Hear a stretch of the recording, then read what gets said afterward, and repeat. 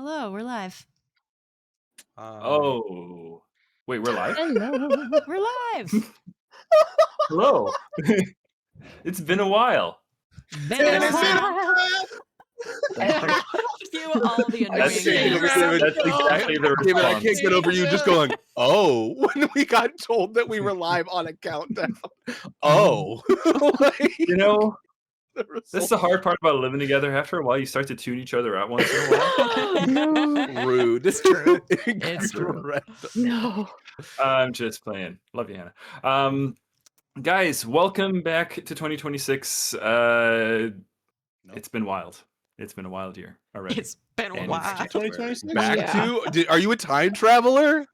When have you Yes. been to 2026 previously? No, welcome back in 2026. Oh, Welcome back in the year 2026. Okay. It's 2026. I see. right? Yeah, I get it. Gotcha. It's yeah. Here is it. it works. Okay. I still think This is you're a our time first session traveler. for the year. I'm okay with that. We are here to play Unearthed Inheritance. This is part of our Heroes of Histaeria campaign series. It is a Pathfinder 2nd edition campaign. We had some credits, so you should see some of these fine folks. They should look familiar. And guys, before we jump in, any announcements that we want to say? Anything you want to let folks know? Known Realms Telesh is back tomorrow. yeah, that'd be a pretty good one for me to say. That's a good one. one. That's a good one. Yeah, we're back tomorrow at 5 p.m. Oh, I got one. EST. Adam? None Realms Terlesh is back tomorrow. Oh, fuck you. All right. Oh, wait, guys, I might have one. Hang on. I got to look this up. I hate this. I thought Make sure, David. I saw. Yeah. Yeah. Known Realms is back tomorrow. In case you haven't heard, Guarantees back. In case you haven't heard, spread the good word. All right, everybody. Ooh. Ooh. Me next. What's that, Adam? The next 4 hours You have are an announcement? And There's everybody no say, "Guys, episode no, tonight. Oh my God. Yeah. It's just We are all a so secret promo for stressed. tomorrow. It's just this bit. Yeah. David, take control of your table. It's like an hour long. Yes, Mom. Okay. Guys, Hannah has a recap she wants to do. So, tonight's recap is going to be brought to us by the one and only Farryn Balmiar. Hannah, take it All away. right. So we emerge into the field from these caves that we just came out of our dungeon crawl from. And Farryn is sort of taking everything in, looking around at the people and the land, and she will begin narrating.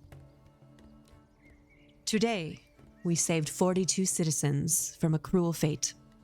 37 Damarel townsfolk, including Lug and Mug. 2 of Ta'Rouk's family, Wit and Sid. 1 rather terrifying rabbit folk woman whom Cress and Finn know as Granny Mal. A malnourished cyclops named Osna. And 1 strange sorceress named Segwyn Zadok, who seems to have been given a second chance in life. As we emerge from the caves with the freed prisoners, Tulka trots loyally by my side. Celebrations ensue, and for a moment I forget all about the Everseed. The former captives of Black Reef breathe in their first bit of fresh air in who knows how long. Ta'Rouk's relief and comfort is visible as he enjoys the company of his best friend and partner once again. Cress and Anatole celebrate their victories for the people of Damarel, and Finn smiles lovingly, eyes locked on Cress all the while.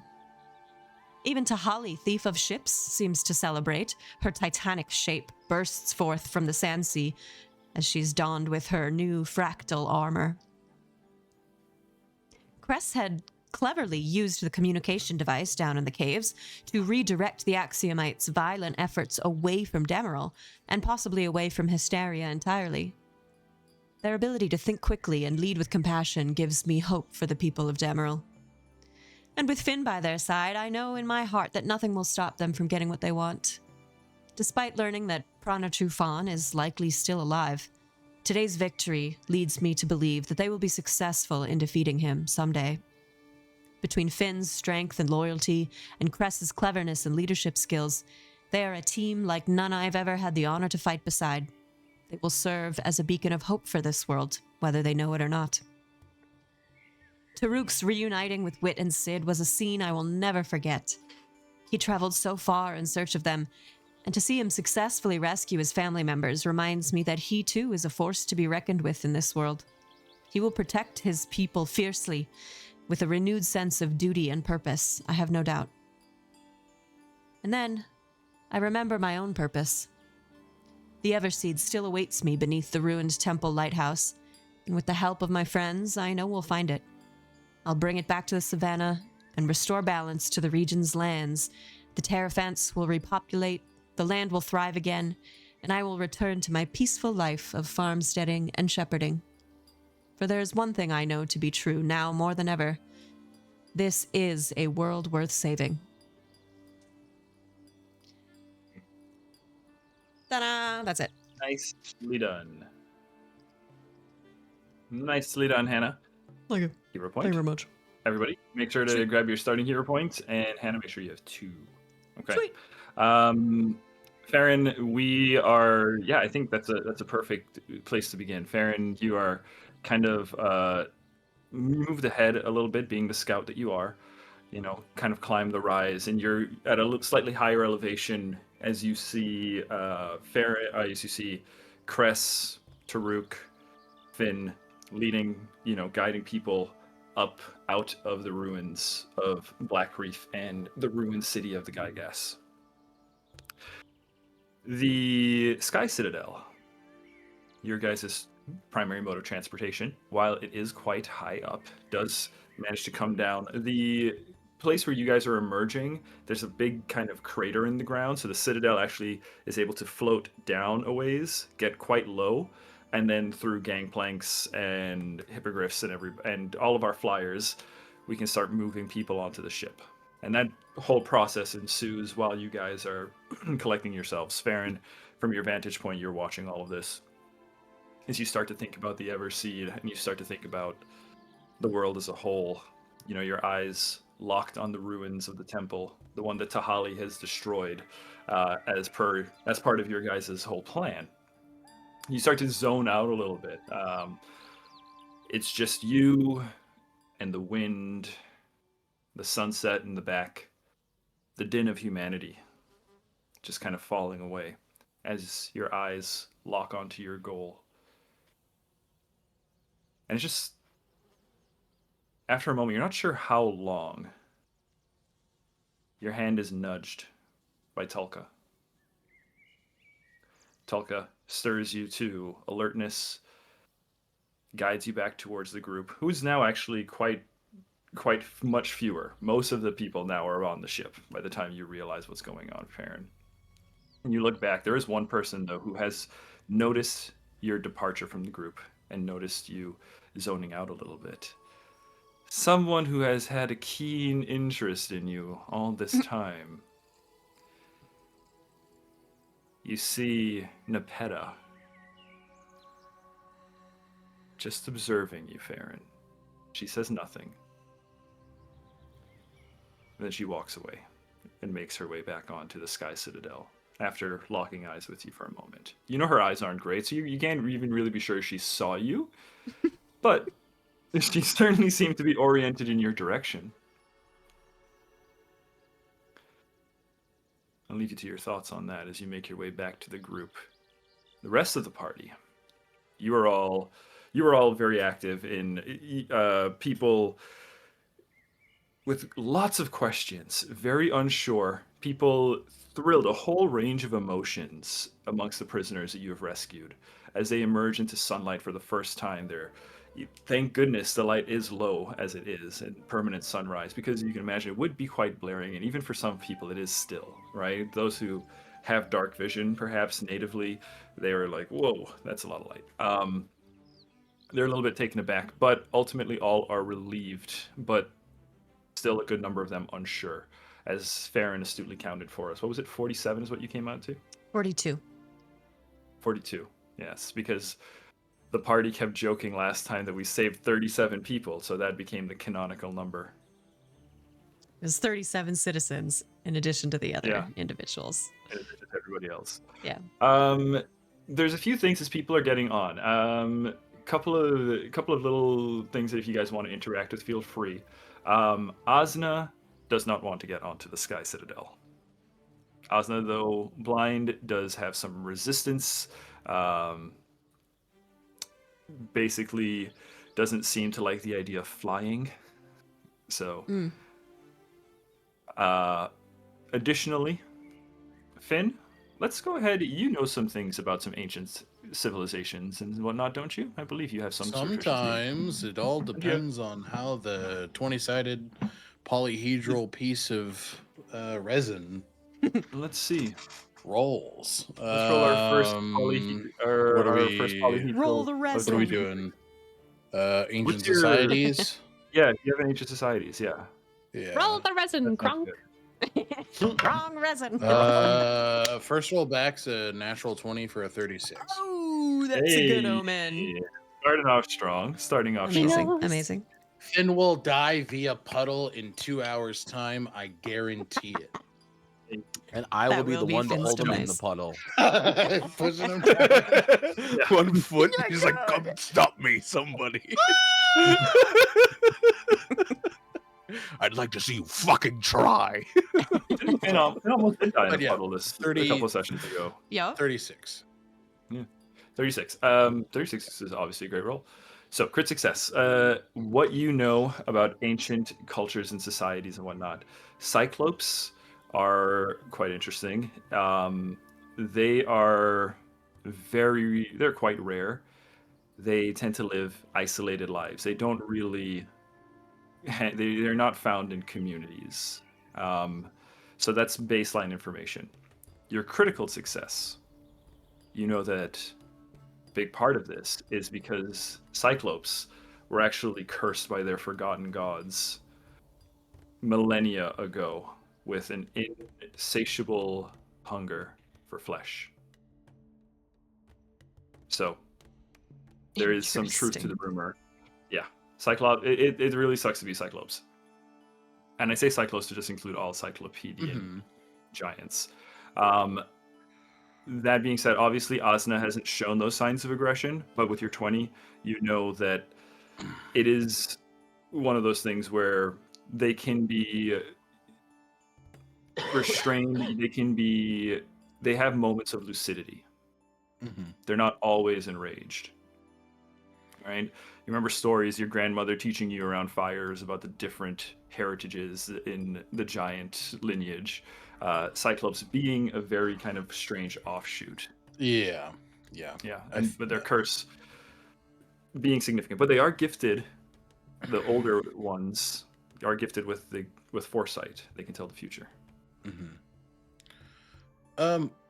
Yeah, I think there's just a lot of sympathy, given the literal monster that lives within Finn and the day-to-day struggle that coincides with that burden, that curse. So there's a lot of he gets it. He gets it as much as he can, right? Obviously he doesn't necessarily hunger for flesh, but I mean there have been instances where he's almost gored Cress, right? Like there have been instances where it could have gone bad. So I think he will just stride next to Asna. I will ensure that you, and without saying it very openly, because there are people here that could be freaked out by such a thing, right? Yeah, it's not necessarily common knowledge. Like that was a crit success information. I will make sure that you and everyone aboard remains safe. The most important thing you need now is rest. And then you and I can discuss what it is we have to discuss. You will be safe here, and I will work to ensure that you're in a place where you're comfortable and everyone else here is safe as well. Let's have a diplomacy. No. Okay.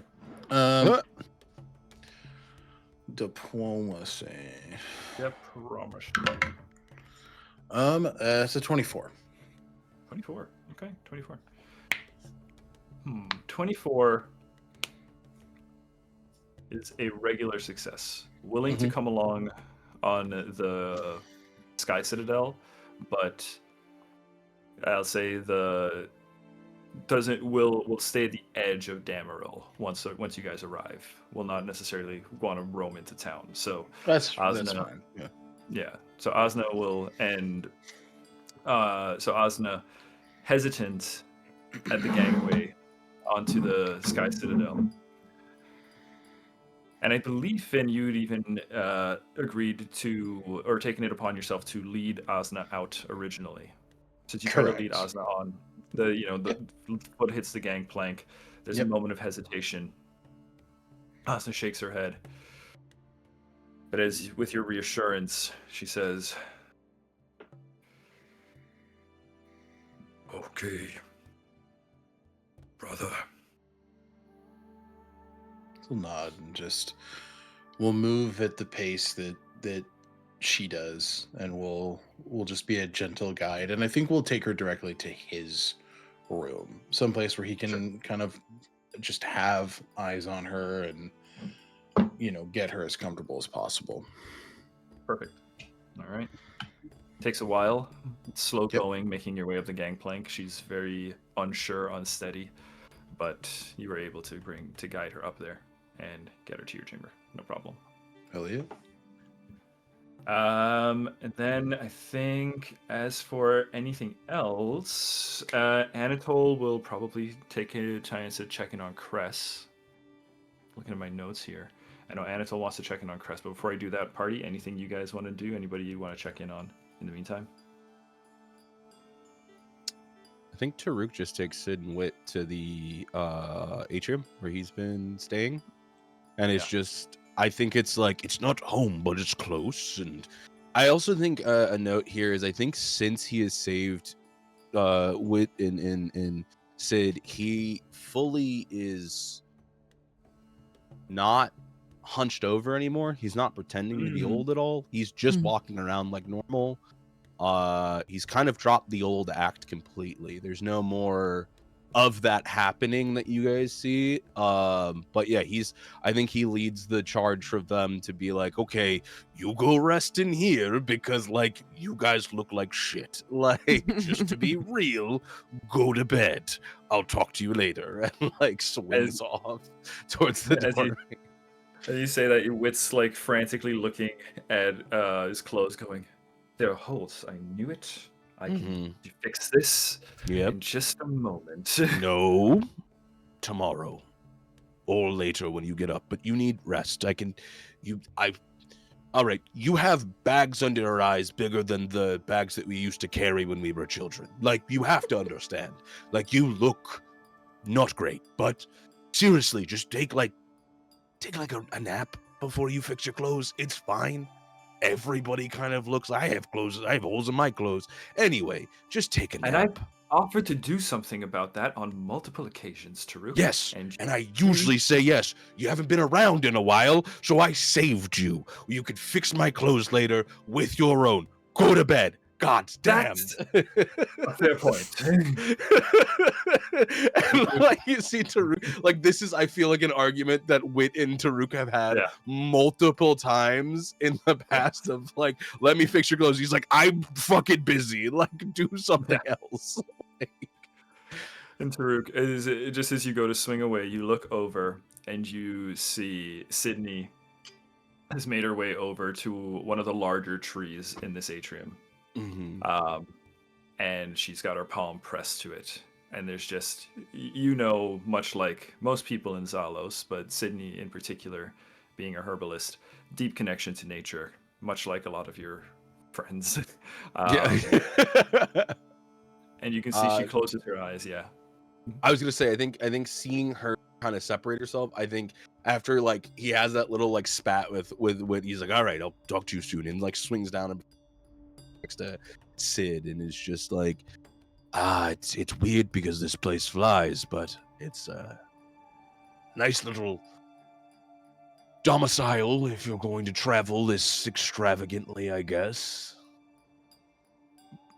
Tears kind of welling in her eyes, and she says, there's still a smile on her face, a smile that's been on her face since you found her.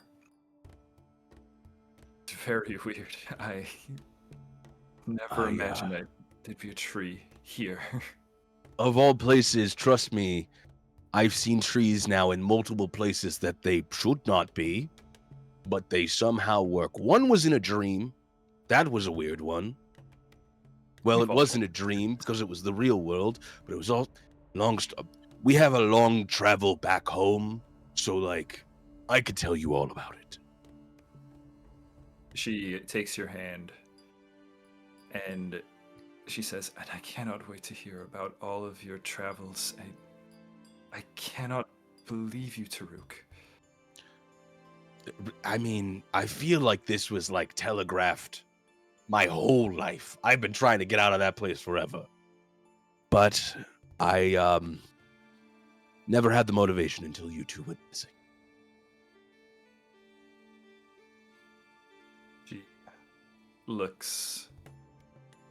She kind of looks down and she says, I was so worried I would never see you again. Oh, I traveled farther than I ever thought I could or would be allowed to in my life, because I never thought I'd see you again, but you're safe, and that's what matters. And, I want you to rest up, too. You guys have been through, quite frankly, hell and back. But I have friends that I want you to meet soon. Please, rest. You've earned it, for lack of a better way of saying it.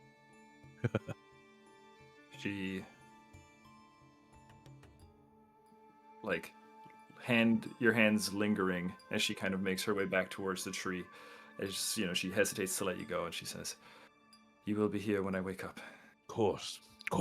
Or in that tree, because that's where I've been sleeping. And he points to like one very close to it. It's like, I usually sleep in that tree. I could sleep in this tree if you want me to. It's a lot bigger. I don't know why I didn't pick this one, if I'm being so honest about this.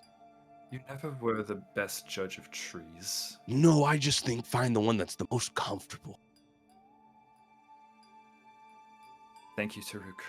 Of course. And I think he kisses her on the cheek and then scurries off to sweeping through. I think Ta'Rouk at this point goes and like is just kind of walking the citadel itself, just checking on like groups of people, seeing where like Nepeta ends up, seeing where like just going to the people that he's like kind of watched over and just been like, okay, you're good, cool, you're good. And it's just, I think it's that elder mentality of like he's had to take care of community his whole life, that his instant thought was like, get the other leaders, okay, I'm the leader in charge, not obviously of the whole operation, but I think it's that like, oh, a community here, I can foster community, I do this as my living, like.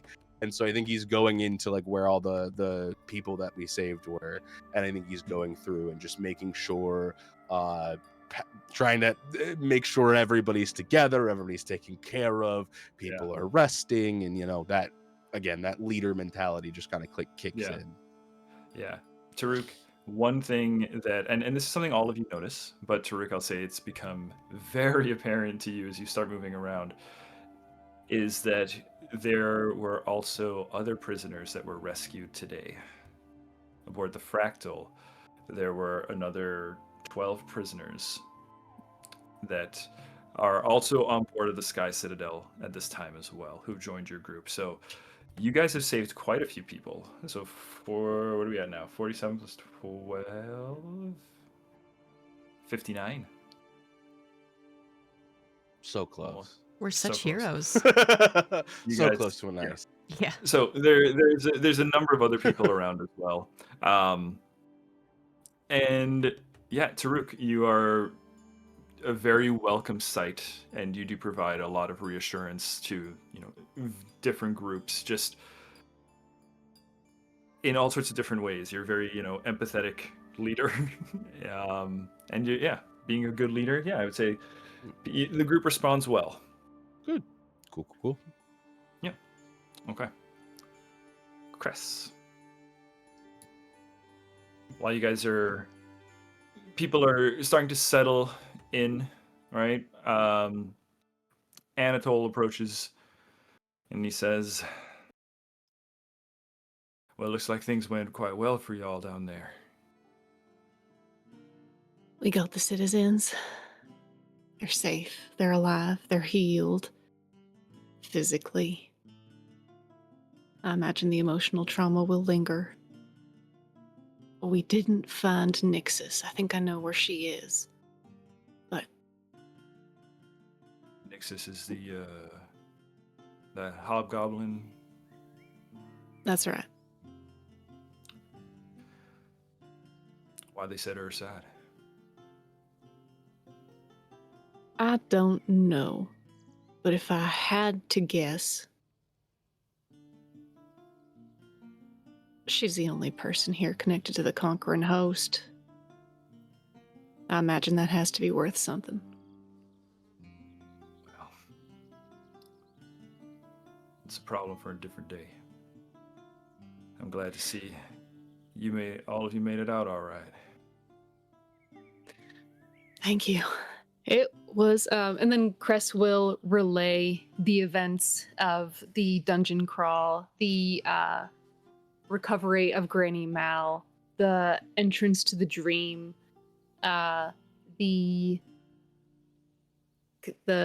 recovery of Asna, the presence of the giants who were killed, the destruction of the machine that's Factory thing, yeah. yes, the flesh warp factory. Thank you. Insert gross sounds. Right. And then they'll end, and there's a bit of a sensitive matter of the recovery of Madame Zadok. No, that name strikes me as familiar. You've mentioned them before. Yeah, that's one of the ones who kidnapped me under the mind control of the Axiomites. I hope. Now, when you say kidnapped,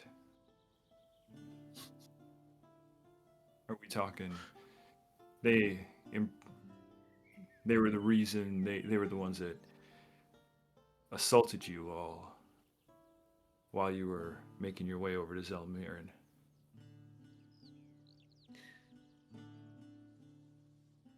Yeah, I think I told you about that.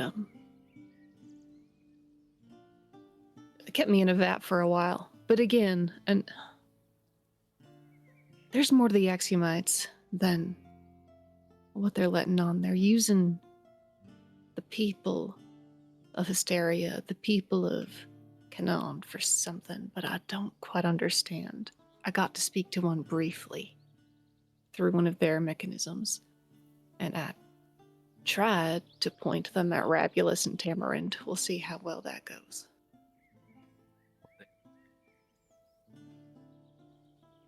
Here, I just killed the ones I came across.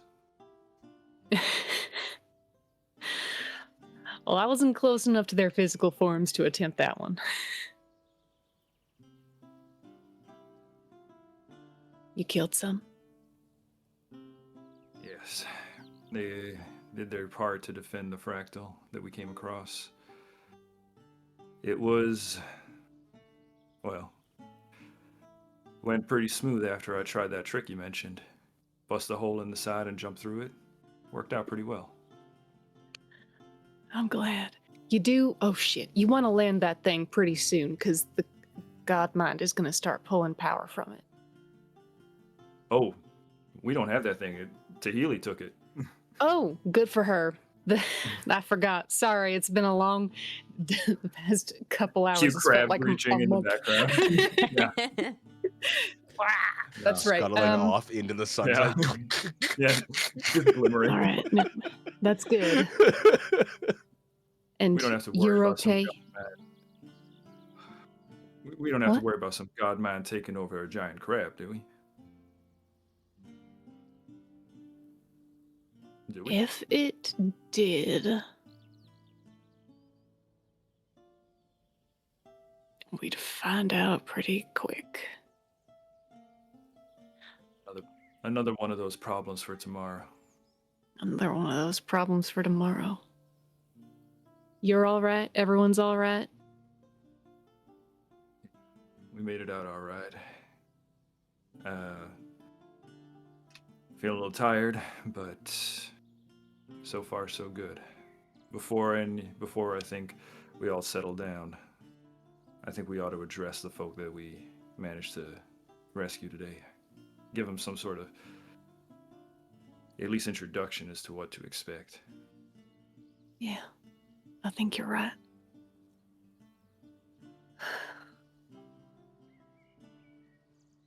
Why don't we round everybody up? Maybe we'll try to talk to everybody before we make it to Damarel. Cress looks exhausted, but there is this focus, right? This determination to go back tomorrow to find Nixus, to continue that crawl through the dungeon. And I think seeing Anatole, Cress has been talking to him as normal, but there's just this like very close proximity. They're like at his shoulder just as they're talking, but like the relief at seeing him, they don't voice it, but it's, I think, just apparent.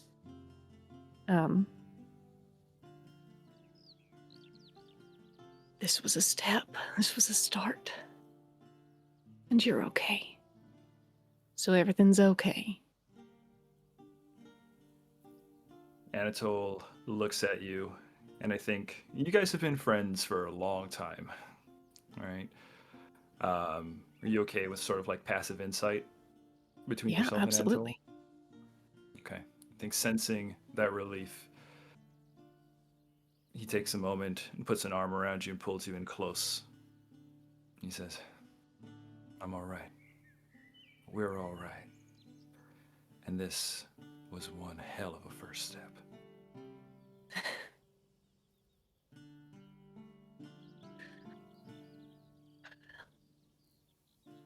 The Axiomites say they're leaving. What was he going to say? No, go ahead. Cress is just marveling. The Axiomites say they're leaving. Here, not the planet. If they know what's good for them, they'll make sure eventually it will be the planet. As long as they've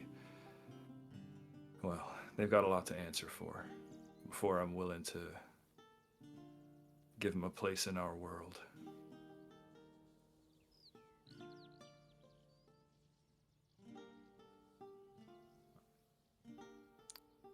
Well, hey, get those friends of yours. Got a big announcement today, too. Big announcement. You want to tell me what it is? Or is it a surprise? Well, maybe a little of both.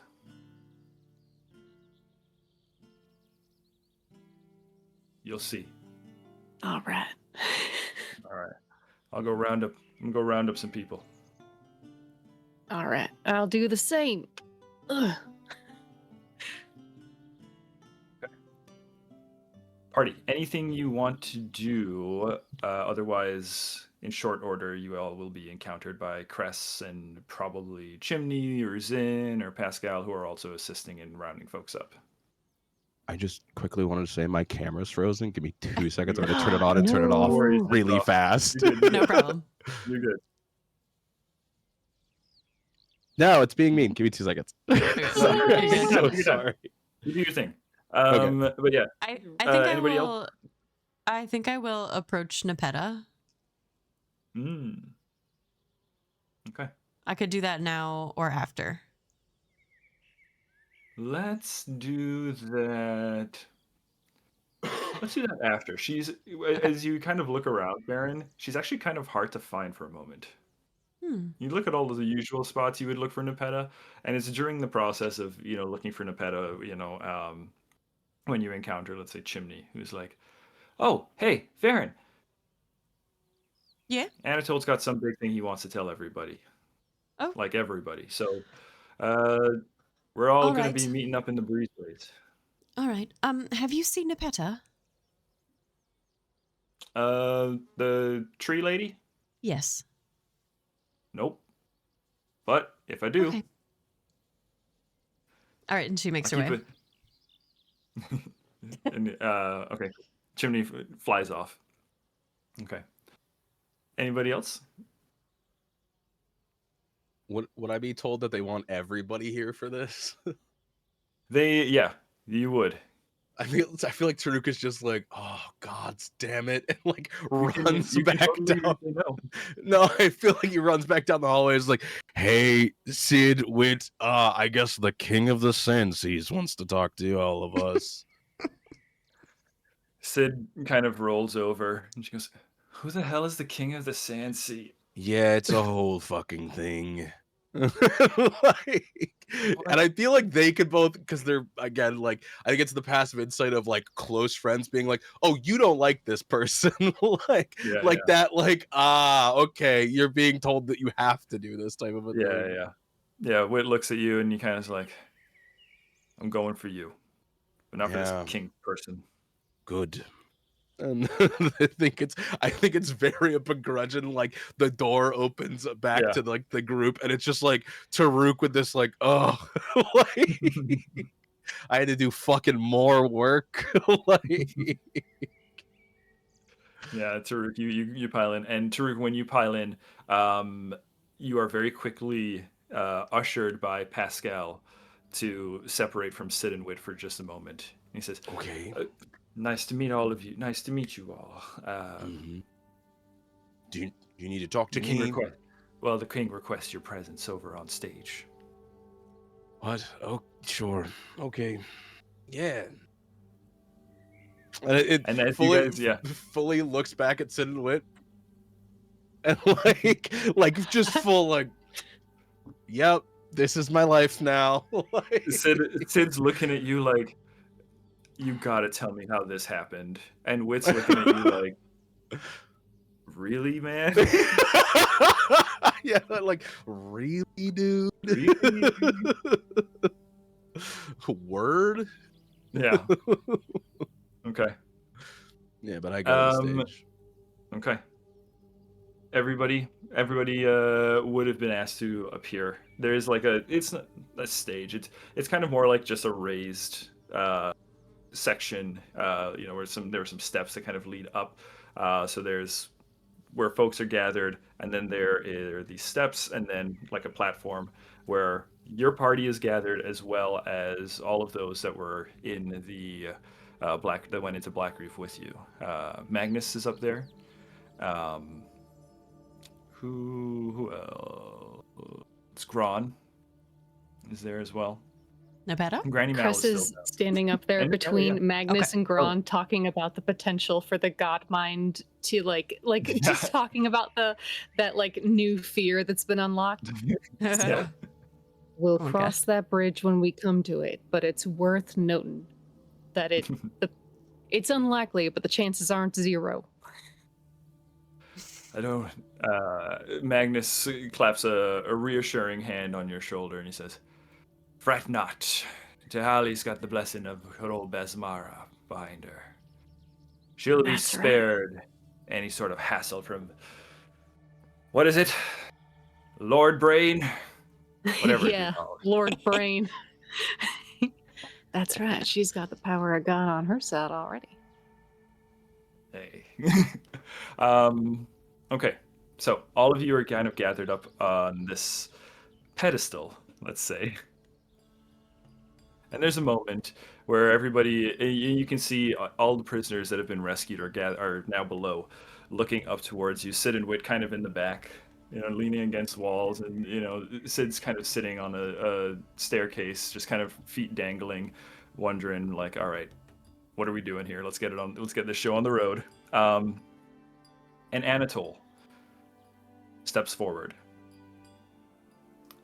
He looks out amongst the crowd, and as he walks forward, The crowd has a natural sort of hush as they look up towards him. And he stands there, and he looks out over them, and he says, well, let me start by saying I'm sorry to meet you all under these circumstances, but I am honored nonetheless. My name is Anatole Iusis. I am the only son of King Aaron Iusis, last king of the Coral Throne, and recently proclaimed king of the Sandsea. If you just give me a moment, perhaps I can answer a few of what is certainly a very long list of questions you have. You were all made prisoners by the invaders and their allies. You are now safe in the sky citadel of my company and we are flying towards what remains of the town of Damarel in what was the Empire of Dregroth. Now, as long as we can keep civil with each other, then my people and I very much intend to protect you. You see, we're set upon a campaign to rebuild and reclaim our world from invaders and failed gods. You all just so happen to be the first step on this journey. Now, I wish I could tell you how long you were a prisoner. I wish I could tell you why they took you prisoner. But these are things I do not know, but I do intend to find out. What I can tell you with the utmost confidence is that your rescue is made possible by the combined efforts of these extraordinary people. He gestures towards all of you. Now that last bit is a point that upon which I am rather particular. You see, make no mistake, you were saved by the strength and sacrifice of these people. No one else. If you dare thought for a moment that this was an act of the gods, well, that's a notion I have to dispel. And everybody, there's kind of a muttering amongst the crowd at that. And Anatole says, in particular, this would not have been possible without the leadership of my very good friend, Cressida Estuary, who I hereby name Hand of the King of the Sandsea.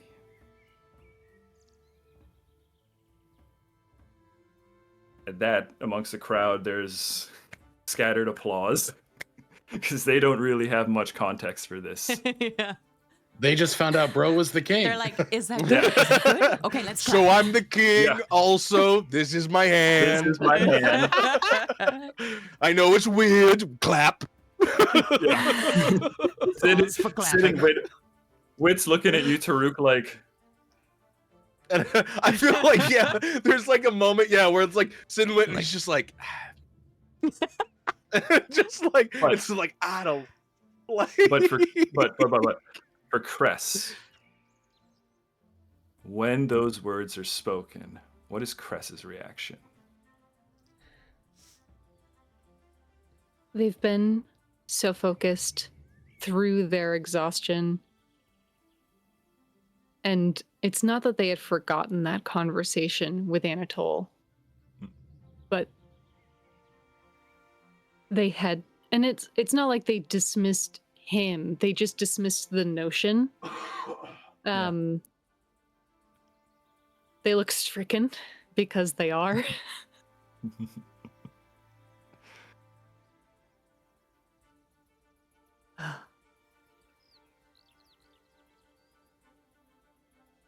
You are clapped on the shoulders by Gron and Magnus. And Gron's like, congratulations, I think. It's it's an extraordinary honor, and Chris bows in the way that they have always bowed as the head of the bestiary, and then they wonder if that's enough, and they bow a little deeper, and they're like, like in their bow, there's just a face of like, Oh no, I don't know what to do. For those of you who might notice, Pascal is just staring forward and pretending to do his best not to see Cress, unsure about this bow. He's just. Ta'Rouk sees that and smiles. Oh no. No. So embarrassing. Yeah. Cress, raises up from the bow, and they do look at Pascal, and the look is a pretty honest expression of stricken incomprehension of what to do, and genuine. I mean, the two of them not disliking each other has been pretty new, but it is the case that Cress cares about how he feels and what he thinks. And I think that that's visible enough.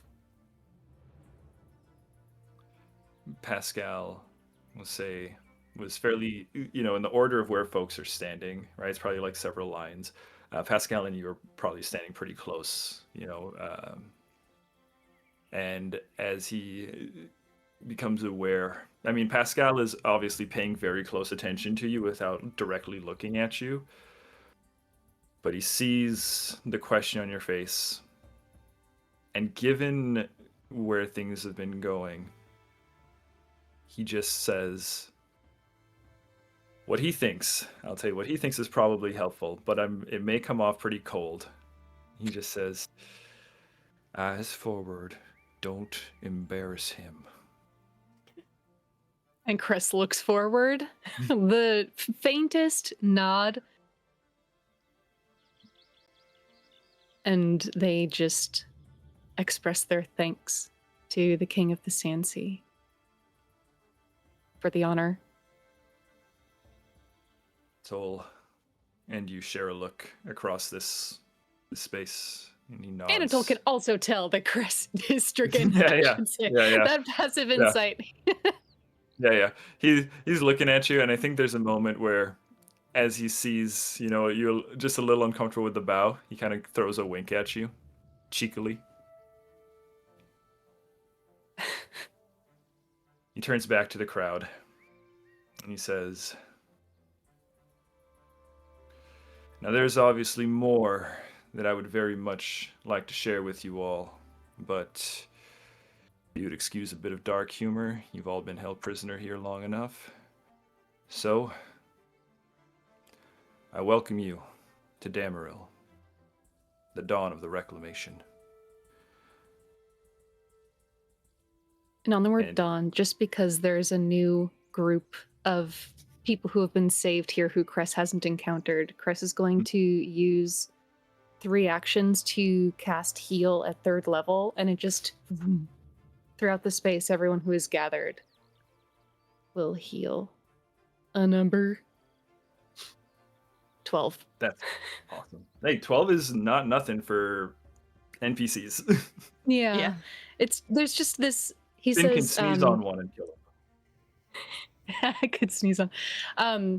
At the word dawn, there's just this whoomp and a faint glimmer of sunlight in this place that never sees the sunrise. Mm-hmm. Beautiful. People, as the light washes over them, wounds are healed, postures are adjusted. People look to one another. Eyes are clearer than they have been. People feel stronger and more hopeful than they have been in gods know how long. And it is enough that with that, when Anatole finishes, there is a cheer. People clap, people cheer, and people are happy. People are happy to be part, it seems, most of them are happy, thrilled to be part of the Reclamation.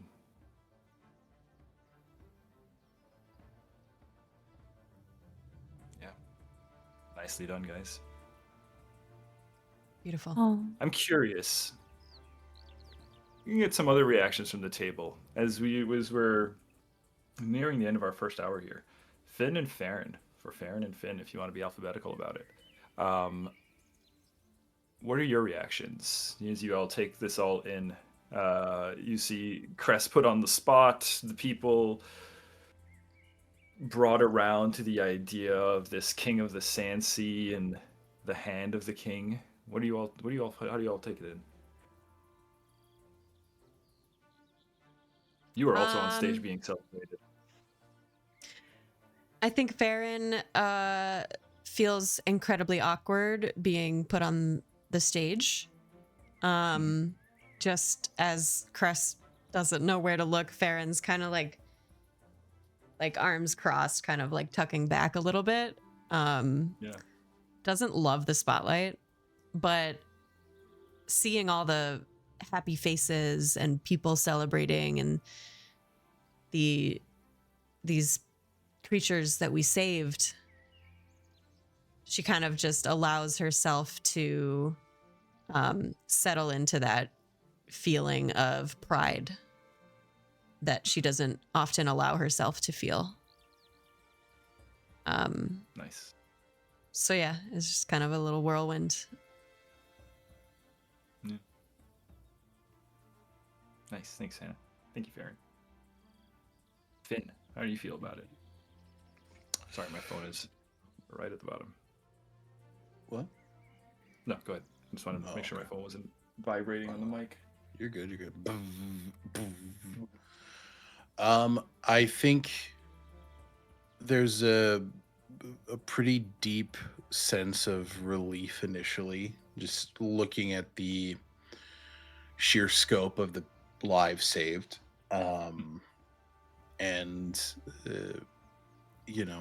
That did not feel possible when we entered Black Reef and we were getting pretty chewed up.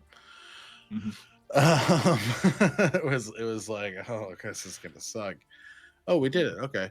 But I think, I mean, he very much softens at this new title being bestowed upon Cress because, I mean, Finn doesn't believe there's anybody more deserving of such recognition, especially in a place like this and in a space where Cress is not very quick to give themselves any credit.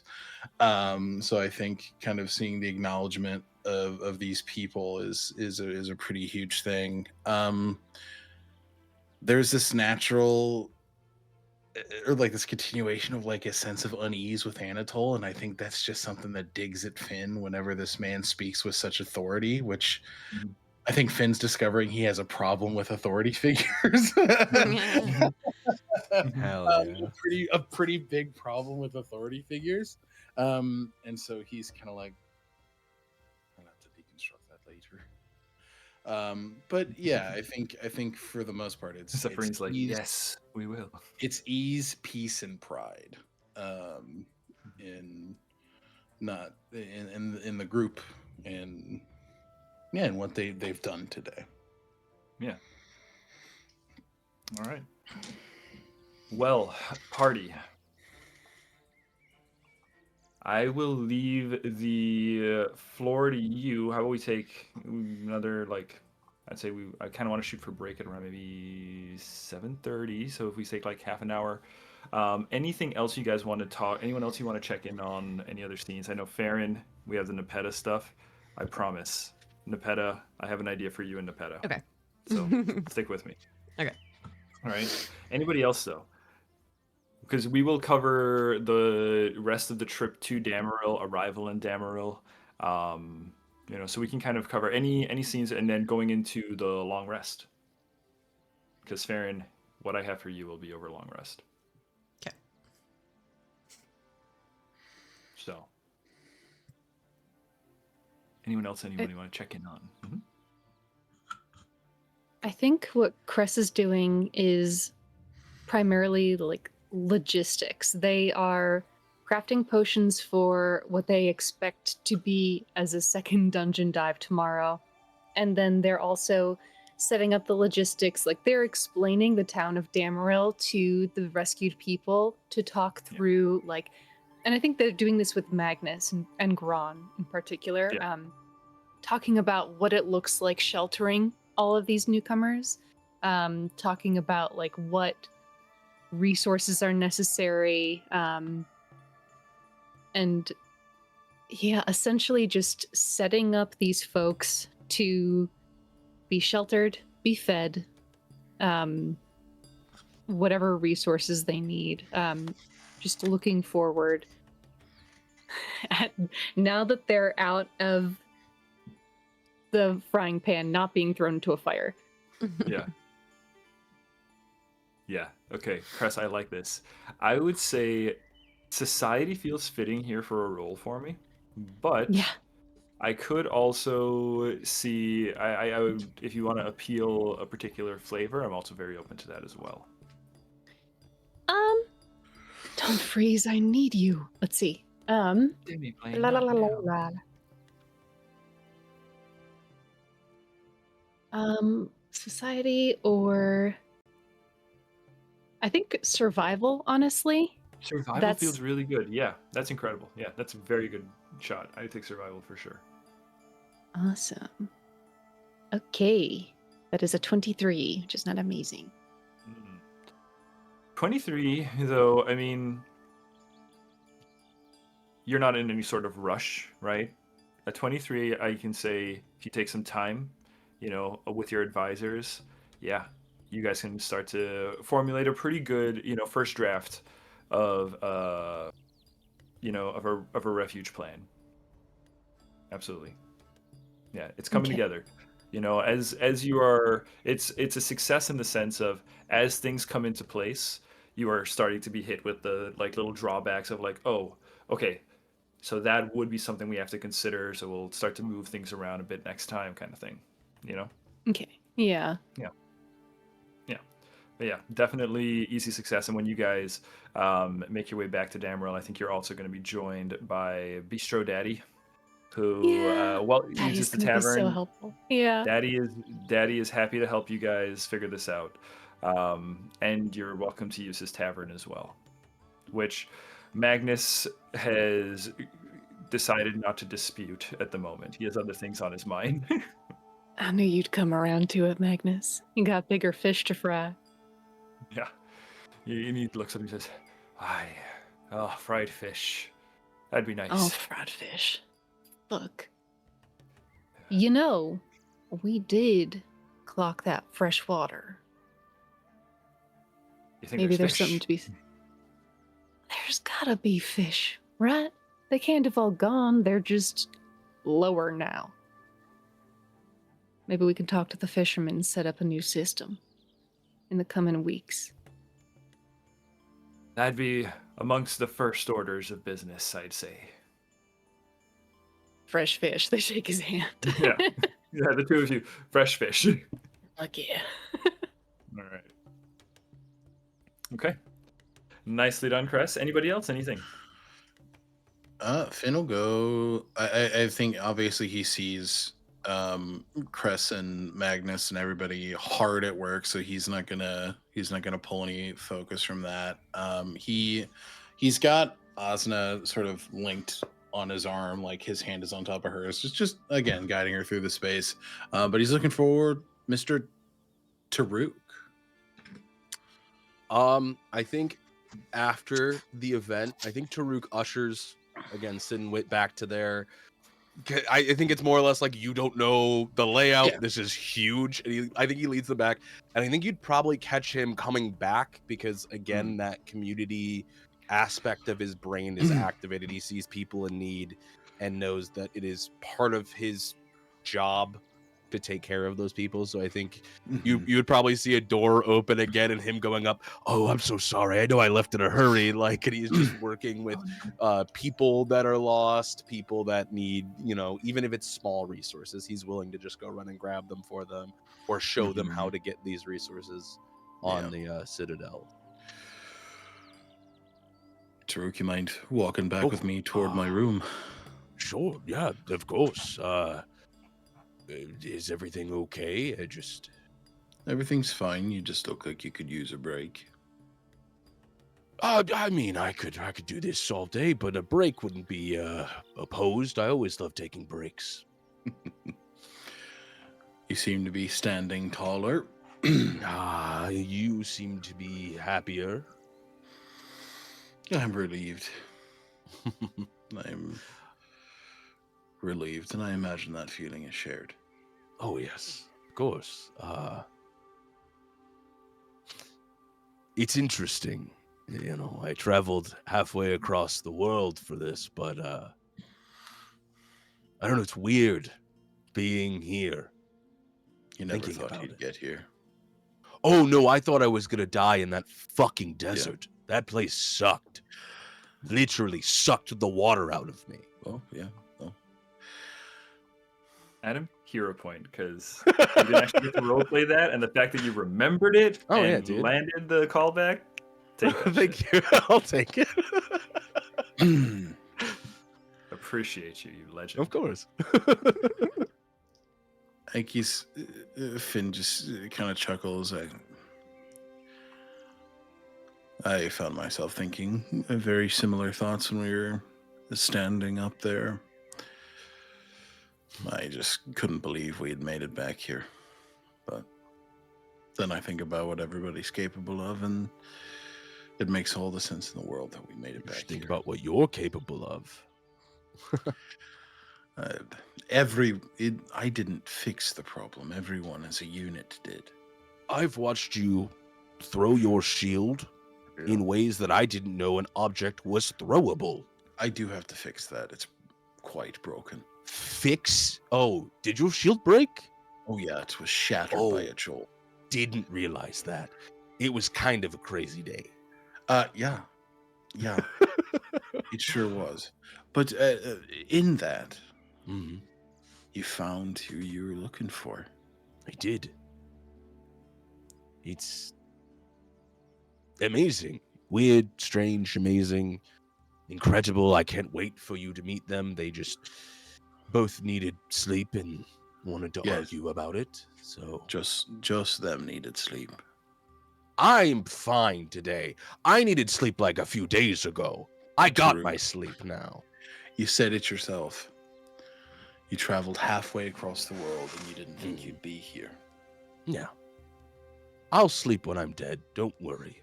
You maybe don't even sleep, but maybe just go be with them. I will soon. And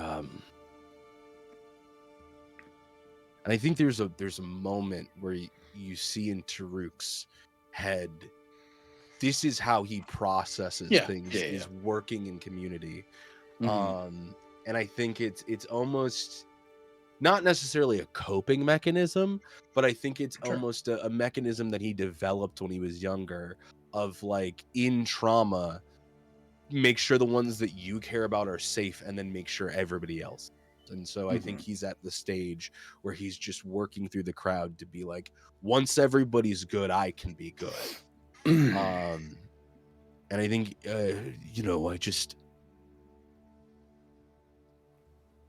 I'm going to go back to being a leader soon, and I feel like I'm a little rusty. I wouldn't say that. But you have quite the commanding presence, and it helps that you're kind and wise and gentle when needed, firm when needed. I appreciate that. And then, how are you doing? This is a lot, obviously, and I know you said you were fine, but are you? But are you? There was a lot. You almost died less than 24 hours ago in a puddle. That's the terrifying. Another solid callback. One other hero point. I'm hero point maxing over here. He's hero point maxing. I think that's maybe what's surprising me the most about right now is that, I am fine. I'm becoming accustomed to the craziness that is becoming my day. I was going to wait to do this, but no more better time than any. And he leans close to your ear and he whispers an exact location into your ear. If you ever want to get away from the craziness, build a home. I think Ta'Rouk sees a not a coldness in regards to a lack of emotion, but almost a stealing of them. I have a home. You could always have multiple, though. It's what I hear the rich people do out in... Well, here, actually. I was going to say out there, but no, here, actually, I guess. Rich man, I am not. Rich in mind, rich in humor, rich in... Well... Rich in soul. Maybe. For sure. Maybe. Strength, kindness, love. I've seen it. Don't say maybe. There you are, being a very good, compassionate leader. It's only because you wear off on the people that are around you, Finn.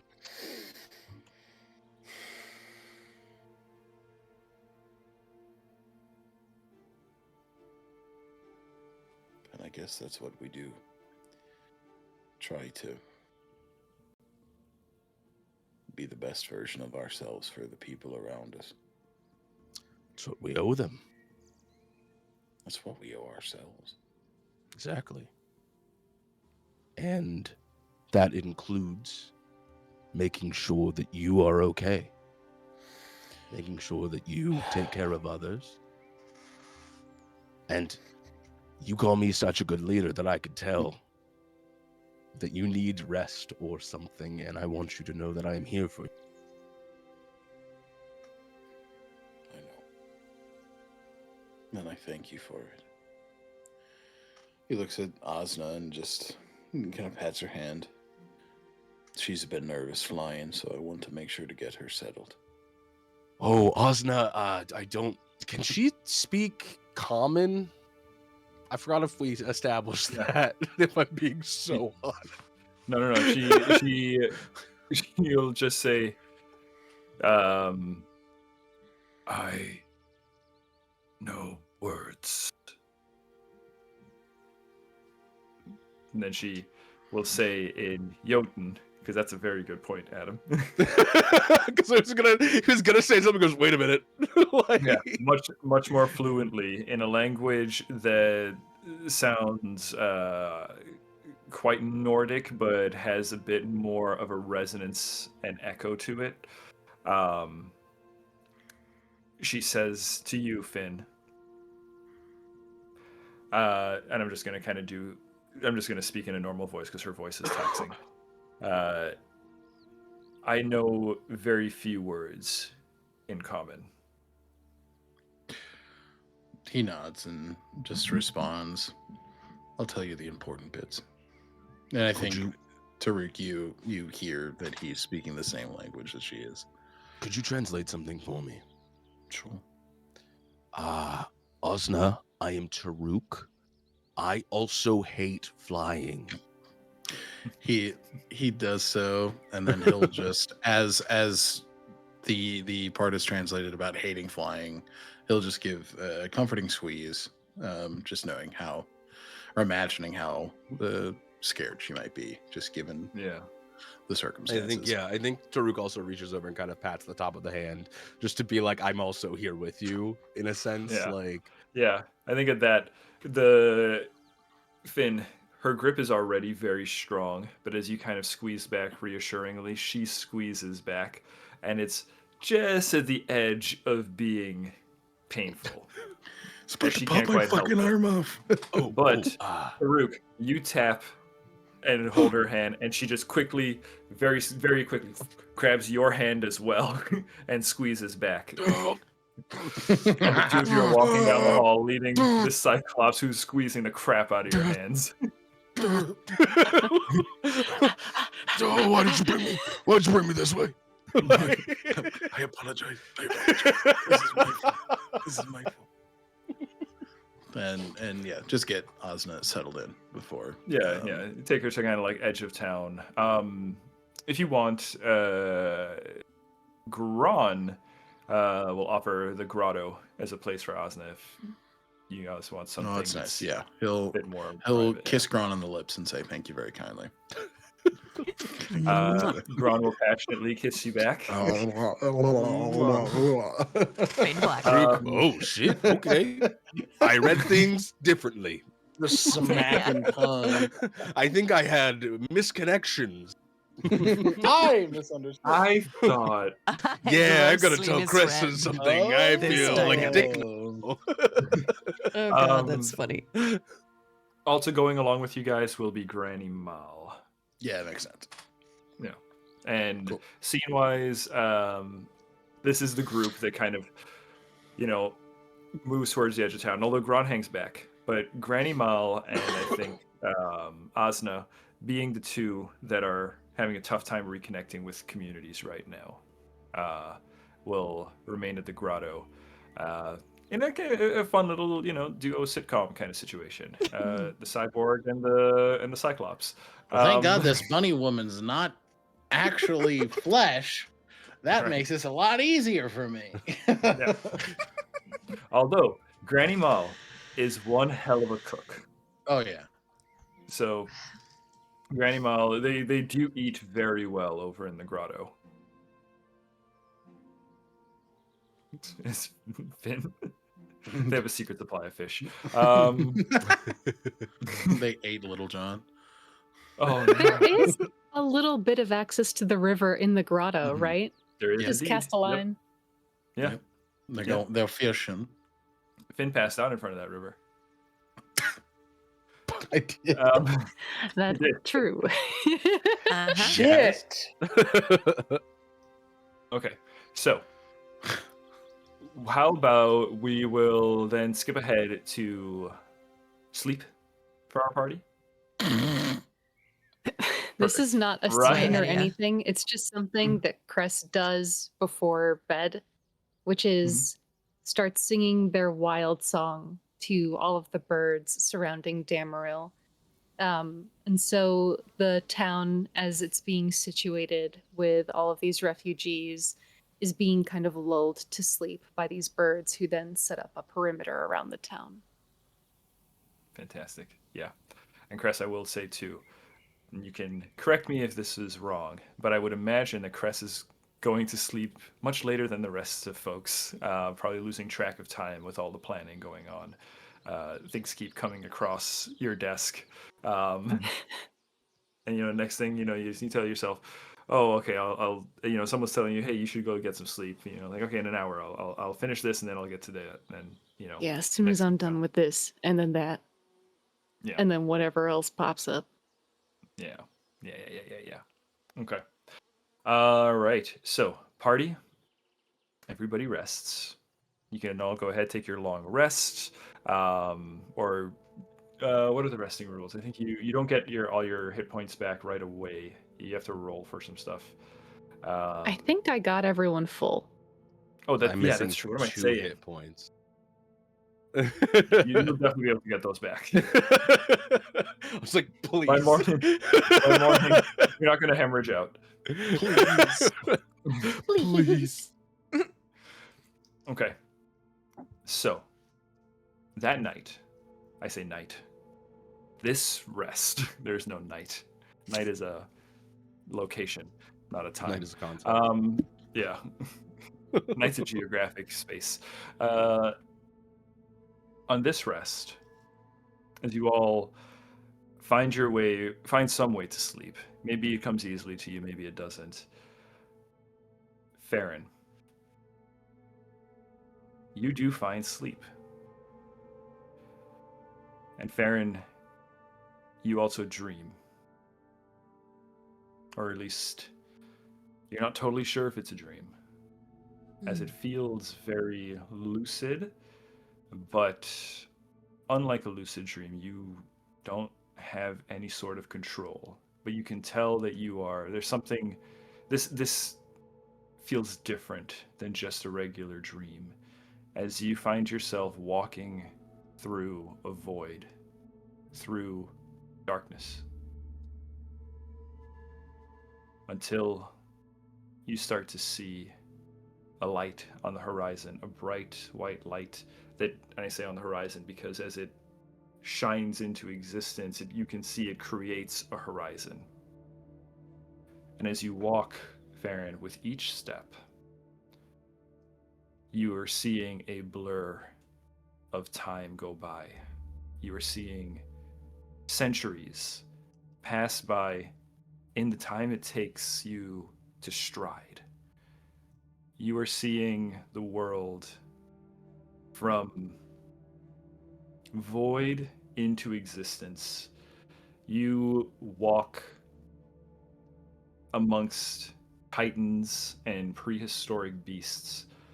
You walk amongst flora long forgotten by any person, save for a few very old entities. You see and witness wars fought with all variety of technology, all through different ages, until you find yourself walking through the savannah into a circle of centaurs dressed in shamanistic ritual regalia. As they each approach you one at a time, there's a large firelight, and each marks you with their thumbs in ash, with ash. And Farryn, that part, you know, is a memory. That was when you received your mission to go and retrieve the Everseed. And it's at this point, Farryn, you find yourself waking. You're not quite sure what brings you to wakefulness. Maybe it's just the realization that of what you witness as it all kind of comes together.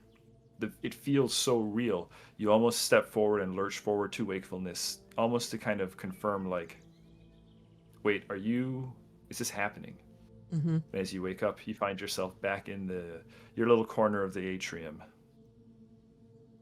And you see, as you look around, you hear the birds. You hear Ta'Rouk snoring off in the distance, up in the canopy. You see Tulka sitting next to Nepeta, who is kneeling on the floor, and Tulka's chin is resting in Nepeta's lap. She kind of lays down and cuddles up next to the old dryad. And she closes her eyes, and Nepeta looks at you. And two of you look at each other. She says, or you look like you're about to say something. I was gonna say I would walk over towards her and strike up conversation by saying, Tolka appears to enjoy your company very much. She doesn't pet Tulka's head or anything, but she kind of glances down at the wolf. She says, "Your companion is very wise. She told me a great deal about you." Did she now?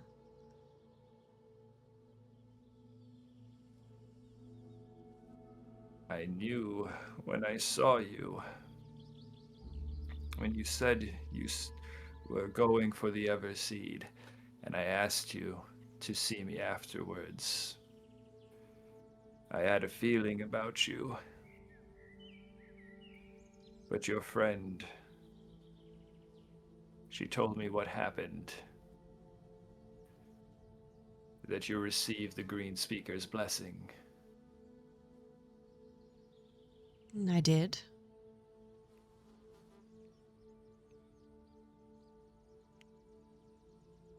To think that I would live to see another of your kind. A child of the wilds. One who appreciates the world for what it is. and not because of what they can make of it.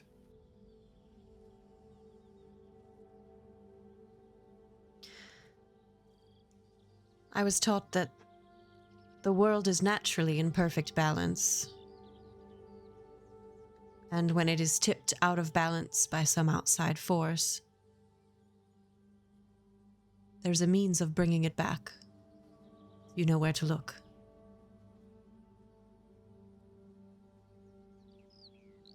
I hope I can do that.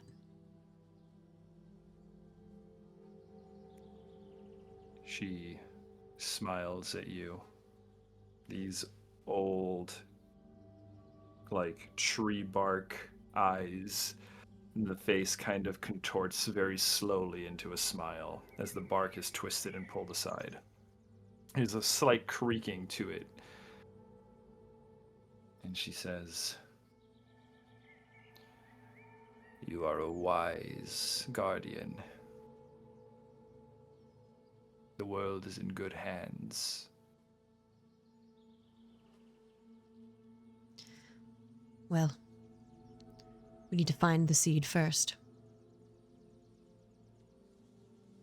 Then it's a long journey back to the savannah.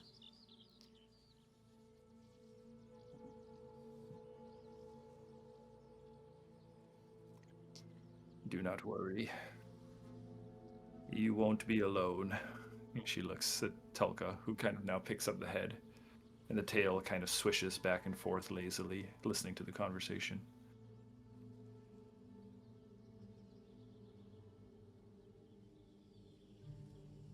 Nepeta, have you seen the Everseed before?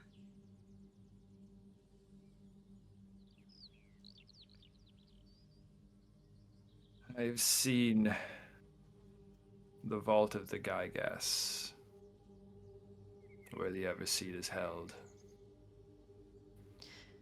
I saw Pysadoth descend into the vault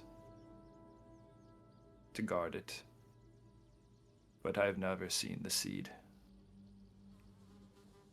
And Pysadoth is the giant, or the Jotun. The Arboreal. The Arboreal. Oh, Yeah. right. Yeah, the Arboreal, who's the final guardian of the Everseed, hidden within the vault, or within the vault. Mm-hmm. I wonder if you might know why the seed was sealed off in the first place.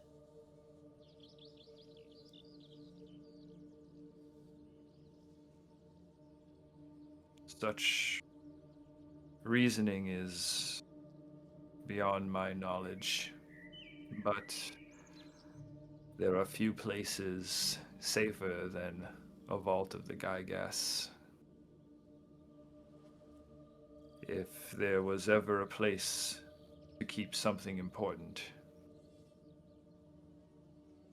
I imagine the Everseed is but one of many treasures within that hall.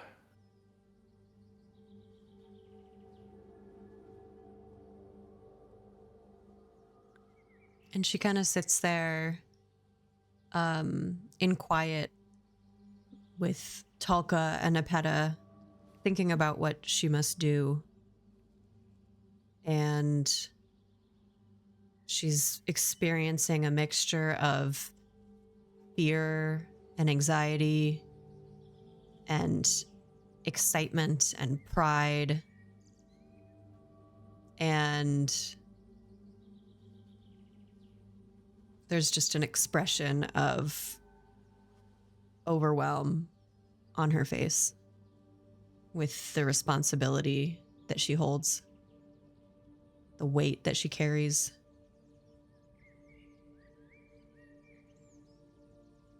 It is a difficult burden to bear, but you were chosen by Terraphants, some of the wisest creatures upon this world. At the mention of the Terraphants, Farron's face lights up again and all the anxiety kind of disappears. And it's like you're remembering a dear old friend that brings you joy when you recall their memory. Yes. Well, I would do anything for the Terraphants, for the Savannah.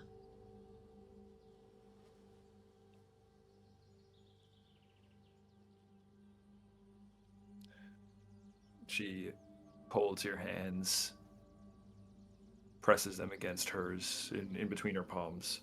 You see the trees kind of making their way around your wrists, similar to when yourself and Finn formed that bond with her when you initially met her.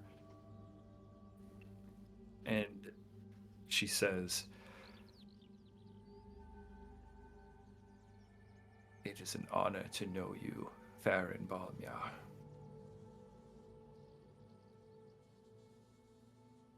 Nepeta, the honor is mine. I strive to be as wise as you one day. And I think as yourself and Nepeta just kind of bond in this little corner of the atrium, the rest of the party finishing up their rest, that's where we're going to take our break, and we will come back and we will hop right back into some action when we get back. Guys, thank you so much for hanging out. Thank you so much for playing. I love you all. As for you guys, if you've been enjoying the show so far, we are going to take a quick break. It's going to be about 10 minutes. Good time to stretch your legs, get a drink of water, let your dogs out, and we'll see you back here in 10. Thank you. Bye. Shh.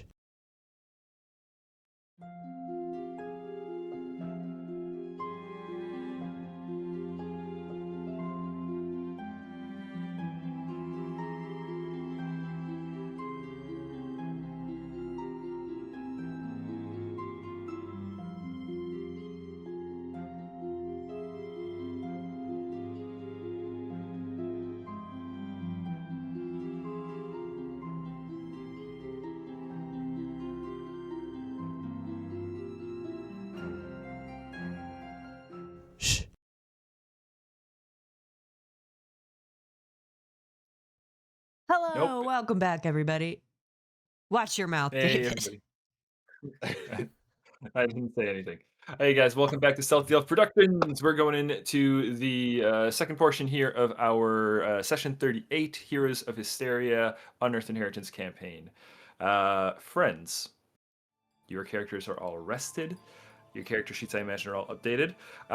Let's do, because we got a good bit to cover. Let's clarify something. The plan is to, the following day, on this day, the 2nd of Tazarine, which it is, you guys are returning to Black Reef and delving deeper. Yeah. Okay. With going the back. belief, Yes, hit the session. I think our first order of business was to get Prana Trufan and Nixus. So Right. Black Reef first, and then we'll go grab the seed. Correctamundo.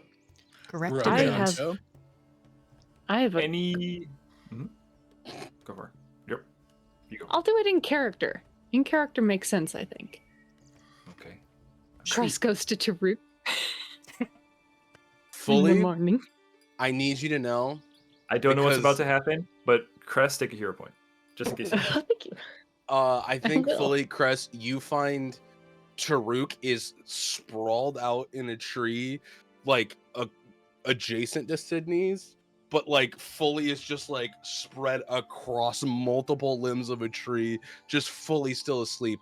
No matter how late in the morning it is, he stayed up way too late after even Finn was like, go to bed. He was like, for sure, and then stayed up half the night helping people. Yeah. That makes a lot of sense to Cress. They find Ta'Rouk and they're gonna wait for him to wake. Oh, it'll Just be a while. seems Just wake him as up. Trust me, just wake up. Why is my camera doing this? Give me. No. Why does this keep happening? I don't know what is up with my camera today, folks, but it's pretty great. Sorry, I think either Whit or Sid would probably tell you he's gonna sleep all day. So just wake him up. Like, Oh, David, you're muted. Oh. Thank you. Sorry about that. Yeah. Wit's absolutely going to be walking by and see you waiting, Cress, and go, just wake him up. It'll be much quicker. He won't mind. I mean, and they'll look at Wit, one of the two people who Ta'Rouk was on this adventure for. I feel like he earned it, you know? Well, I could say the same thing about you. You shouldn't be up by that same logic. Do you mind me asking something, though? Of course. Are you guys really going back there today? Well, I am. I promised to be an ally to Nixus, and we accomplished our primary goal of getting the citizens of Damarel and everyone else trapped in that place back. So I still have work to do. However, they look up into the tree. Ta'Rouk made no such agreement. Whit looks up with you. He says, no, you're one of his people now. If you're going somewhere like that, he's coming with you. It's not really negotiable. You're his people. Oh, I'm coming too. I don't want to, but I'm coming too. I'm just being honest about it.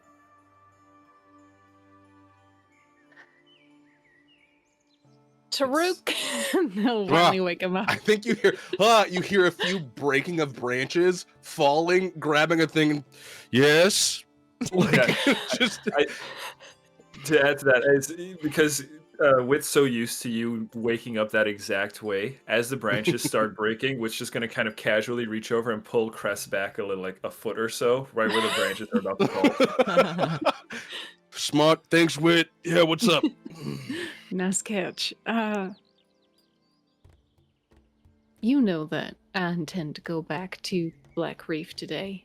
Uh-huh. Do you want to go home? I mean, we're going to be doing that at some point soon, right? But we have to go get... I don't know. I think we have another thing to do at Black Reef before we leave, right? I certainly do. But given the fact that you don't know what that is, I've come to ask if you... Cress, I hate to be crass for 2 seconds here, but I'm going to be. I haven't known what the fuck we've been doing most of this time. But I've come along every step of the way. What do you think would change right this moment? Cress gestures to Wit. Hey, Wit, are you going? You going? Dude, come on. At Dude, this point. At this point, yeah, I have to. Then I'm going. Cool. Yep, we'll be there. Cress will close the distance as much as they can, with Ta'Rouk still hanging, like caught. Oh, he would start, like, if he sees you moving towards him, he'd down the tree to you. You got your people. You saved them. No, we did. That's how teamwork works. We did it together. We saved them. Mm-hmm. I can't imagine you want to bring them back into whatever we're going into today. And I care about what you want.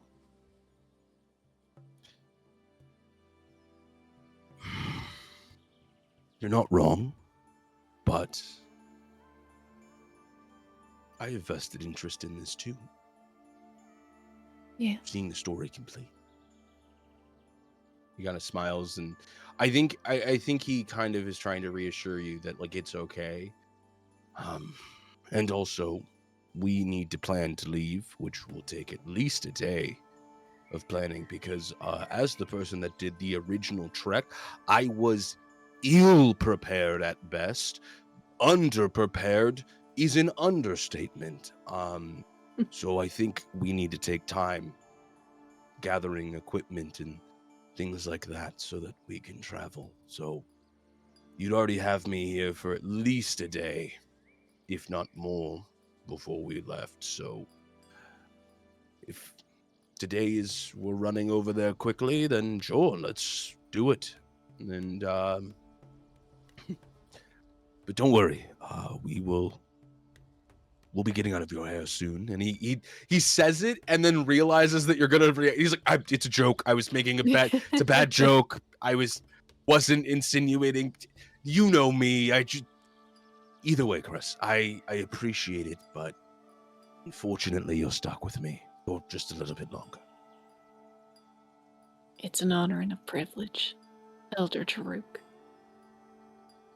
Well, the honor and privilege is mine.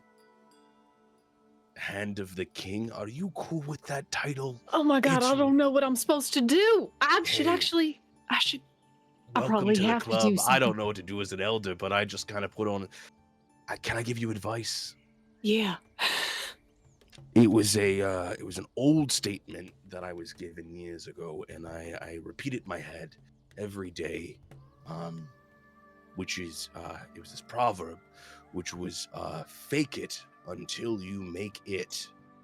And it seems to really work. So I always, whenever I get into a situation and I don't know what to do, echoes in my head, along with many other statements. But that one always seems to work out in leadership positions. Oh, fake it until I make it. That's comforting. Thank you. They are going to sprint off toward Anatole or Pascal, whoever they run into first, to ask what they're supposed to do.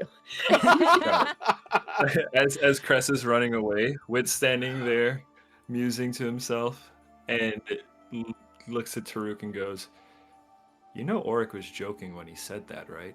No, he wasn't. He was absolutely joking when he said that. It's worked. For you too, don't even. And I feel like it's like fully like they're like, don't even fucking kid yourself. Yeah. We have the same job, and you're just as shitty as I am. Like, yeah, but I pull it off better. People don't always tell that I'm faking it. Everybody knows you're faking it. Yeah, it's because it's part of the. We're gonna fight about this later. Oh, what are you doing now? We can fight about it right now. I think it's like fully like takes a breath, looks around and goes, right, we could. So you're a dumbass. And like just like starts arguing with him.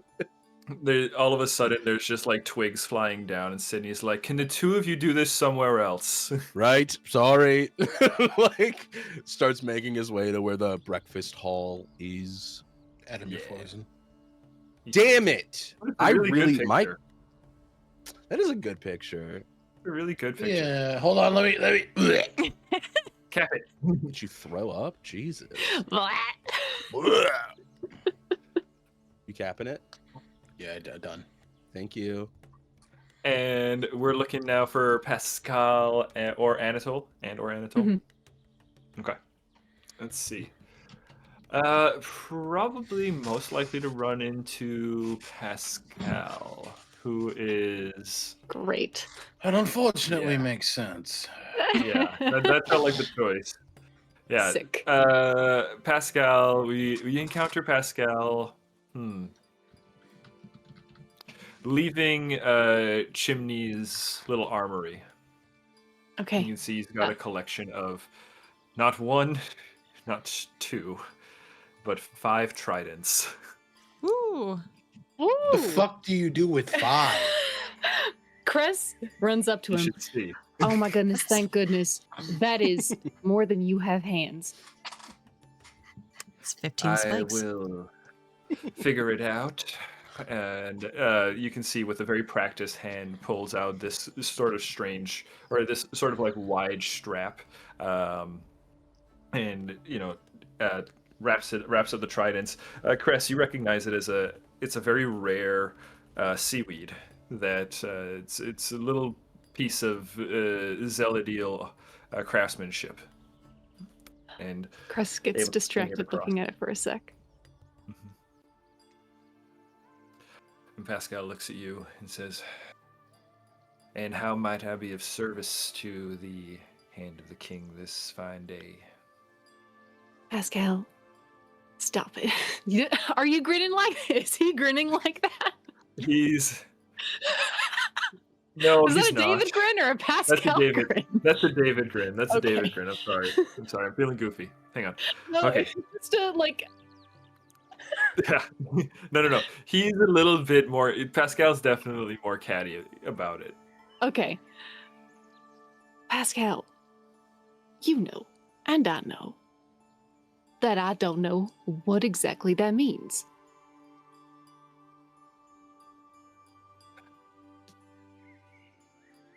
You're right. I just came as a bit of a shock, is all, I suppose. And I don't know what to do. Which you also know.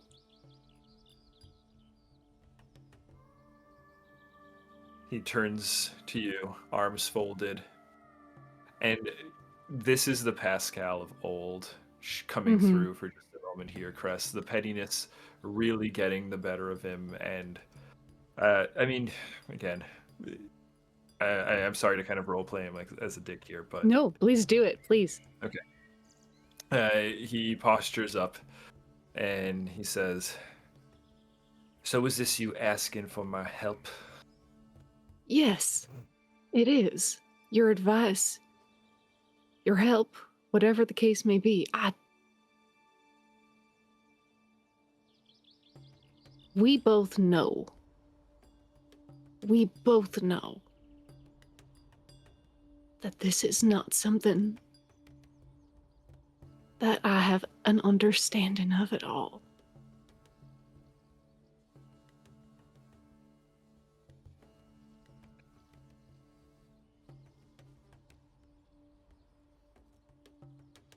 And I'd rather be smart than proud.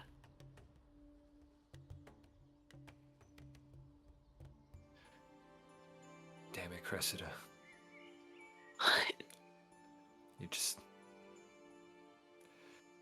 You're making sense. And this is about him. And this. This? Cress gestures around to the Citadel. This? This. Why? What? Why? No, I will help you, is what I'm saying.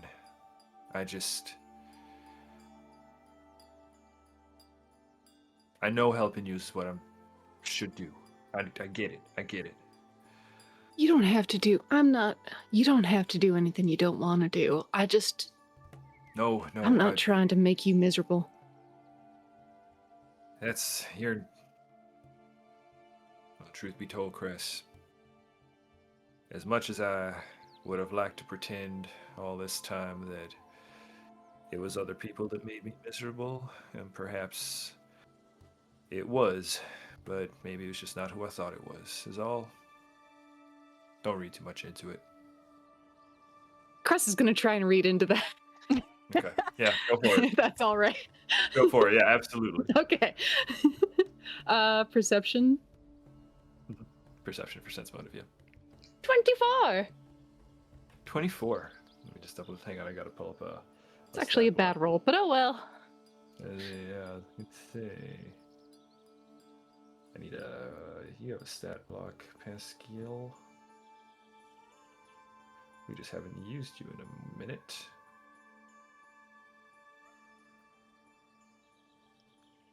Sorry. There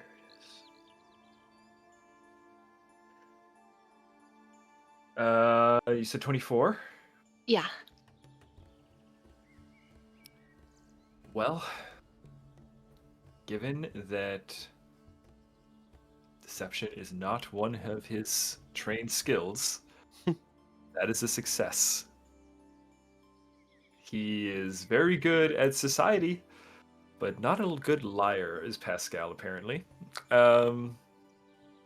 With your success,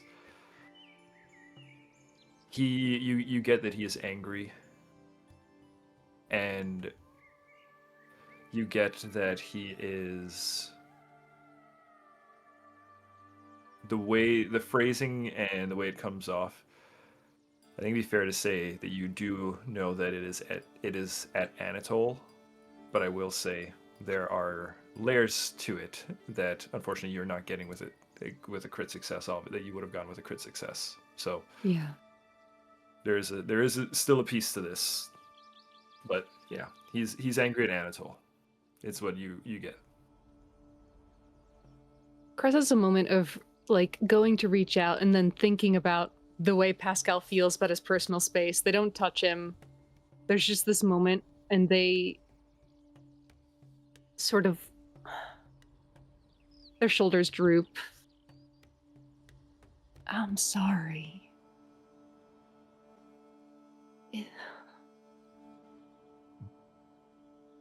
You're a good and loving friend.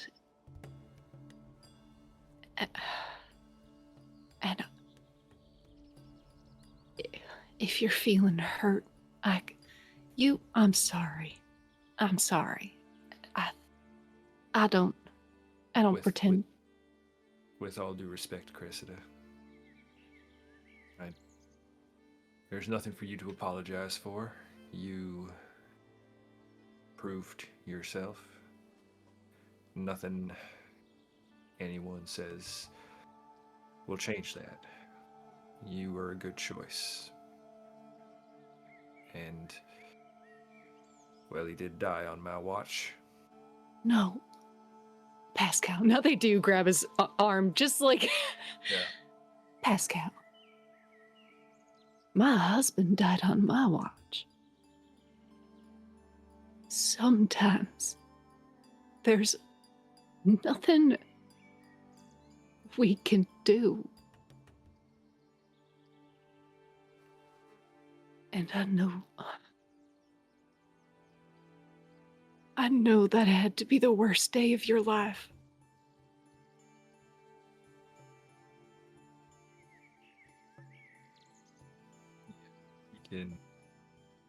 His jaw tightens as he tries to compose himself.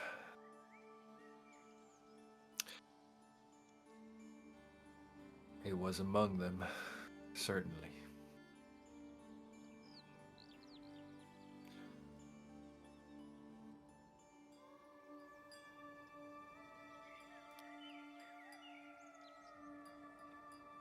You want to know what to do today? That's if you're all planning to, I understand y'all are planning to head back down into those caverns. Round up your team. Give them Take a care plan. of that fucking El Cthulhu. Much. I'm looking forward to that a bit. And he kind of rings one of the tridents tightly. All right. Okay. Yourself and Pascal separate, each recruiting those who are going to be part of today's operation. To that point, party, who are we bringing along with us? You have quite a Me. cast available to you. You're going with? Okay, Farron's going with. Pick me. As my camera turns off again, me. I know. The whole time. I don't know what is going Struggle on, dude. I'm bus. so sorry. Oh, it's don't not worry, your man. fault. Don't worry at all. Yeah, seriously. No stress. I Magnus feel is like going for sure. Magnus should go. I feel like Nepeta should go. This is the Nepeta's going for Everseed. Yeah. Gron, Um, Nepeta, Greg, Magnus, Gron, all going for sure. That's Oh, probably Bugbear. good. Lug and Bug. Lug and Mug want to are come? also good. Yeah, That makes Yeah. sense. They're all healed up. They're all healed up. I imagine we've armed them, so they're not Yeah. just Yeah. like I picked up a stick. Yeah. They're not just Um, grabbing, broken oars or something. Ooh, can we have gotten Finn a shield from Chimney's armory? Since Cress was just there. Yeah. Absolutely. You see Cress carrying a shield. You see legs that you know are Cress's, and then a shield. Finn. I was just kicking myself for falling asleep and not fixing mine. Lucky for you, this place is stacked. I'll just have to be okay with not being able to throw it and have it come back to me quite yet. No. That's not your fault! Hey, pause. Maybe when I fix my shield, you and I can sit together and figure out how to make this one bounce. All right. I don't know how you made it happen on the other one, but yes. Me neither. What do you mean, you neither? Sometimes it just flows through me and it happens. But thank you. Well. I really appreciate this. I'm going to need it for today. I Then think. What? go ahead and add a steel shield. to your Okay. Is it stainless steel? Then I guess I'm dead. If it's stainless steel, I'm gone. Cutlery. The blood It's slides actually right made of off. Aluminium foil. Aluminum foil. So, okay, so we've got Anatole, Pascal, Zin, Gron, Zodek. Magnus, Zodek. Zodek, Should Good Nepedo. idea. Zodek come? No. I guess. Really? I feel Ugh. like I think she might have the most beef. Zodek is someone Prada. to maybe talk to. I think she's a Zodek. good. She's not like a fighter though. She's a She's sorceress. Like a a- problem. Yeah, he's like a spellcaster. What do you? There's a well, whole whoever suggests Zodek, Cress. I'll say she shows up at Cress's the meeting. face. How about that? Okay. She shows up at the meeting. Oh, and Wit. Sorry, I forgot Wit.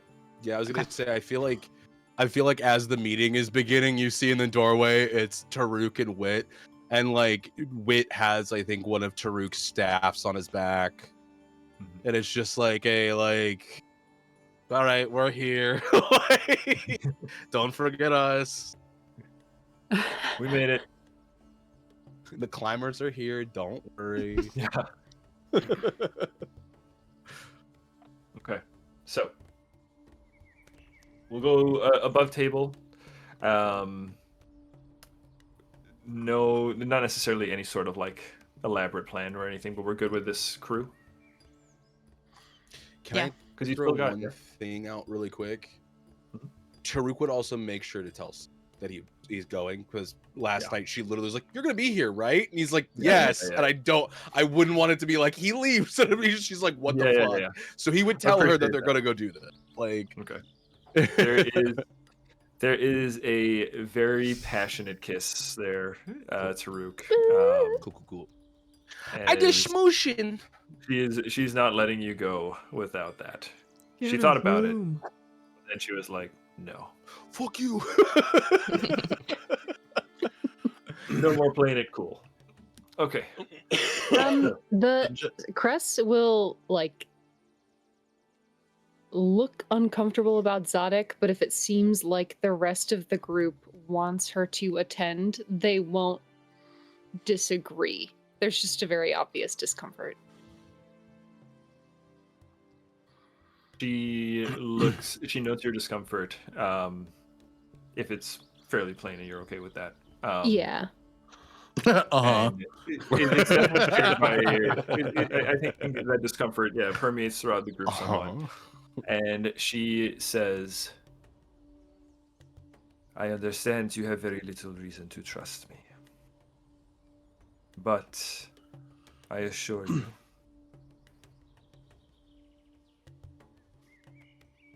I want to atone for the things I've done.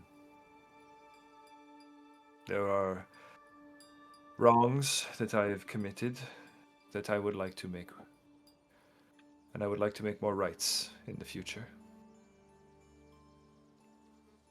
Dad, can I Sense roll motive. another sense? Yeah. Yeah, I was Yeah. gonna do the same. Go for it. Just because I want to roll something Everybody, this can I game. sense motive? And she will Wow. also say, and if anything, this is an enemy that I believe I am the most familiar with out of all of us. Exactly. I rolled a 2 for a total of 18. So I can't read this bitch. Rolled That a last part is 5. true, Cress. I rolled a Hang on. 5 for a total of 22. I rolled a 17 for a total of 32. Ooh! That's the one. 6.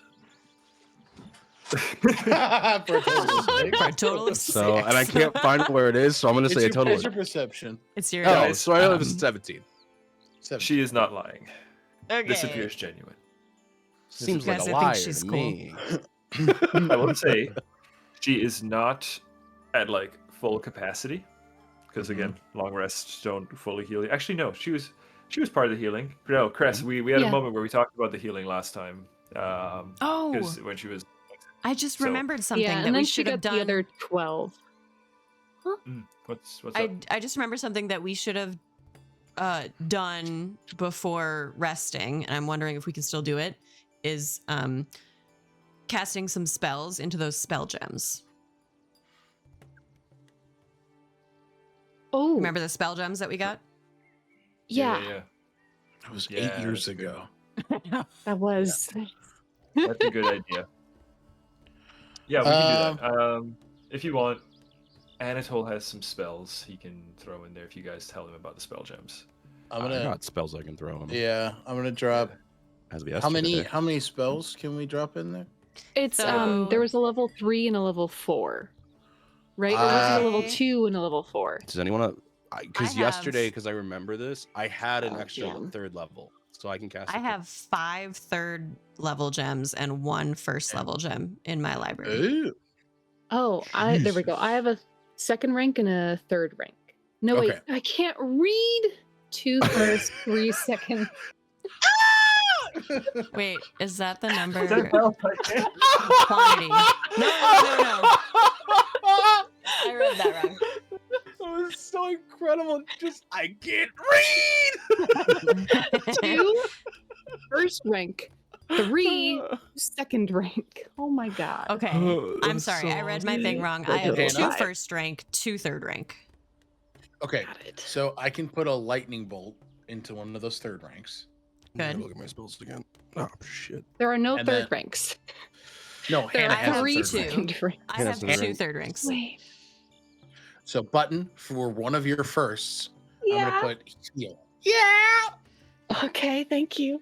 Okay, so we got a lightning So- bolt, level 3. Lightning bolt level 3 and a Somebody heal. else, anybody else have another level 3? I don't. I have I only changed cantrips. my spells, so I forget what I had. Because I was gonna say I could put a fly into some. Do it. Why would we want a That could bug come in clutch. with this dude? I mean, yeah, could fly over I those secretly tool took holes. that before our whole big adventure, just in case. So if Ta'Rouk ever got fucked, I was like, and I can fly out of So what level is fly? 3. You want to? Should we put that in the other third rank? Unless someone has another idea. I don't have anything better. So Let's I do had that it. available yesterday. So yeah, I cast the fly into there. So there's a. All right, we got a fly and a lightning bolt. I will offer you this lightning 3rd level bolt. spells that Anatole has that he would be willing to offer.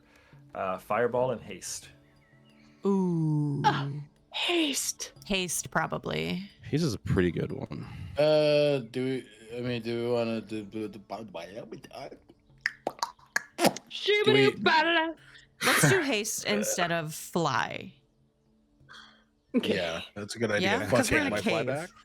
Yeah, fuck Adam. That's what I'm Yeah. saying. Yeah, but there's a lot of pit holes. That's why I said fly, That's and true. especially chool holes. I mean, yeah. Trolls. But there flying back weren't out any tool holes like right immediately to get into the entrance, No, if I remember right. Except for the fact that where Prana Trufon is directly Is in a down. hole. Is a true. I keep forgetting Is we a have direct- to. I'm like so directly down. excited for the Everseed. I keep forgetting that we're doing something first. So, okay. Hannah's written Nixus off. And like, I- and dead. Whatever. You guys go do that. I'm gonna go get this. And seed. that bitch. That is just dead. All right, guys, let's go. Let's go Okay. get that seed. Okay, I'm happy. We have lightning bolt and haste. Let's just go. Okay. Cool. Lightning bolt, haste. Okay, cool. All right, party. What? We will pick up then. We'll just kind of jump ahead in time. Jump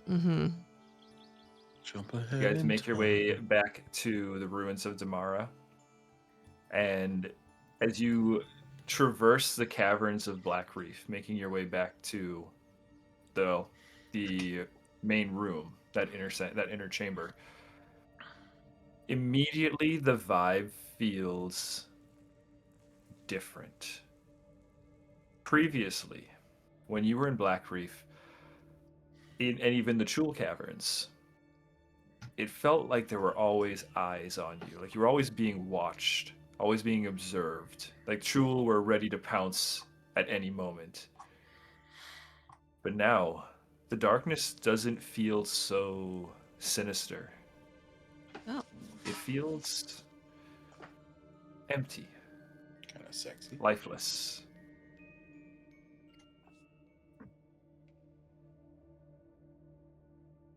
I think Farryn, having hunted Chul before, just notices that immediately and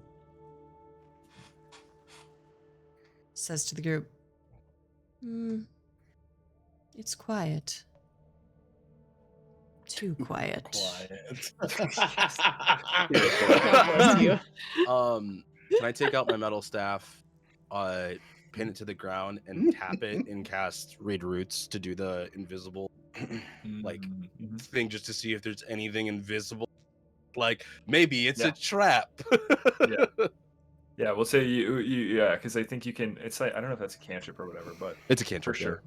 Yeah, you can do like as many castings as you need to as you make your way into the caverns, and yeah, you're not getting anything.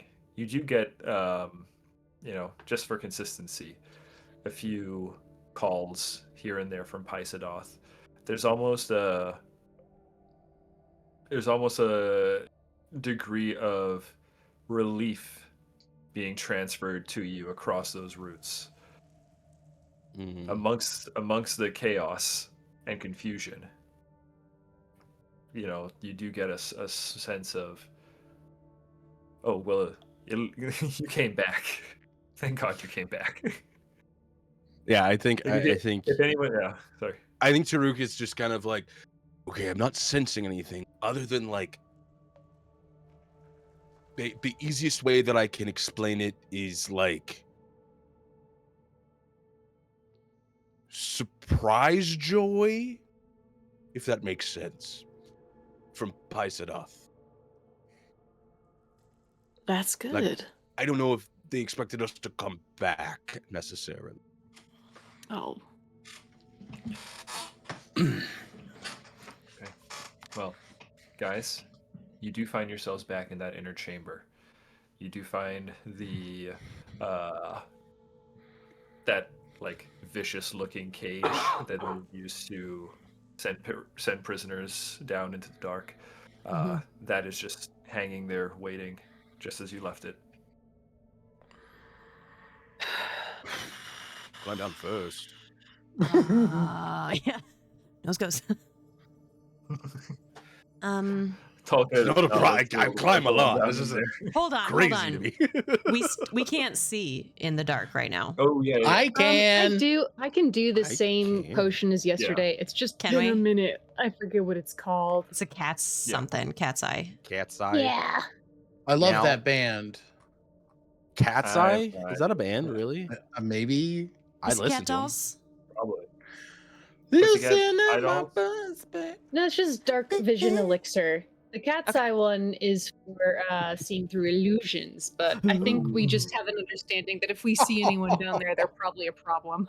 Yeah. Yeah. Okay. I We'll say I Cress, can see. So we in have the dark vision. Okay. Okay, good. Good shout, Hannah. Good looking out. Okay. So, Ta'Rouk, you were scout. What was that? Something in the dark.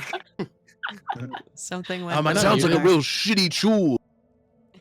There's a sick tool down there. There's a sick chul just We must dying. help him. Okay. Cress will give all Anyway. the warning. Cress will have given everyone a play-by-play of how Fight the First went in the Right. fractal, and Fight just the like first. proximity. How you don't want to get close to it. Like you don't want to end your turn near it if you can avoid doing so. Finn will point to his face. It'll curse you if you linger. Let that be a let that be a Already warning. cursed, though. I don't think it can happen twice. Alright. Starts crawling down the wall towards the chul. Wit goes with you, and Wit will leave some like webbing ladder for people to use. Spider-Man? All right. It's what he is. Farryn Yeah, starts descend. descending. Yeah. Let's go. Okay. Finn jumps. Great. Cress You kills can Finn do- out of anger. My tail catches Finn. Takes him back on. to spin on his way down. Cress pulls out a gun and shoots Finn. Pulls out a We have Glock that 9. already, leap of faith where Finn did this once before. Leap of faith. Cress yeah. summons Cuthbert and and Cress fucking very specifically said, Atomizes "Never him. fucking do that again." Yeah. And here we are. Okay. Party. Yes. All jokes aside, Mhm. as you descend, a few things. You are met with the sound. First off, it gets much colder. Like, it's real cold. Like, you can start seeing your breath levels of cold. But it also starts to feel very... Well, you start to hear the sound of running water. It sounds like, as you get closer, torrents of Sorry. water. No, you're doing you do you. It's working. Party, I'm gonna move you over. And wait, real quick, everybody's roll 20 works. Yeah. Oh. Okay. Who's I'm going to show you pissing this. down here? I'm going Rouser. to- Oh I was doing a my doggone God. pith about it. Oh my Who's doing a gosh. doggone Whoa. piss? Oh Doing a my doggone god. Jesus. That's the most water we've seen in the entire campaign. This is Yeah. by far the Yeah. most water. Oh Hero my points. Lord. Give a point. Give him Just the try that. point. I like the energy. the pleading. and the ambition. Hero point, right? Am I right? I recognize that there's water. I feel like that's enough. Oh, Adam! I see tentacles. I see tentacles with my dark wait. vision. Is that water? Red alert. I Red alert. Once again, there are tentacles. There I are see What three are their tentacles. tentacles? Are they dead this Actually- time, or are they alive? Yeah. If you look closely, Oh, I see a it's body. actually- yeah. Yeah, I see a There's full a- body. Actually, There's Guys, a don't whole drink the water. S. Like Kraken Kraken. down there. Oh. There's a dead my brother. Kraken. No. There's a whole ass kraken. You guys, Oh, okay? So this yeah. chamber, this chamber is ginormous. This Yeah. aquifer Yeah. is insane. It's got whirlpools all over it. I'm not jumping in the water. I just want scale. Oh. Okay. Where do we enter? Yeah. You guys are Directly lowered onto here. this- you guys are lowered onto this platform. Like this is where the Oh. hole Oh, comes Right in the middle. Okay. I'm so close. Finn, oh, David, make me. Oh, never mind. No, I think you're to scale. I'm big. David, make me big. No, you're small. Why is Oh, David David. big? Oh, this is new. That's cool. I'm special. Whoa! If you move your character Wait, why around, it now has can't an arrow that auto pops up from where you've Whoa, been. really? Yeah. Oh, cool. Yeah. That's Neat. so cool. I'm Oh, that's very cool. Okay. So Yeah, much more feel easy. free to explore the map.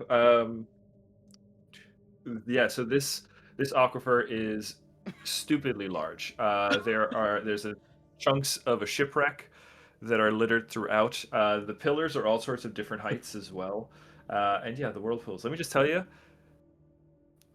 this would have been like one boss fight that would have taken multiple sessions. Like this would have been crazy. So as you enter, it is empty. Except There for are the no Kraken. fish folk. There are no jewel. There is a dead kraken. Dead Kraken. It was its There's a dead kraken. tentacle was the one that was up there, right? Its tentacle. Well, actually, as you look around, yes, you do see that other tentacles are like going through different caverns. So the kraken is connected to different cavern. The kraken is connected to the caverns. It's all connected. It is. What? Is there any sign of Nixus down here? Yeah. That's an excellent question. Let's get a perception check. Let's all Can I search cast together. guidance on Finn? You can certainly Are we all looking or just Finn? Do that. If we're all looking, and honestly, I guys, think look, if we're we're all all looking, looking. tell you what, we're all looking. Let's go ahead and get one. I'll tell you, Nixus Was will be found, but let's see if anything else shows up. guidance? +1 status bonus. +1 status. If I'm gonna anybody use a hero point. 35. 35. Okay. Ooh, Well, so 34. I'm gonna take Hannah. I'm taking Finn's check for the table because I'm not gonna. You guys will be sharing information. Okay, well, I did get a I 34. got a 6. So. I feel like that's a You did pretty good look. That's true. It is a really good look. I'm very proud of you. We're all very proud of you. Okay, What you 35 find? it is. Yes. You do find Nixus. Oh, Nixus is on a actually pretty much on the platform that Ta'Rouk is at. Oh, hey, found him. So Ta'Rouk lands and just goes, Trips over him. Nixus wasn't the hard part. The He's hard hiding part, under a rock. Sorry. with your critical success, what you do find is a plank of wood.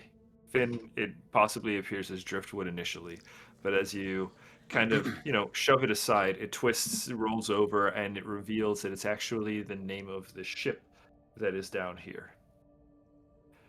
The name of the ship is the Shantyman's Ballad.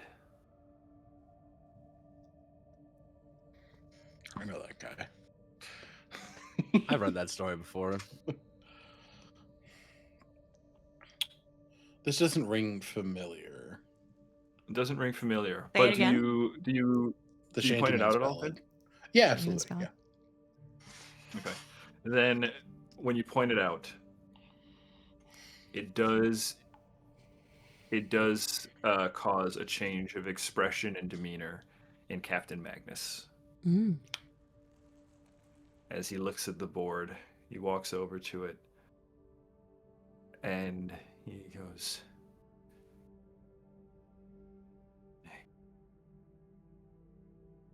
"After all these years, this is where you are." And he kneels down and he picks up the board, and you can see there's just this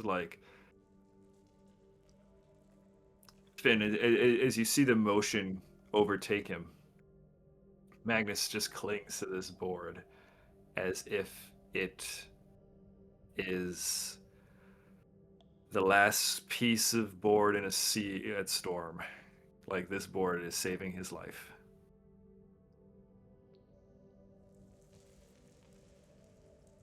In the meantime, though, you guys do find Nixus on the stone.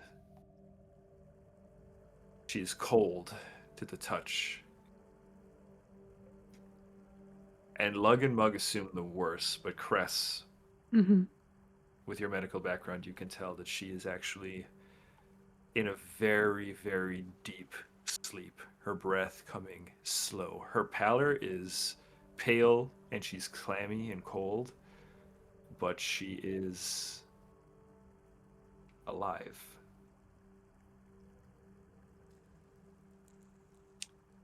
She's alive.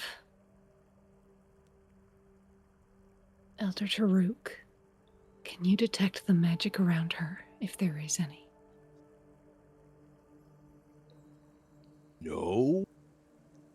Because I can't do that. I thought that you have detect magic. Am I Farryn No, can. crazy? absolutely not. Farryn can do it. I will La, la, la, detect la. magic.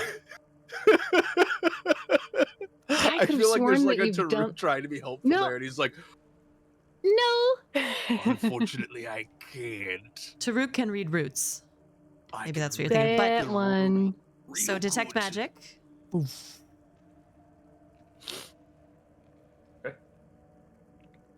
Detect magic pops off, and you get no pings of magic.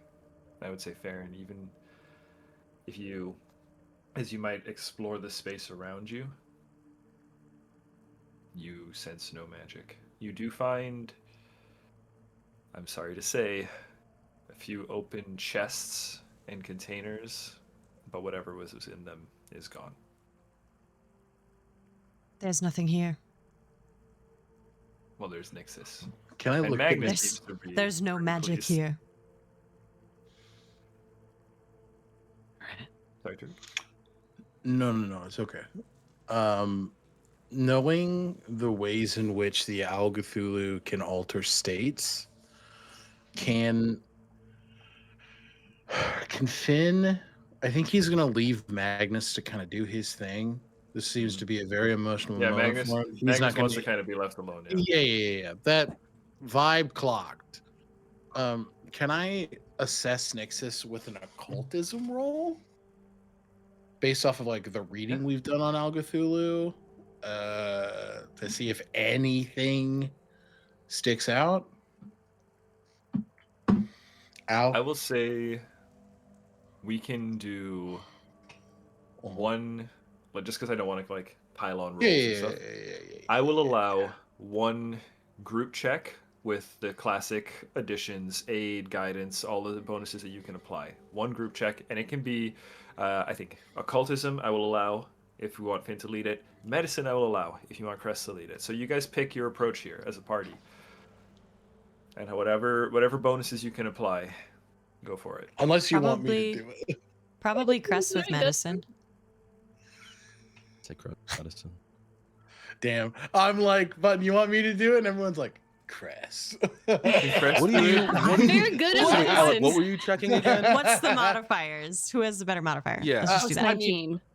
Yeah. Well, what? Plus 19. Yeah, no, Cress.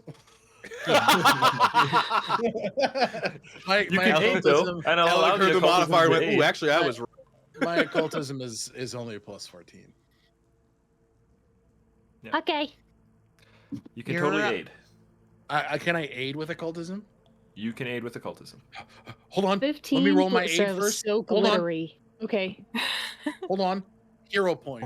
I'm gonna use that. 0 point. Use them up. Use them up. That's better. Okay. You have a 30. Yeah, 16 plus 14 is a 30. Yeah. Yeah. Jesus. Wait, 16? 30? Oh, plus 13. Yeah. Wait, what did you get for your roll, Alec? 16 plus 14. 16. 16 plus So 14 is a 30. 30. What's your rank in occultism? Trained. Trained. Okay. Trained. So aid. Finn flies past the screen. Trained. That's gonna be crit success. So that's a plus 2. Cress. Okay. 36. If you were a master, it would be plus 3. Oh, 36. 36 is excellent. Yeah. 36. Whatever's going on, Cress.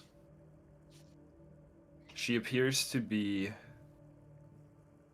in stable condition. She appears to be, again, alive. She does not, in simplified terms, she appears comatose. Okay. As for magical influence or connection, With a 36, nothing appears amiss. If something is, whatever is going wrong with her, it does not appear to be magical in nature. All right. I think it is beyond our means to wake her here. But I believe she can be woken with time and understanding. They'll say to Mug and Lug. You say to Mug and Lug, and they look incredibly relieved. I mean, Nixus was obviously not an awesome person, but Lug and Mug, in their own way, really do care about her, it seems. Yeah. Or at least they have a sense of loyalty. They're good guys. They're good boys. They're good boys. Good little bugbears. And they are pleased. They are pleased at your report, Cress. But there is a voice behind you all that says, "My recommendation would be to kill her. Kill." Is that Madame Zodek? That sounds like Zodek. Zodek. That's Zodek. This is a trap. Prana Trufan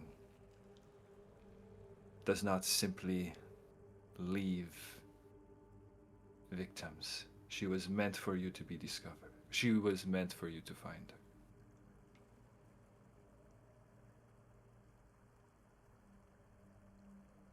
You can see Cress holding back a comment that, for whatever reason, they're deciding not to spit at this woman. Mhm. Fair enough. How can it be a trap? There's no one and nothing else here.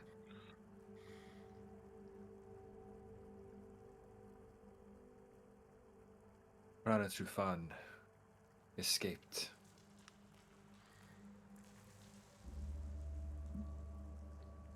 But perhaps there's a way to wake Nixus eventually and ask her about... I suspect your Nixus will awaken when Prana is very ready for her to awaken. I see.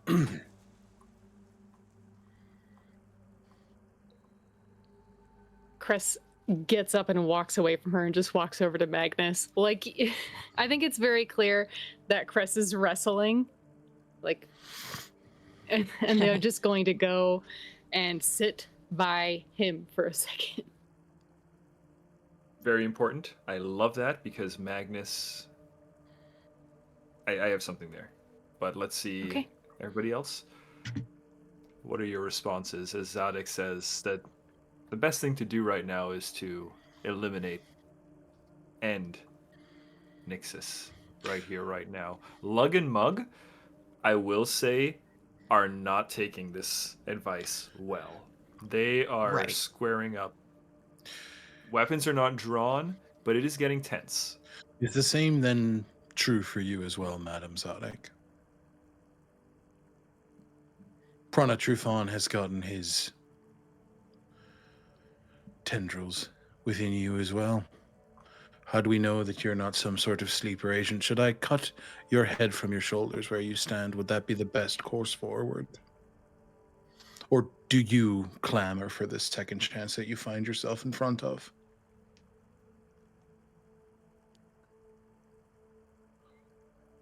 Zodek looks at you, Finn, staring daggers. Try it.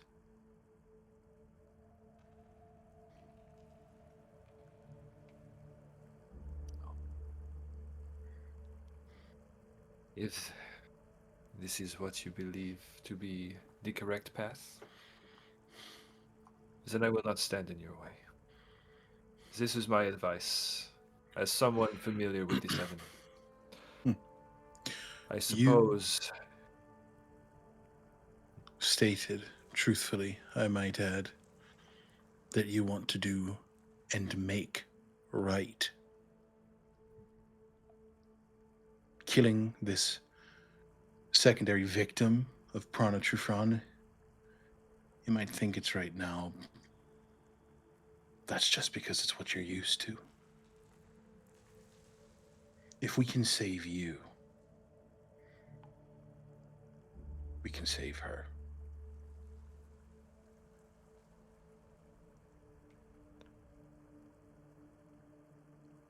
Very well.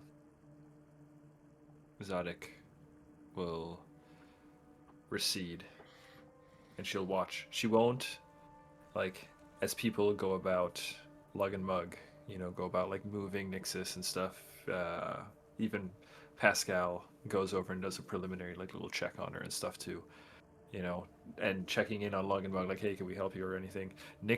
Zadok makes no attempt to help. She stands very much aside, a seething observer. Okay. Farron's gonna be looking at Ta'Rouk here, because Ta'Rouk has every reason in the world to kill Nixus. Kill Nixus. That's true, Ta'Rouk. I was being quiet on purpose. He's not necessarily a good person. We're having this like moral debate. Meanwhile, Ta'Rouk's like, My ass is like, oh, what if I Already wasn't there to stabbed her stop 7 anything? times. You all look away. Just punts. He's holding Nixus's head in the water. just What? fucking doming her. Oh, I'm sorry, I didn't see the puddle. My bad. Oh, sorry, I didn't know this was a discussion. Oh, Man, we were puddles are talking about lethal on this, this not just continent. doing it. No, I think Ta'Rouk, if you're looking at him, he's not really doing anything other than staring at the body. And I think you can tell his mind is racing. It is off to the races in his head right this second. He can't decide what is right and what he. I think there's a moral debate happening in his head of which is actually better. Yeah, there's definitely that scene playing in your head, Ta'Rouk. And I'm sure I don't need to tell you this, but I'm saying it for the benefit of the table and the Please. story. There's that scene of Nixus, her hand clutching Sydney's hair as her airship takes off, wreathed in smoke and fire. A cruel smile on her face as Sydney cries out. Yeah, that's definitely one of the things that's happening. And I think that God, that tickles you, Alec, didn't it? That's definitely that one of the one. things. That one's definitely happening. But I think Act. no, yeah, that happened. Yeah, no, I think Farryn, you're seeing Ta'Rouk debate with himself because he had the conversation that he promised you all that he would have. Just happened to not be the right person, and nobody knew it. And so I think there's a lot of, do I still owe them this? And do I owe anybody anything at this point? And so I think, yeah, Ta'Rouk is just almost in that like decision paralysis in the back of the group, just staring. So there's no real comment. Wit touches your arm, Ta'Rouk, and says in your ear,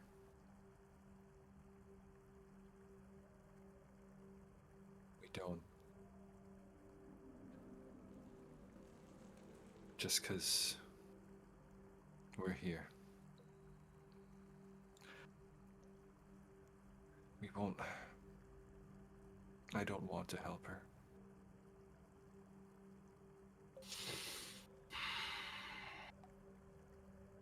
But no one's forcing us to. And if there are people here who do, that's on them. Right.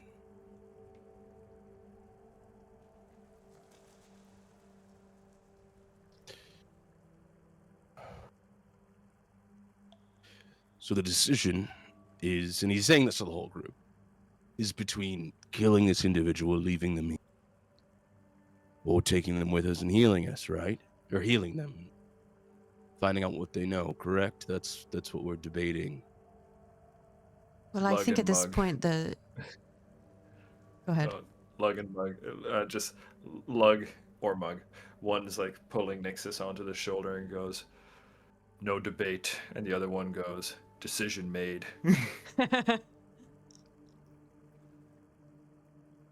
No, But that's decision not made. We're having a conversation. Now, as you, the other day, when, we saved you, saw, they have devices that were able to clone people.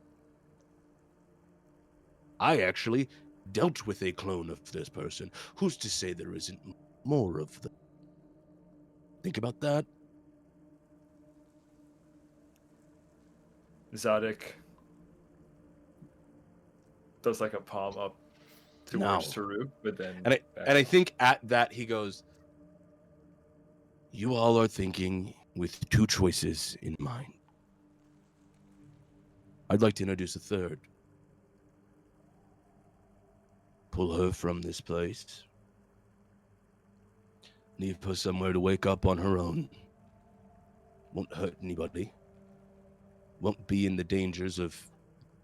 And he just gestures around and specifically over to the massive dead Kraken.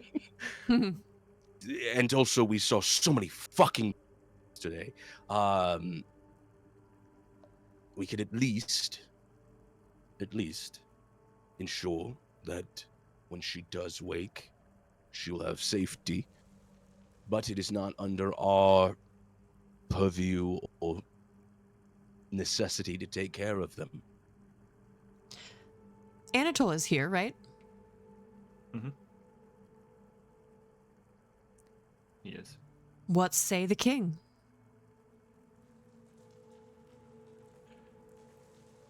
He says,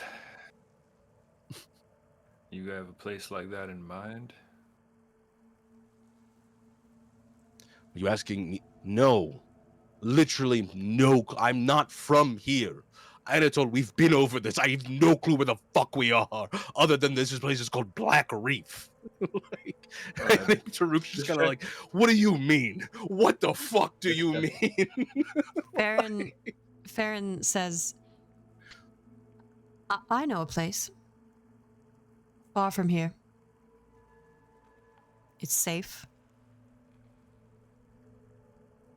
It's remote. Ta'Rouk is giving you a look like, are you referring to my home? No, I'm referring to mine. I could take her to the savannah with me. And lead Prana Trufan directly to the Everseed once you have it?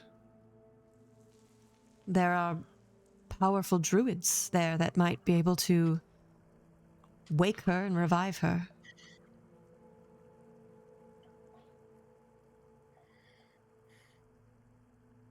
What if she was imprisoned?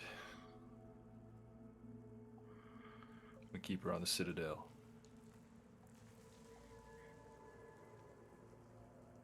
If she wakes, then we know.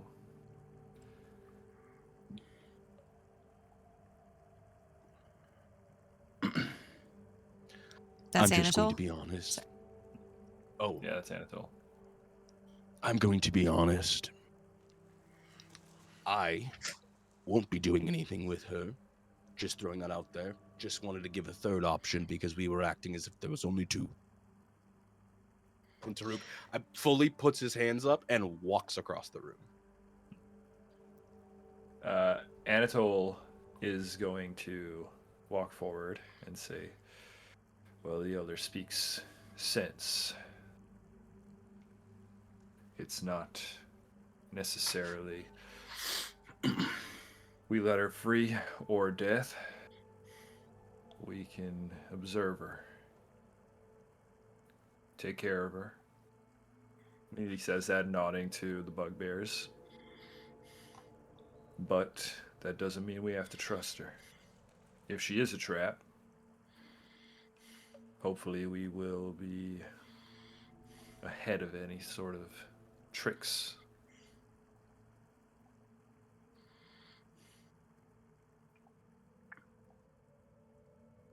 He turns to Zin.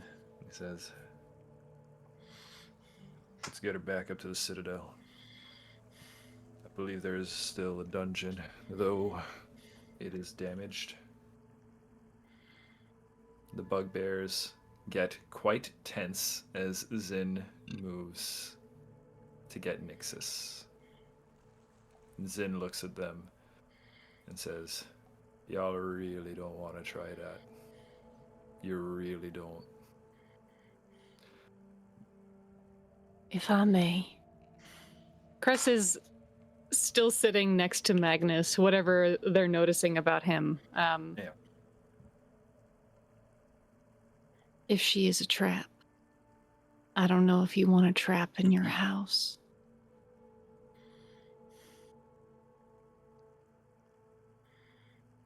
I do think it's important to get her out of here. I do think it's important to see if Prana Trufan has done anything to her. I think you can see there's just this bitter quality to the way Cress speaks. And Zadok has a point.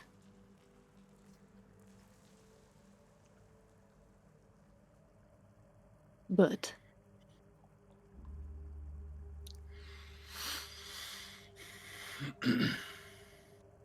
you don't know what triggers the trap, if there is one. If it's bringing her somewhere important, if it's bringing her somewhere populated, if it's killing her.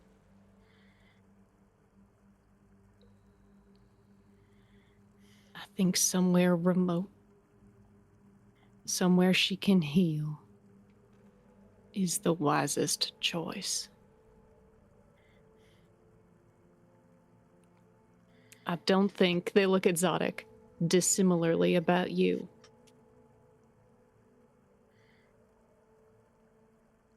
Grond pipes up and goes, well, I've got a place, but it is a bit occupied at the moment. We're not taking her to your place either. Nobody's place.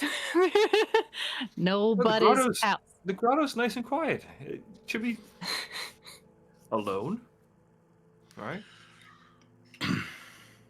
Too close to Damarel.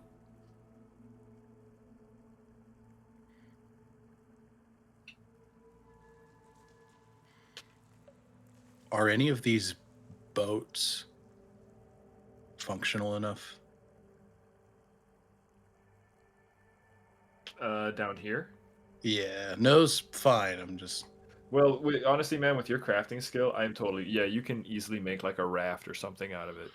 Would there be an exit to this aquifer? I'm not seeing one, but I want to check in with you. Yeah. There's a few like caves, and you can kind of go up some of these rivers and stuff too. So yeah, there's honestly, this place is a bit of a honeycomb. There are a lot of different passages, little nooks and crannies and stuff in and out. So yeah, numerous exits. Kind of look at the water, lost for a moment in all that it's taken from him. We can let what's left of the sea decide where she goes.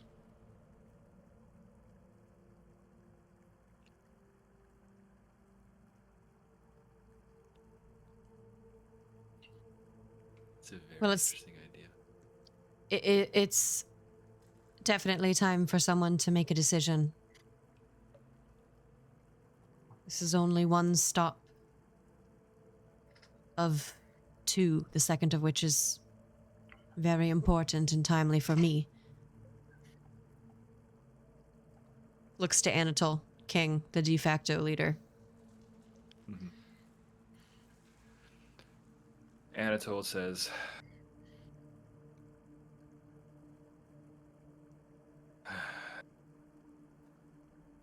there are considerable options. I think for now, at least if she's kept on the Citadel, then we have the ability to explore other ones. Now I understand your hesitation, and it is warranted. So, she will remain guarded to the best of our ability. Right, Zin? And Zin, who is still... There's still, like, sparks flying between Zin and the bugbears. And Zin's like, oh yeah.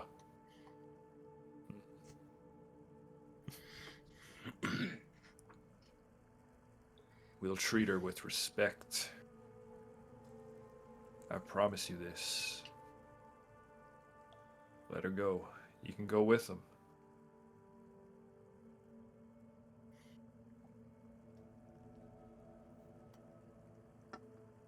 Takes some convincing. Well, actually, I might need the party to step in here. If you guys want to stop a fight between Lug, Mug, and Zin, someone will have to roll diplomacy or something. Otherwise, Zin might have to deal with some bugbears. Lug, Mug.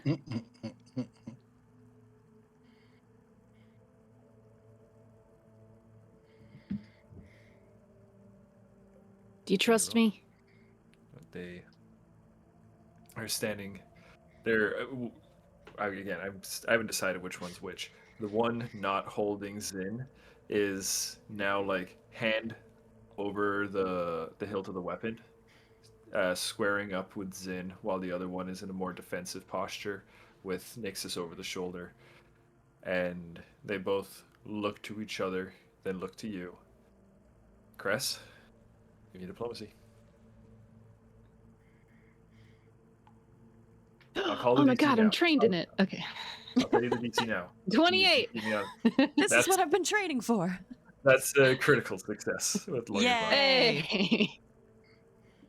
They both look at each other and relax and say, all right, but we come along. And Zin goes, oh, I was hoping you'd say that. Come on. So they, Right. the Nixus scenario we'll say is, at the moment, temporarily resolved, or at least it's on the docket of things to think about. Add it to the list. Add her to the list. Anatole looks at you and goes, tomorrow problem? Yeah. Not immediately the problem. Maybe later today problem. Anatole then gestures with his chin towards Magnus, who is looking towards you now, Cress, and says, immediate problem. Magnus. So, and he leaves you to head to talk to Magnus. Cress. Magnus, with the board, the plank in his hand, while the rest of you are left to kind of digest what's going on with Nixus here. Magnus leads you away, and he says, as I'm sure you've pieced together, I have a history with this vessel. What gave it away? Magnus. Cress just doesn't even like pull him into a full hug, just holds his shoulders for a moment. Do you want to say? It reminds me of a time, almost a previous life. A life I'm not like to ever live again, you see. Why's that?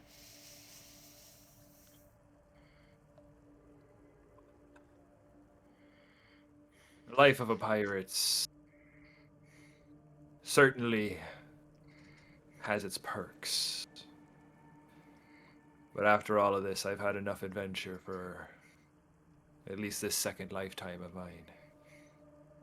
I'm figuring, is this place as good as any to settle down?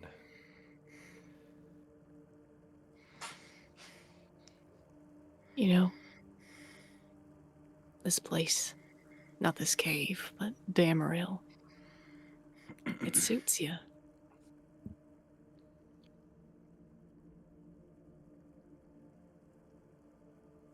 Come along. There are secrets to this here ship that I doubt even Prana-Trufan knew about. Was it your vessel, man? Aye, it was mine. From very long ago. Can't quite remember how long. It's been so long. As the two of you are making your way through that section of the stern that is all like chunked away towards the north there. You guys make your way across some rocks, some planks, and he leads you down. You're going through staircases. The rest of you, from your pillar, where you guys are all situated, you can actually see Cress and Magnus because, I mean, obviously the ship has no walls. You know, they're just kind of appearing behind waterfalls. But Cress Magnus leads you into the hull, pries open a board, and pulls out a lead box. A small lead chest. That's how it avoided detect magic. Oh. Cool. Yeah. Pirate. Got Magic tricks has the up your same rules sleeve. as Superman. Yep, magic is the same rules as Superman. It's canon. So its weakness Magnus- is kryptonite. Just remember that. Yeah, exactly. He pries open the chest. It takes a while because it's like encrusted with salt and moss shut. But eventually he does manage to pry it open. And inside, Cress, is a whip. But not just any whip. It is a series of tentacles. Hentai whip. Tentacle Oh. whip. It Magnus, is several tentacles on a handle. Oh my god. Magnus, it's always tentacles with you. It's always tentacles with me, apparently. This is spooky. Spooky though it may be, it's also yours. It's a gift. Ooh. Why? What? Consider it a reminder that perhaps throughout your travels beyond here, you might not encounter folk quite as reasonable as old Captain Magnus. And where a carrot may fail, whip comes in handy. Cress gets a little choked up.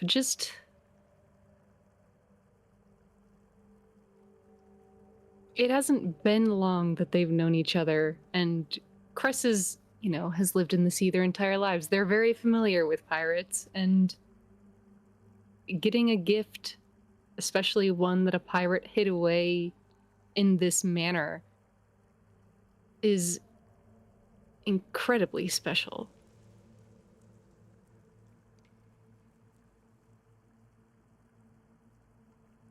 Come here, you old dog, and they do hug it. Yeah. Magnus hugs you back.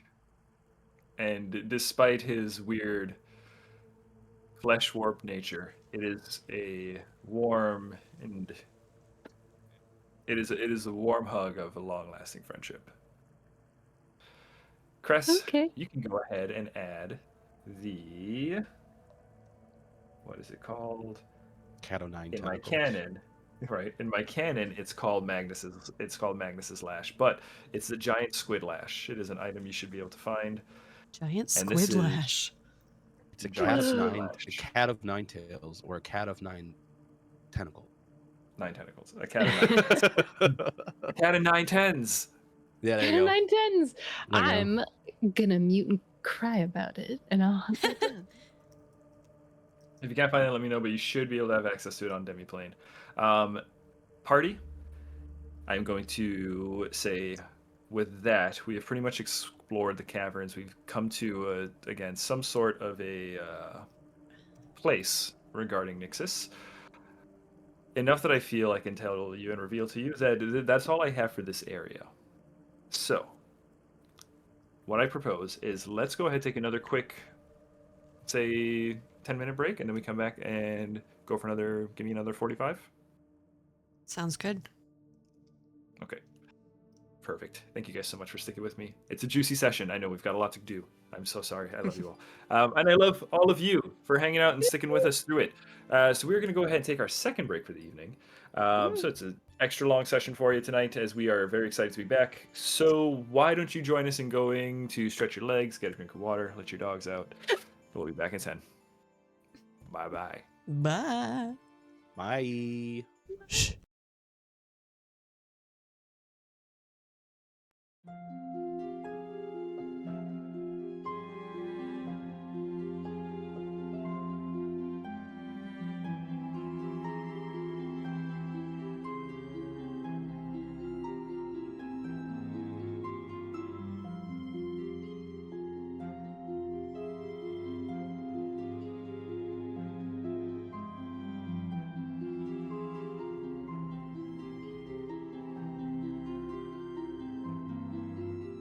Shh. Oh, Hey. said it. Hey everybody, welcome back to part 3. That is it, the rare part 3 in a stealthy elf session. We are jumping back in. We've got some more ground to cover before we're ready to say goodbye tonight. So we are going to do a little time skip here. Party, you guys have just wrapped up in the caverns of Black Reef in Pranatrupan's lair, where you found Nixus, whose body was left to you as a lot of you surmise, and Exotic suggests, possibly as a trap by Pranatrupan.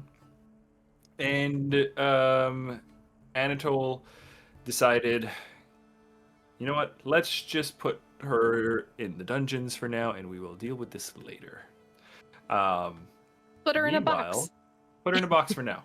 We'll come back to that. That's a tomorrow problem. And then, yeah, and then Magnus presented Cress with his hidden treasure, a weapon that he has kept hidden from his days of venturing upon the high seas.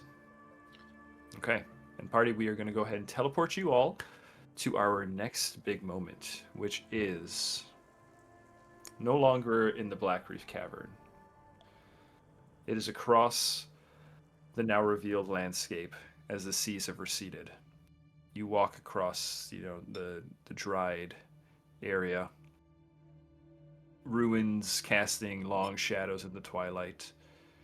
Tahali is settled long ago now, but just on the horizon, you can still see a few protruding spikes of where the fractal is jutting out of the sand. And it seems to be she's just resting offshore. And you guys come to what remains of the ruins, the lighthouse temple that was dedicated to Eliza, god of the sea, lies in ruin before you. As Tahali retrieved a ship as part of your plan, Nixus's old ship actually, she pretty much destroyed that entire top half of the temple, leaving just the bottom half remaining. The bottom half being of much older construction, much sturdier stuff, in fact, as this was the part of the temple that was built by the Gygas, Finn's ancestors from way, way back. Party, you enter through tight caverns, dislodging ruins as you make your way through. And eventually you find yourself in a rather preserved chamber. There is, bits of wall and roofing kind of littering the floor around you. But it's a circular chamber. the staircase that led down here is in complete destruction. It's completely destroyed. And there's no tower above you anyway, so it doesn't matter. It would have led to nowhere at this point. And down on the ground beneath, at your feet, are one large circle, but segmented into 3 sections descending into itself. So there's like one large circle, within that there's a second circle, and then within that there's a third circle. All right? So 3 circles layered upon each other. But it looks like it is, rune-marked stone. As you investigate it further, it becomes obvious that these rings of stone, these circles, do actually rotate and spin. And I'll just tell you guys, just for ease of this, essentially what you have before you is a giant combination lock. I was about to say. Yeah. A puzzle. We are going Okay. to reduce it down to checks, though. Okay. Okay. I will say the symbols, the only person I believe who can read them here is Finn, as they are all ancient runic symbols. He'll pretty openly share what they say to everybody. So, essentially what you're doing is you're putting them into the combination where they will, align and unlock the door. So, what we're going to do is I feel Finn is the most appropriate person to lead this check, as the person who can translate it. But again, we can take the similar assistant rules, guidance, aids. Again, you got circumstance, item, and status are all the 3 bonuses that you can somehow apply to help Finn accomplish this. I think Farryn wants to help however she can, so maybe I can do the aid. Yeah, do you know what kind of aid? I could do... I have elf Keep in mind, lore. Aid is a circumstance bonus. Uh-huh. So if Farryn does aid, that means yes, you can aid, but I think guidance is It's also only going to be circumstance +1 or bonus. 2. I think guidance but guidance is is also actually bonus. status, isn't it? I thought you can I don't aid know. and guide. It is status bonus. Yeah. Okay, so you can guide. So someone can guide, someone can aid, Okay. and then I shall someone else. guide. Yeah, and then someone You else. shall- What I will allow You is shall guide, I can aid.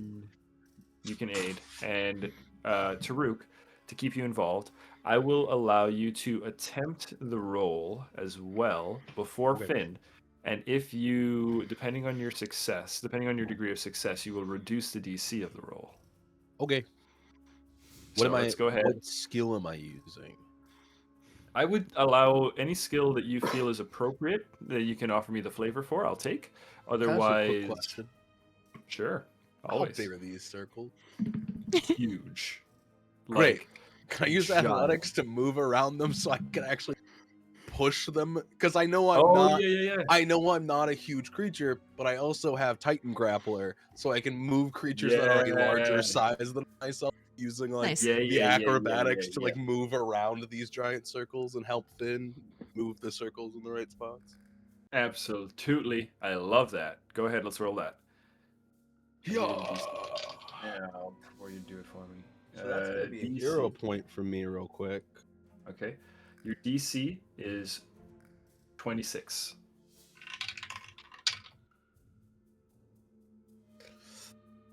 What do I have in that? So that's gonna be another hero point for me, real quick. I believe in you. I don't at this point. There we go. I did not believe in myself for a second to get it.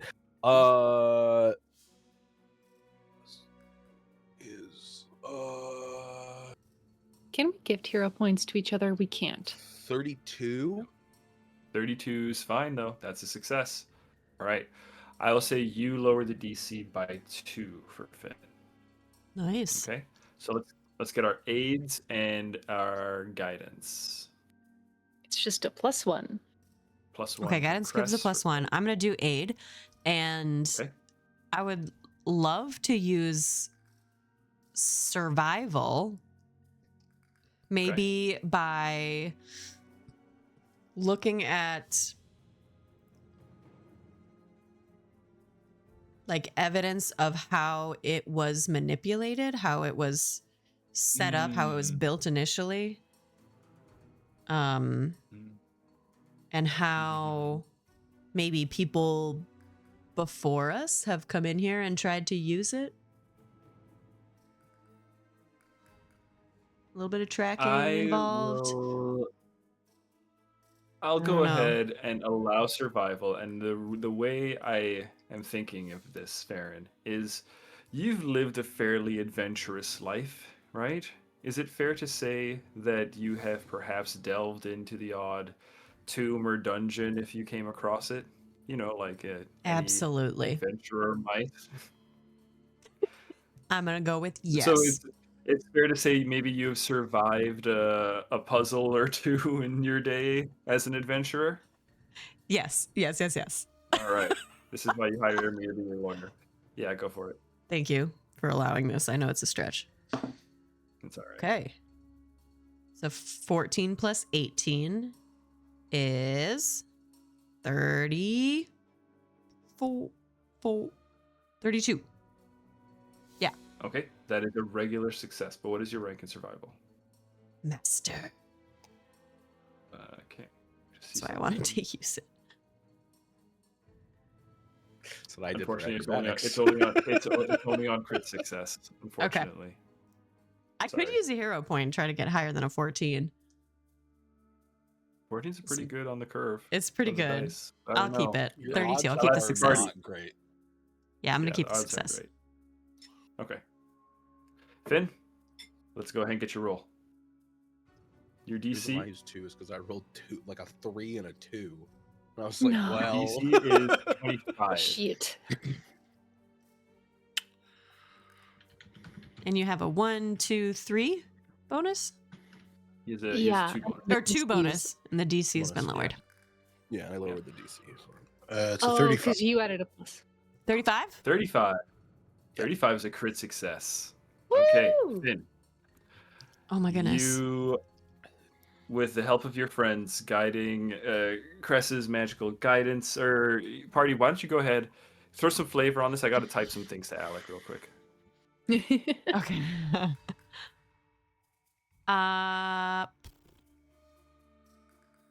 Well, Farryn says, I've seen this before. It's an interlocking set of rings, and just kind of explains like this one probably goes this way, this one probably goes this way.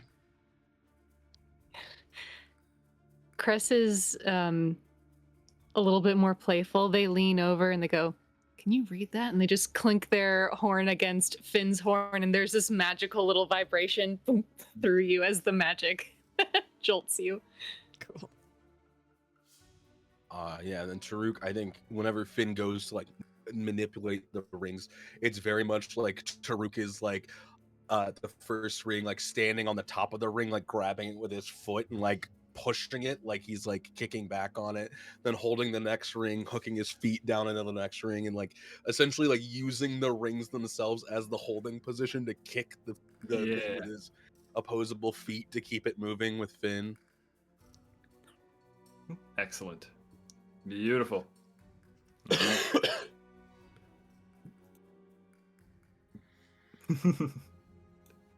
Finn? Yeah. Me. I think Finn hears and feels everything that's happening around him, but I think given the proximity, Cress and Ta'Rouk will notice it first. As the Cress, you've seen this before, the tattoos on Finn begin to ignite in this bright white light, and his hair just begins to like shift as if there is wind in this space, and I imagine it's quite stagnant. For a second, Dave, this is just flavor. No, hit me with the flavor. It looks as if the earth itself is pushing him upward to reach these rings. His hand, almost like Ta'Rouk, this looks so similar to what you do. Almost like magnetism is just pushed to the sequential spot as the first ring locks into place. The next hand moves over.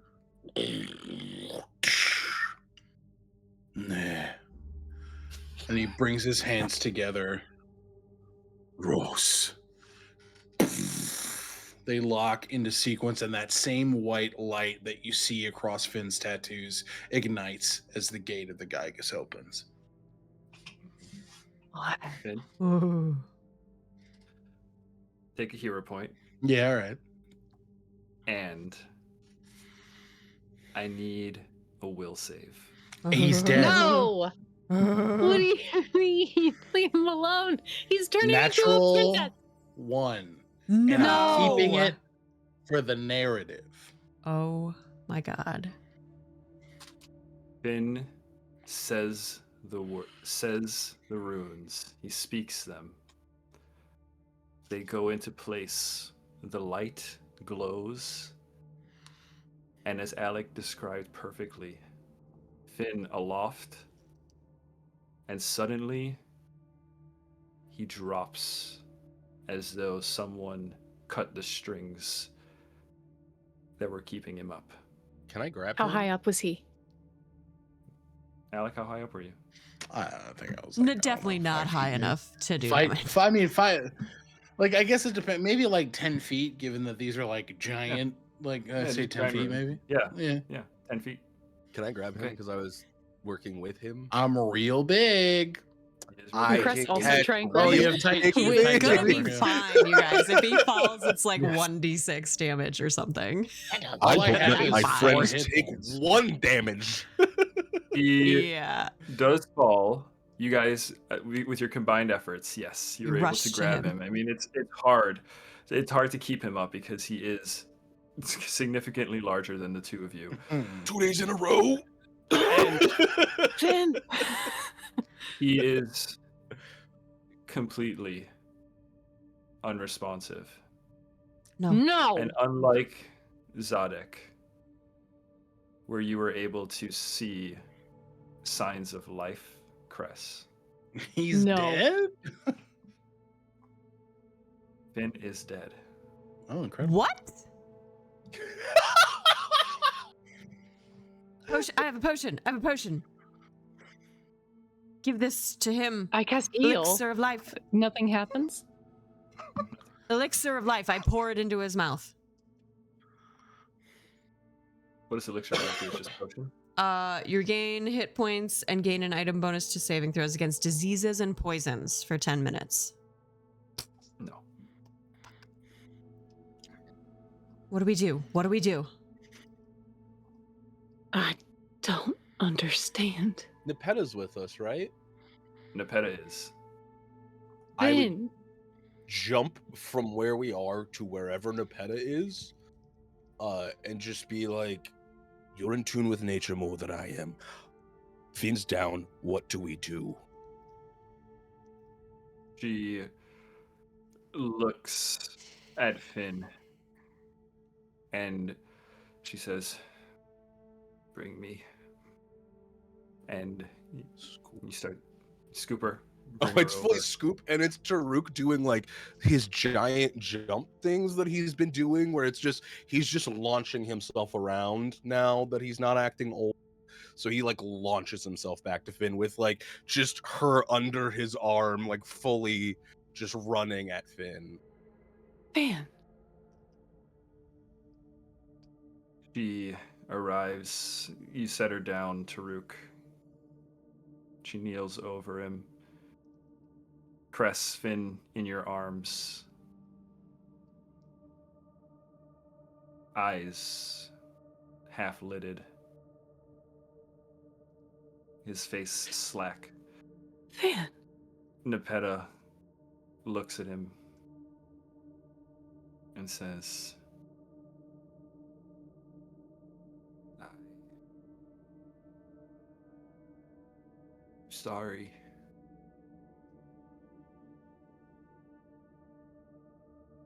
I believed that he was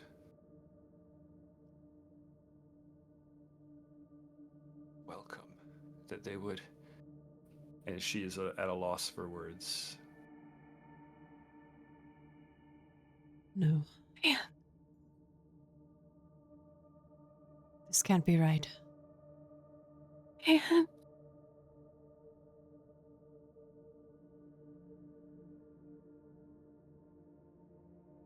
Finn.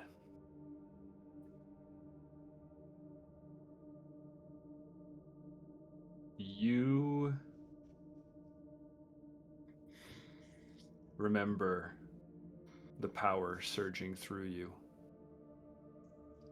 The word revealed as you and your friends worked the glyphs, the runes lining up in a way that just made sense, that just felt natural to you.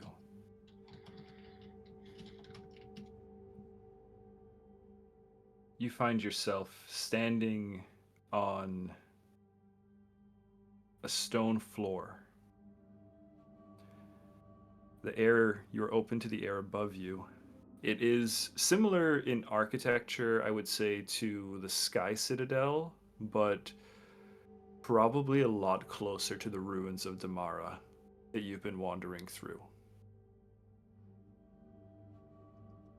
There is a staircase behind you that is steep and long, that goes down the side of a mountain, and you can just make out at the base of the mountain a meandering river that sparkles red. As you look up, Finn, the sky above you is not normal. The sky above you is churning black clouds, forming cyclones that twist and overlap, and there is just a constant beat of thunder. Just flashing within these tornadoes. On the pedestal, on the platform, on the other side of you, on the other side of the stairs, you see a wall. You see the wall to end all walls, Finn. Made of a black stone veined with gold like marble. And it's just completely smooth and sheer from the base at your feet up thousands of feet into the air. You get dizzy looking at it. The longer you look at it, the taller it starts to seem. And at the center of this platform, between you and the wall, you see a statue sitting on a throne. A statue that's holding a very large, very fierce-looking trident. Alec, I'm going to need you to think of the most Souls-like thing. Throne, trident-wielding, throne-sitting twin. guy. Yep. And he's sitting in the very classic like Noctis pose of like bored on the throne.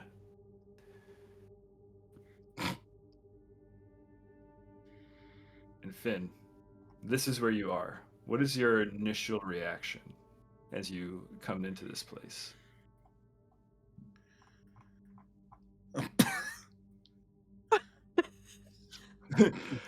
Okay, that'll help it out.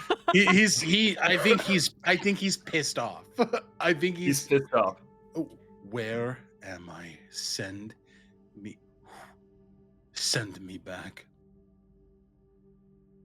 A voice echoes around you, Finn. You're not sure if You feel like it's coming from the statue, but the statue isn't moving. Nothing. There's no face or mouth on this thing to signify that this is the source of the voice, but you just get the sense that it is.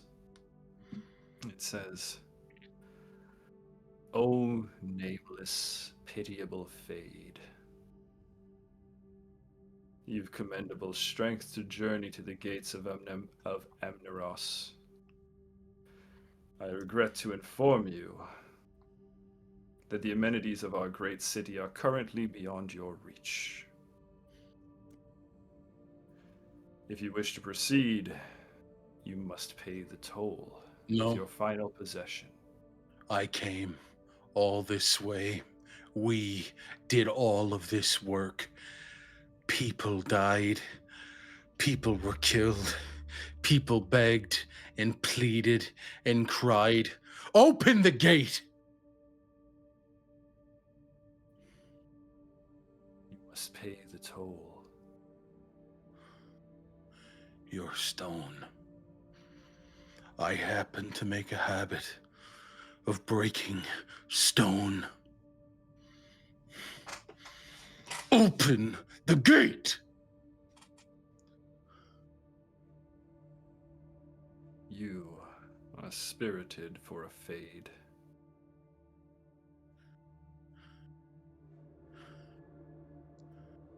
You wish to entertain me, then do so.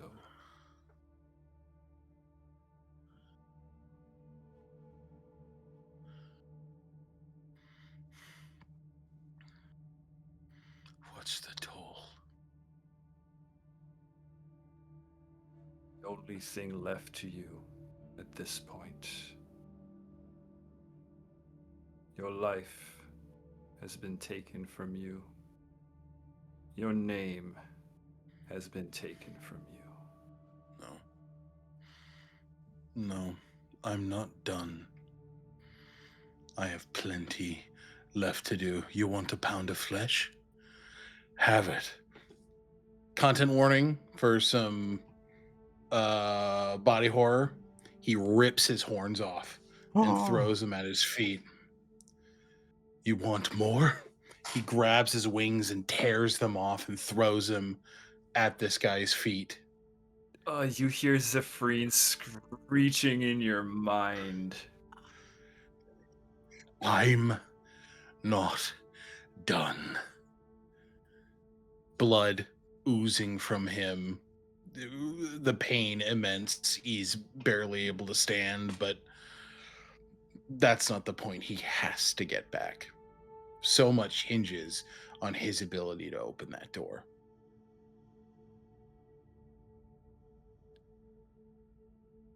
The voice echoes.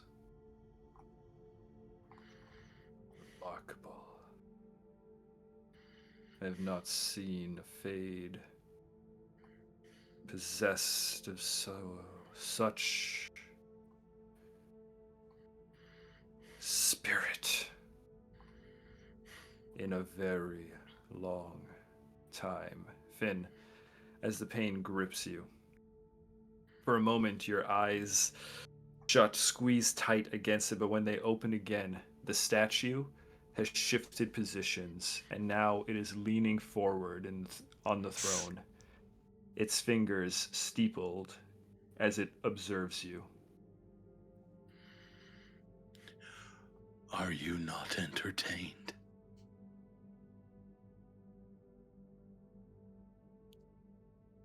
It says,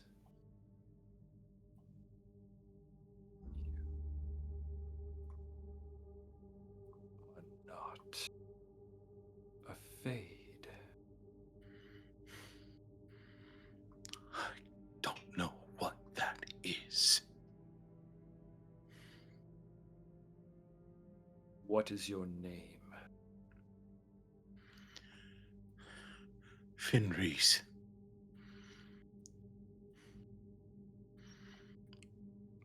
Son of Chieftain Fieldguard.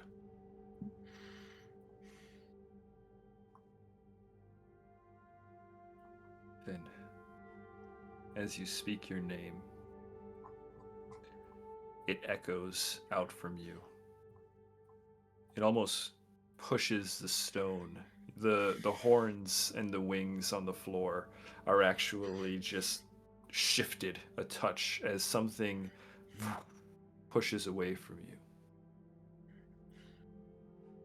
The statue stands, and it says, "Rise, Finn Reese. My apologies. It has been more than an age since a Gygas has come to open the vaults.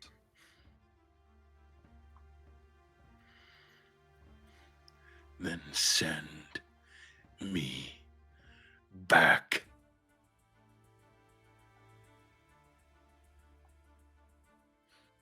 You. What do you crave in this vault? What do you believe it has for you? Nothing for me, except the hope of a world made whole.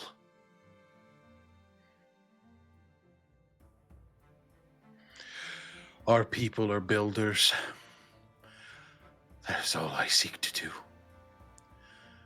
To rebuild atop the ashes better than we found it.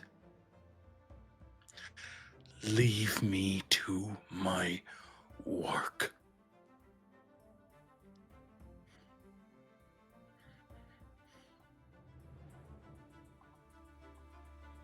Our blood is strong in you, Finn Reese.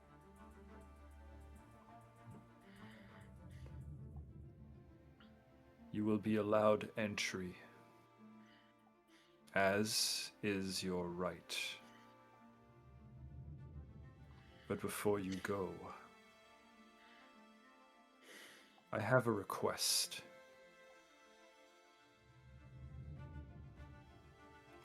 Something I can only entrust to the last Gygas.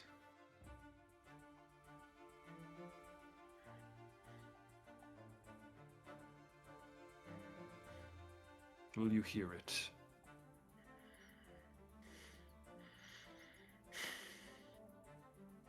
Just nods.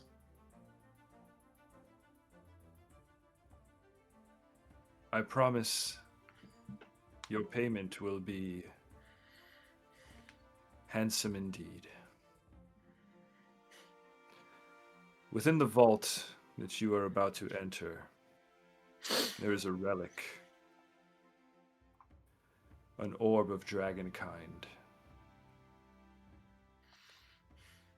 It must be delivered to its owner, its rightful owner.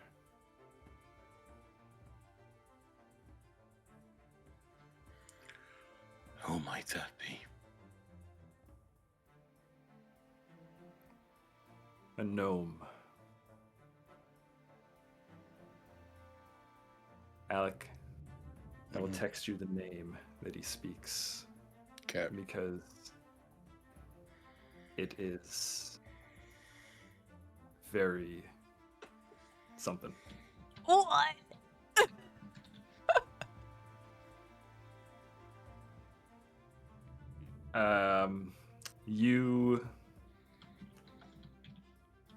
So you were told the name. You were told who to deliver this orb to. The orb. And then the final thing he says is, once your task is complete, seek out the second vault in the Nexenkov Mountains and claim your reward.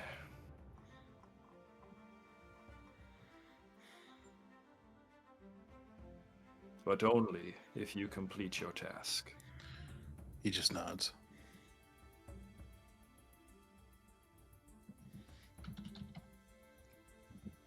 Finn? behind the giant, behind this statue, the wall suddenly splits open.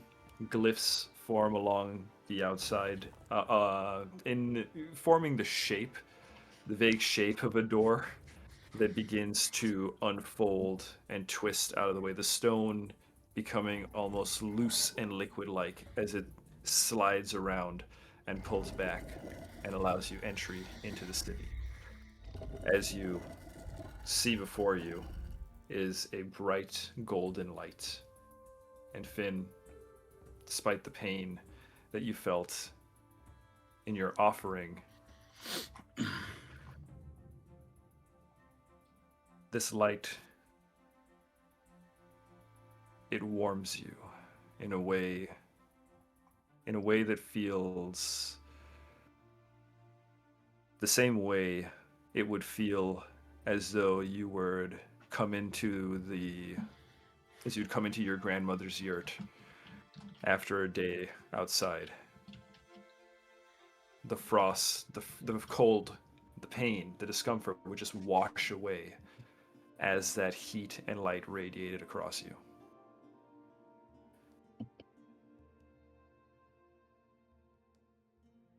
For those of you who did not talk to a giant statue, Cress is doing chest compressions on Finn and has been for as long as he's been apparently dead. Yeah. I would say Farryn is that standing there, head in hands, just regretting everything. all but 30 seconds or so, I would say. And Finn, you awaken to press over you. Oh my god! Throw their arms around him. Is it open? What? To that point, the floor, the rings that you are all on, begin to sink. As it's like it's a giant elevator, and it just like floats down this shaft, not touching the walls. It's unlike anything. Like whatever magic made this is crazy.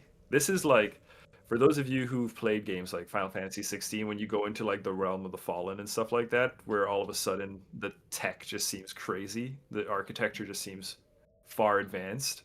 That's what this is, as you guys are on a floating elevator that descends downwards. Oh my god. But yeah, Finn died. So what do we think? You weren't breathing. Cress is. Oh my god. My heart is beating so fast right now. Some crypt keeper tried to keep me from opening the door. But he just needed to know my name, apparently. It's fine. I'm okay. Ow. He like puts his hands on his chest. I'm so sorry. No. I may have broken your sternum. I'll carry you. I can probably carry you if you need. I wouldn't mind a hand. He just like throws an arm over your shoulder. Oh, I think it's fully like arm, and then you feel like a very weird thing of a tail wrap around your back too, to like help you stand. And the tail is like partially wrapped around you to keep like you sturdy while he's using his arm to help your other. Cress is under the other arm. Oh, I think, David, if this is cool with you, I think one of his horns are missing again. Oh, and I sure. think there's just a bit of blood coming from his back and his head. Like as you stand up, you guys see it just kind of cracks and falls and splits. what the What? Tosses it with his foot to his other hand. Can I put it back on? I don't know how horns work. I don't have one. Throws it behind him. Okay, I was going Clatters to down the shaft. We can talk about what happened to me after. There are more important things to do right now. And What? to Okay. that point, Okay, hold on. Real quick. Farryn quick. really does need to just give you like the biggest hug of her life right now. Right here, right now. Because Oh, yeah, no. she's weirdly strong. She squeezes you really hard. And you get from that hug that she is just so grateful for what you're doing for her. And maybe she whispers in your ear, I didn't know it would happen. I didn't figure you did.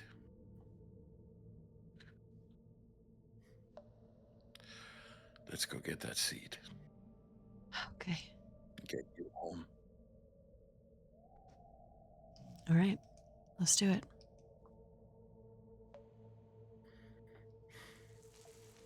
your elevator continues to descend until it fits into a recess in the floor below. And this is a good 300 feet, 300 to 500 feet. It's a fall. It's cold down here. It is cold, but you kind of lock into place. And as that happens, a couple things of note. The floor around the outer edge of the room, there's a segment that begins to fold downwards, creating a very large staircase that kind of just forms around, and that's on the outer edge. And when I say a large staircase, again, this is meant for Gygas. So this is giant. Like your entire party of people can all like about walk, alongside each other down one step. The steps are like yay wide. Which we do, Yeah, by the way, exactly. because we're awesome and dramatic. Yeah. Like it's several steps deep to jump down to the next one, right? Right. Additionally, is as you land right where the stairs start to open, you notice there's a good bit of plant life kind of breaking through the stone. This is unlike anything else you've seen so far. The stone and the masonry, the construction work, the architecture of the Gygas has been impenetrable. But down here, you start to see a little bit of evidence of foliage doing what it will do. And as that staircase opens, there is a waft of heat, very much like a greenhouse. Like if you ever walked into a greenhouse, there's a humidity and a heat that just kind of erupts outwards. All right. Farryn steps into the space. Okay. As you make your way towards the foot of the stairs, Farryn, as you step towards it and you look down into the chamber below that's very poorly lit, all of a sudden there is an echoing wail that just out and up. I need from everybody. I need a will save, please. Ooh. Did you say a Which whale? flavor? A whale, not like not like an animal whale, like a WAIL. Got it. yeah. Okay, will save. Will save, please. 32. Hero point. Oh, natural 20. We'll take that. I also got a natural 20. 31. Okay. Wow. Really good on these saves. We figured last time it didn't go too well. Yeah, I should have pulled up the block. Yeah, right. Last time it didn't go too well. Yeah. And you did that for flavor. Might I remind you? What? He was like, I'm keeping the one for the story. I didn't think a will save would result in death, to be very clear. Yeah, Hey, no man, one will did. saves can result in death at any time. No, why is the Archives of Nethys page not working? What do you need? Don't give me my whip either. I'll find it on Demiplane real quick. I need the creature. I can't ask you to look at the creature. Oh. But I will say, just flavor-wise, while I'm trying to find it, the sound, it's very familiar to one of you, specifically Ta'Rouk. Was it a You descendant griffin? recognize. Yeah, you recognize the voice of an ascended griffin. Flock of I'm ascended asking you a griffins genuine fly. question. You said a Yeah. flock. You said I Just any recognize griffin. it. Nobody. I know the difference between a griffin. I know the difference between a griffin and an ascended griffin. This is true. Oh So- my god. The DC was 32. And so did everybody make it? Anybody south of a 32? I got a 31. You're extra sensitive to it. That's fine. You will take Why?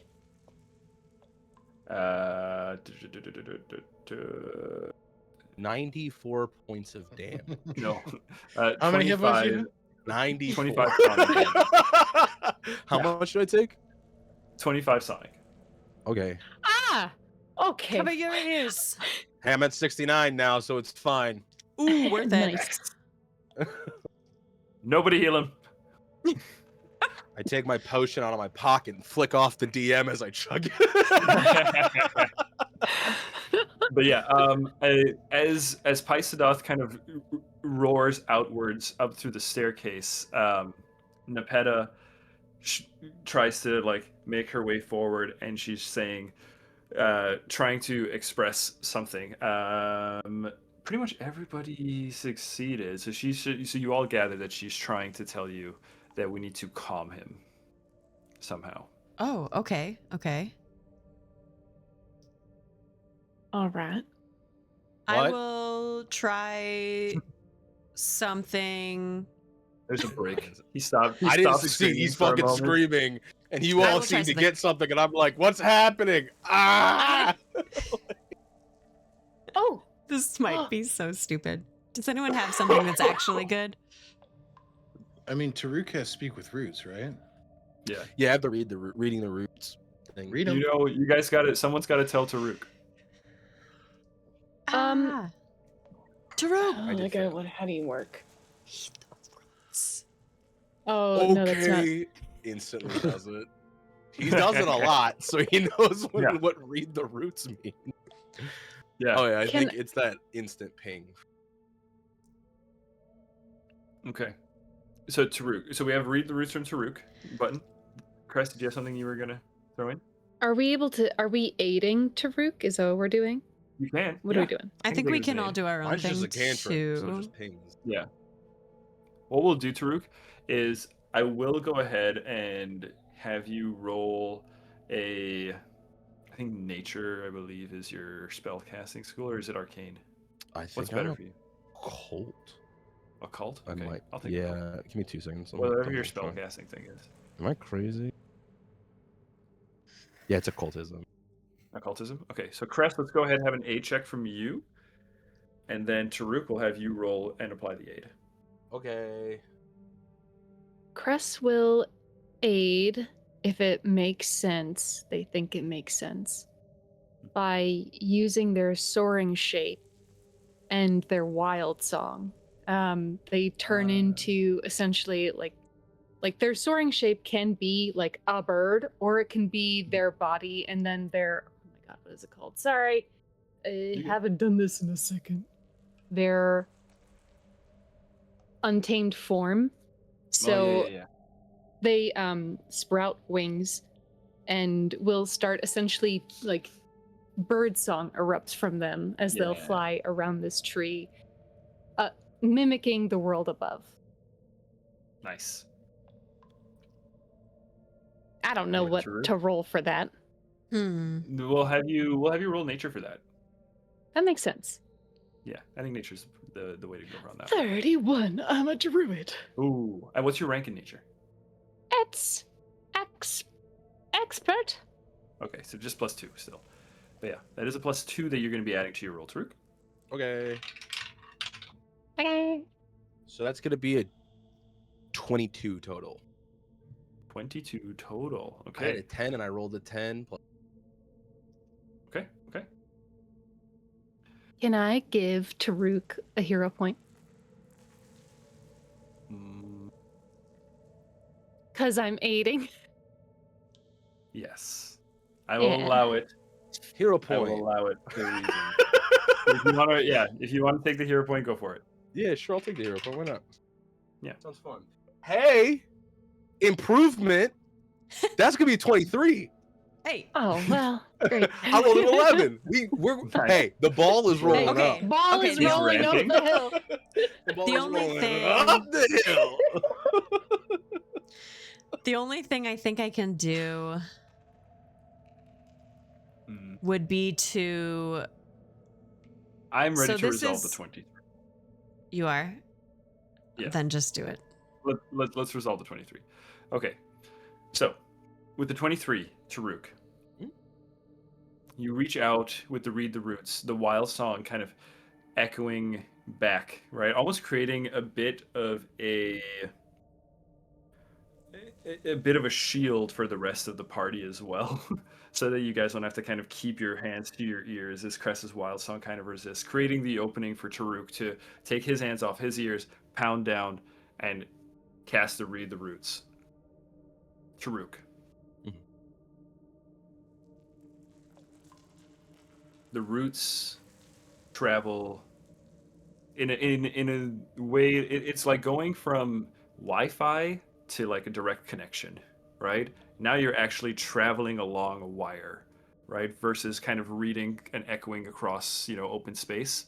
So the connection you get right now is so much more intimate, so much more real, so raw. And you are awash with fear, loneliness. You're awash with uncertainty, anxiety.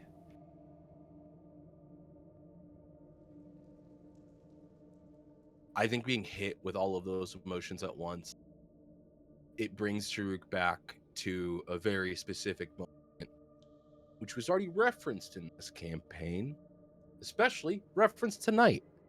A moment in which he watched his two best friends taken from his direct vicinity. And I think there is a moment of him replaying that and kind of not consciously, I think, because like a lot of Ta'Rouk's abilities are very unconscious to him, and one thing he's learned in his life is to use yourself as the guide, almost, as he was told to like plant deep roots and things like that. Yeah. And I think Ta'Rouk echoes those feelings back, but then puts in the feelings of seeing Farryn the first time again, meeting the party, going on this adventure, and is echoing the same, like, I'm scared, I'm nervous, I'm anxious, I don't know what I'm doing, is being echoed back. But at the same time, it's, but I have people, I have friends, I've made people to travel with, I've resolved issues. And then finally, I think where that feeling should be echoed, he feels that moment when he saved Sid and Wit, when he pulled Sid out of the cage, when he got to Wit and destroyed the machine that Wit was attached to. And I think it's the echoing of those through the root of understanding that it's not going to suppress the feelings that are happening, but give that, like, I'm familiar to you, I'm a friend coming to your aid, let me be the thing to reach out to you for a moment here. You know what I mean? Yeah. Adam, take the damn hero point. All right. Can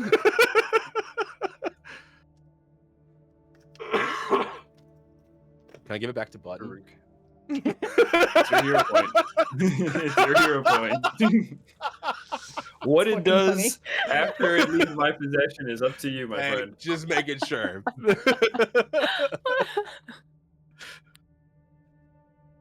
Ta'Rouk,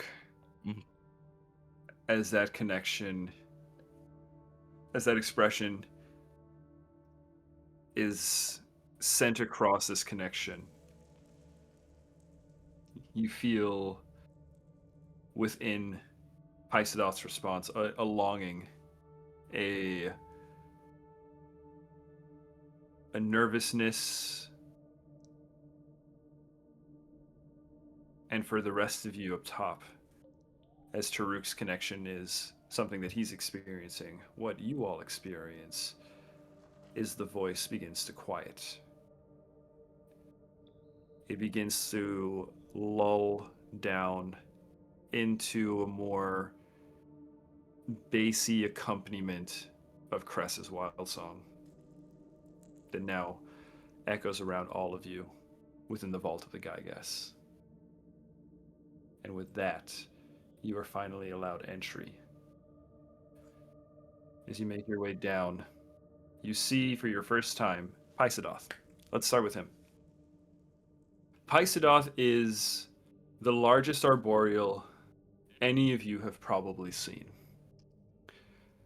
And Pysedoth is a tree that is a arboreal who hasn't moved or anything. So something like an ant, where the legs would be due to the sedentary nature, they've actually just grown into roots that break through the ground beneath.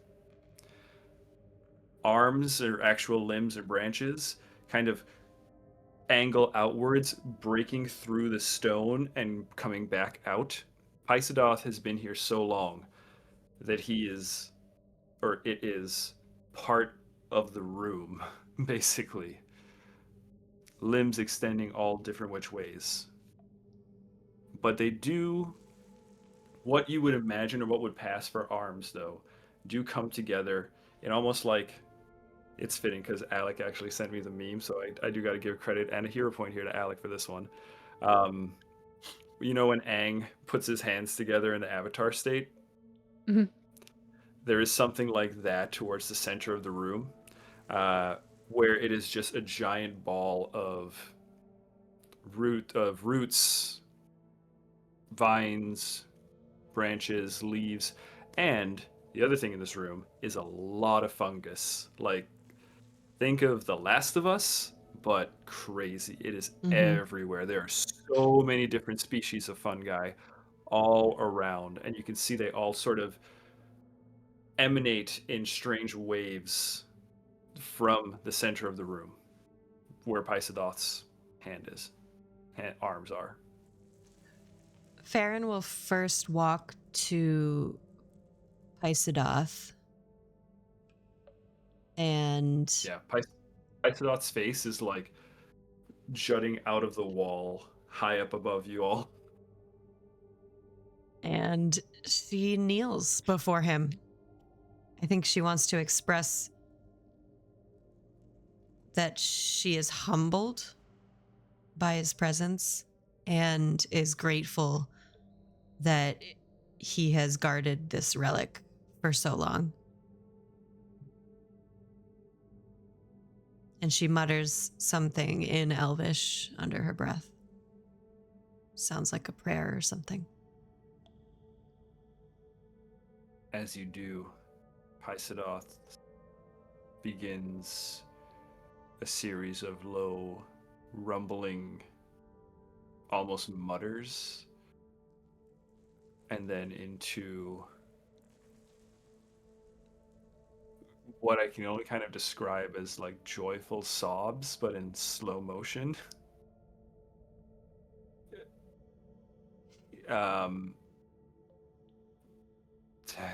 Pysedoth does not communicate verbally very easily at all at this point. So what you get, Farryn, are primarily through your connection to nature.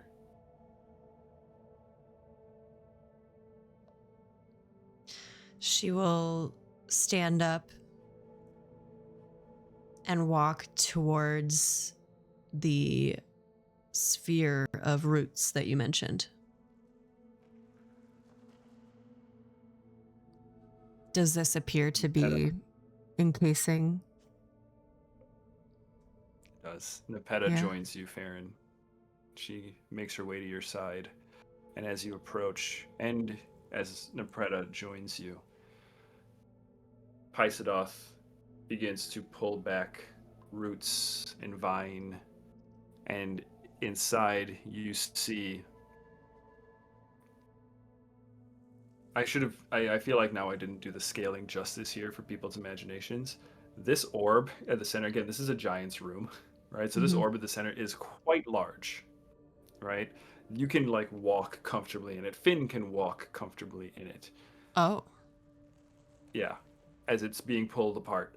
And inside, you see, sitting in almost like a crisscross applesauce posture, a giant made of fungus.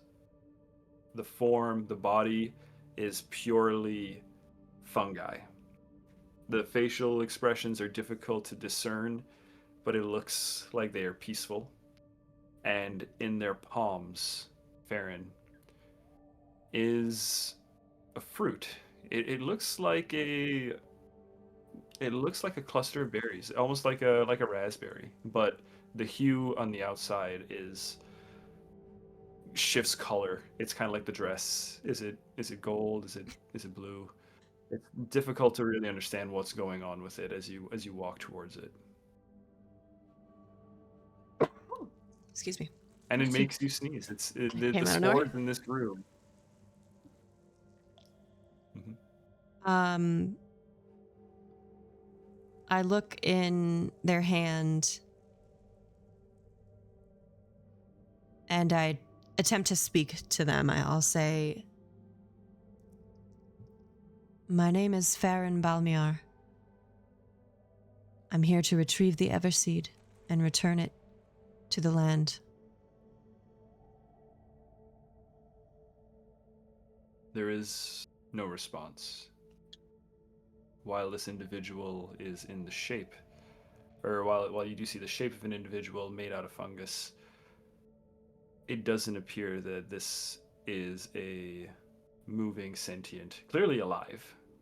I mean, the fungus is alive, but not a person anymore. Just the shape remains. So there is no response. I think she was like seeking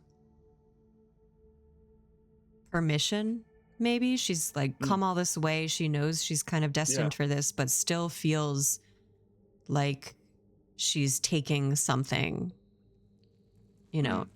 taking something. Yeah. So I think she's like weary. She's a little bit weary of moving too quickly or taking the wrong thing, So I think she will head over to that orb of twisting roots. Because that is elsewhere, or is that's what you're in? That's what we're in. Oh. Yeah. So then the items in their hands, you said it's like a fruit? Yeah. Like a big, imagine like a pineapple-sized raspberry. I had to get my fruit in the right combination there. Pineapple-sized raspberry. I will attempt to grab it. Yeah, you can grab it. And as you take it into your hands, Farryn, it's warm to the touch. Nepeta looks at you and says, well, probably like as you're about to grab it, like your hands rest against it. So this is before you actually like pluck it. Nepeta says, "Farryn, remember, if you remove the Everseed, it must be sustained with life before it can give life."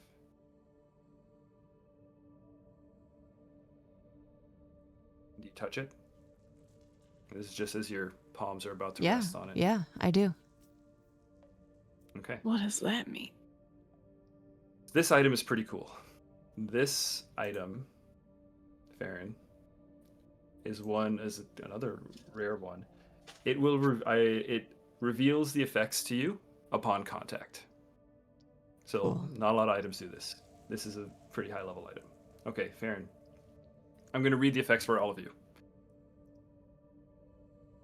You find plant life grows quickly and abundantly around this seed. Oh. Anyone who touches the seed understands the nature of its power. Swallowing it whole imparts the following effects, but succeeding at the save against the boon causes you to regurgitate it if you want. Okay. Stage 1. This lasts for 9 days. Your skin begins to harden, giving you a brownish-greenish tinge. You gain resistance to bludgeoning damage, piercing damage equal to your level, and you have tremor sense out to about 30 feet.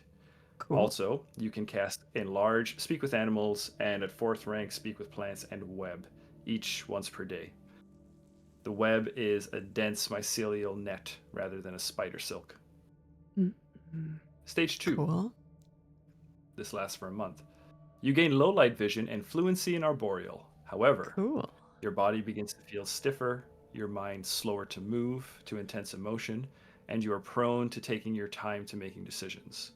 You become clumsy 1, take a -1 to initiative, and gain a weakness to fire that is equal to half your level, and you take the same amount of additional damage from axes. So you don't want to get on Finn's bad side.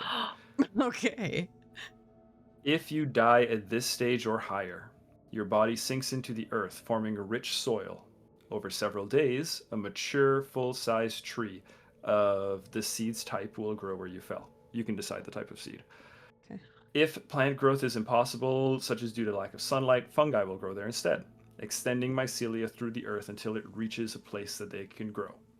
Then the tree will grow.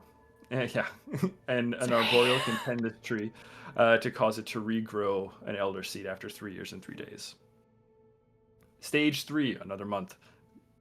You become more tree-like and ponderous in body and mind.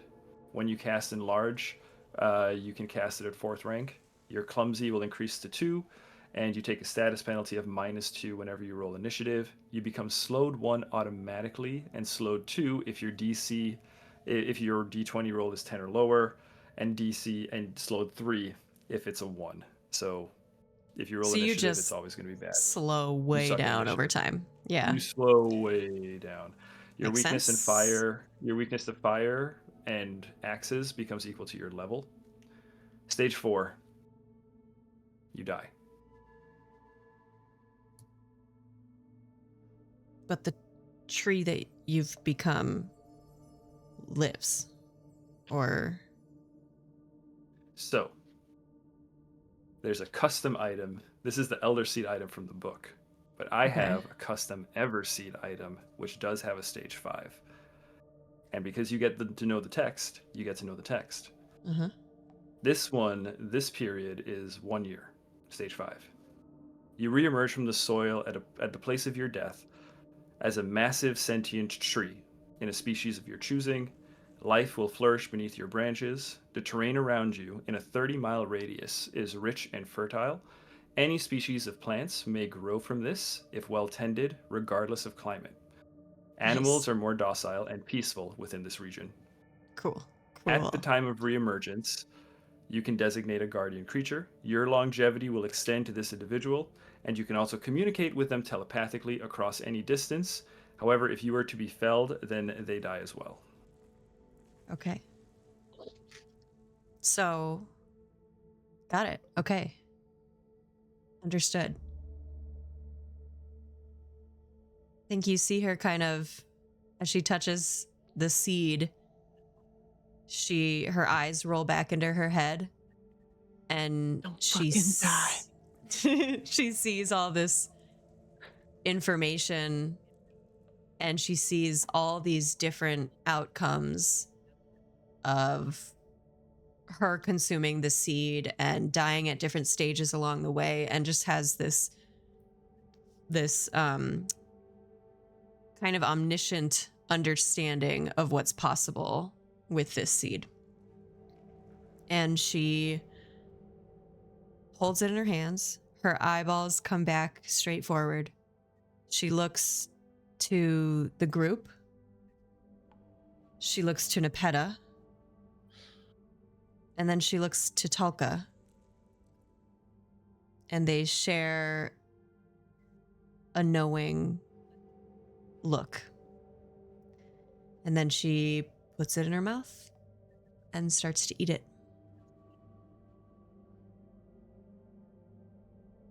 It's delicious.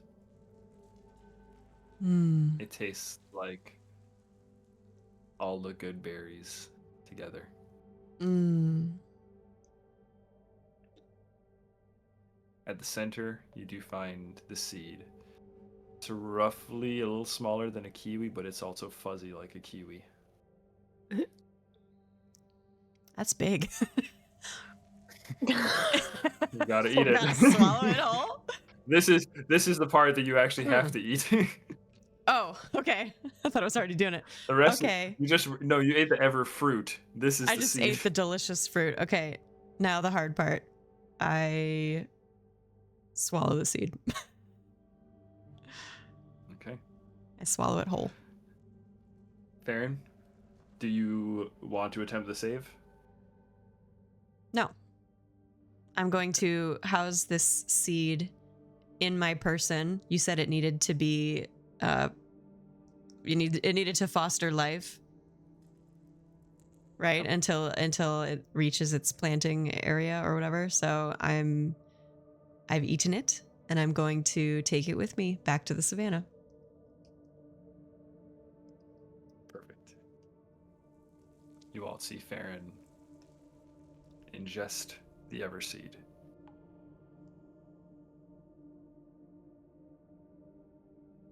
Are you all right?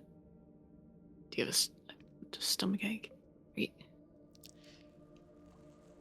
She lets out a massive belch that resonates against the walls and ceiling of this cavernous space.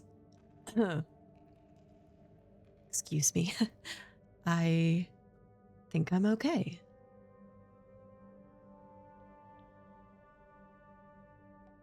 Is everyone else okay? Is everyone all right? That looked like quite a mouthful. Biggest thing I've ever swallowed. Oh my Down. god. It's going down a little Please. slow. It's like right here, right now. But I think this is right. This feels right. And that's what you were supposed to do. Yes. I think it is. I know it is.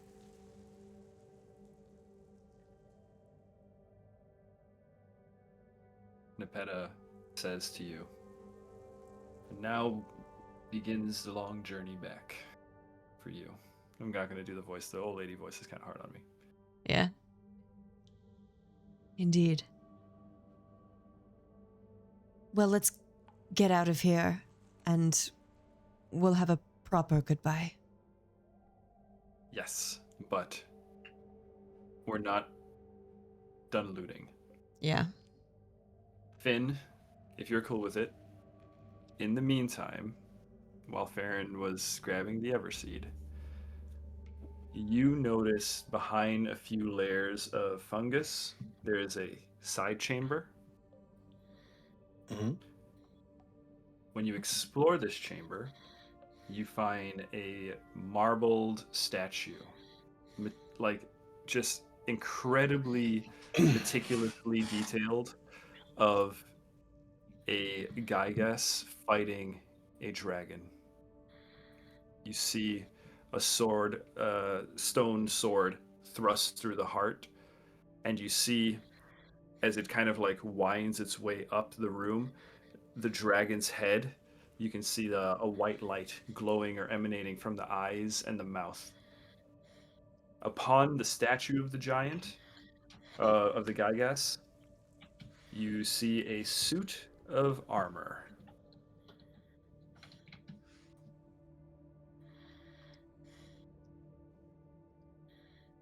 There are also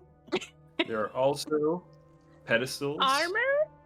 There are two pedestals at For the me? base of the statue with 2 rune stones on there. Mm. I yoink it, all of it, and I shove it inside of me. Okay. And I eat it. So the first thing, Do I see the orb of I dragon eat 'em. kind? as you look around, Finn, Oh, you grab the rune stones. Those are easy enough. Yep. The armor, as you get close to the statue, you realize that the armor is made of white dragon scales. Cool. As you remove it from the statue, I explode. it does shrink down to size. I It actually die. implodes. Okay, got it. I need a will save. Yeah. Listen, But the armor did just change size. You do note that. I do love that. Okay. And the last thing is, as you look for the orb, again you notice your eyes land on the dragon, and you think to yourself, what could be the source of the glow? It's the eye. Yeah, reaching inside of its skull, its statued skull, you do find a white orb of dragonkind. Okay. So party, let me tell you something. This is a very, very, very powerful weapon. Item. I say weapon. Item. This, my friends, is a level 25 item.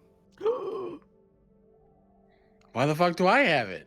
Gasp. You, Finn, are now holding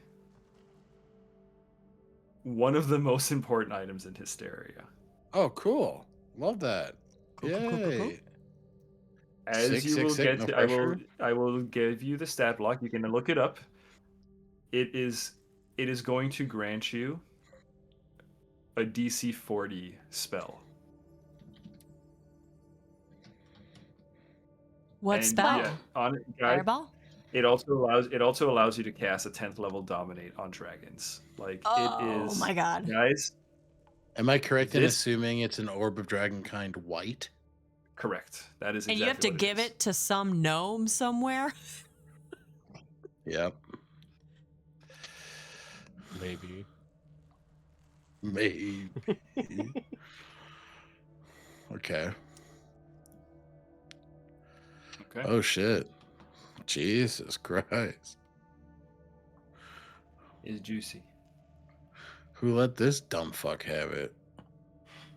Well, you can do with it what you want, man. You don't have to keep it. I'm gonna eat it. You can try it. It worked for Farryn. Is that what we're doing? We're eating it? We're eating our magic items. You shoved This it is what we forward. do, right? No. Anyway, all right. I don't want to detract anymore from what we're doing. No. So, for magic items, this is it. You've got the runes, the armor, the orb of dragonkind. Although there is one more thing in this room. Ta'Rouk. As time passes, loot is found, discussed, distributed. And there's gold and shit in here too. I'll give you all that later. You see Nepeta resting a palm against Pysidoth's trunk. And she seems deeply saddened at the idea of departing soon, as she whispers to him in Arboreal. Maybe a phrase or two kind of catches your ear.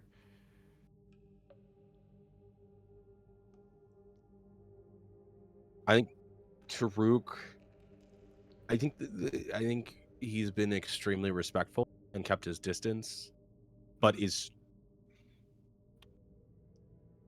I think with like what in Arboreal is what the connection the two of them have had for the past few days in like pinging each other back and forth and all of this.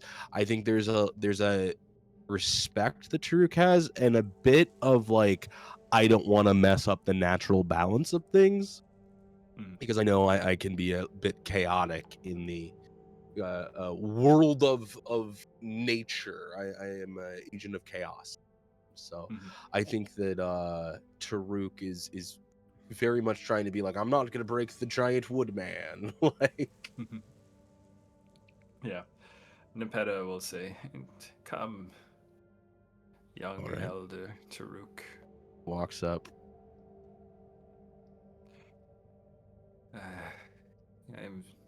We are saddened to part from one another again. I will try to visit you, Paisadoth, as often as I can, but I believe that it is grateful to you, Ta'Rouk. And why is that? I just went on an adventure to save my friends. You happen to be in the path of that, and also your help, so I didn't have anything to do with it. It wasn't until you